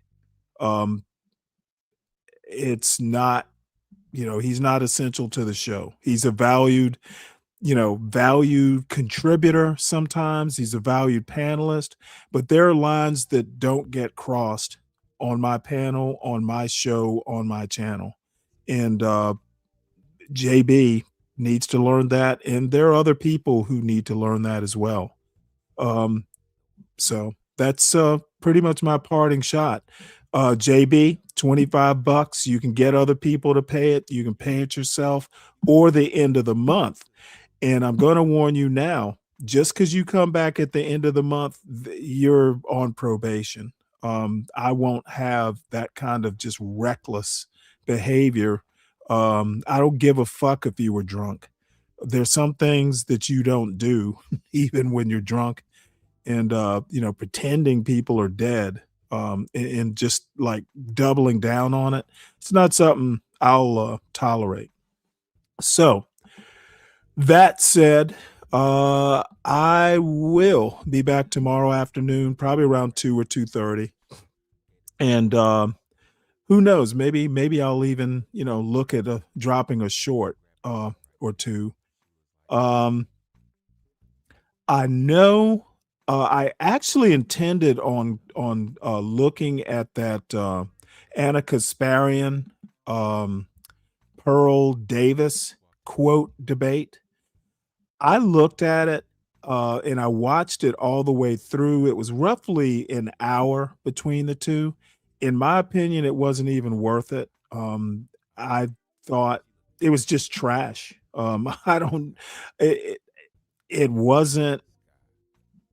It wasn't a good reflection on either one of them, and it was nothing that I need. Encumber this show with. I know Big J's going to look at it. There's some other people that'll go and review it. Good for them. I'll probably even watch Big J's review of it, but it's not something that I need to deal with. What is up, Savage? Good to see you. Savage, do you have a show tonight? I can't remember now. I think you do have a show tonight. Anybody, before I go, anybody who has a show or show links or anything that they want to drop, go ahead and do it now. And you're always welcome to do that. I wanted to talk to Shara. She's got a cooking channel on TikTok, and I keep forgetting to ask her to drop her link to that because I want to look at it on Saturday. So, all right. Well, folks, you all have a great evening, and we'll reconvene tomorrow afternoon.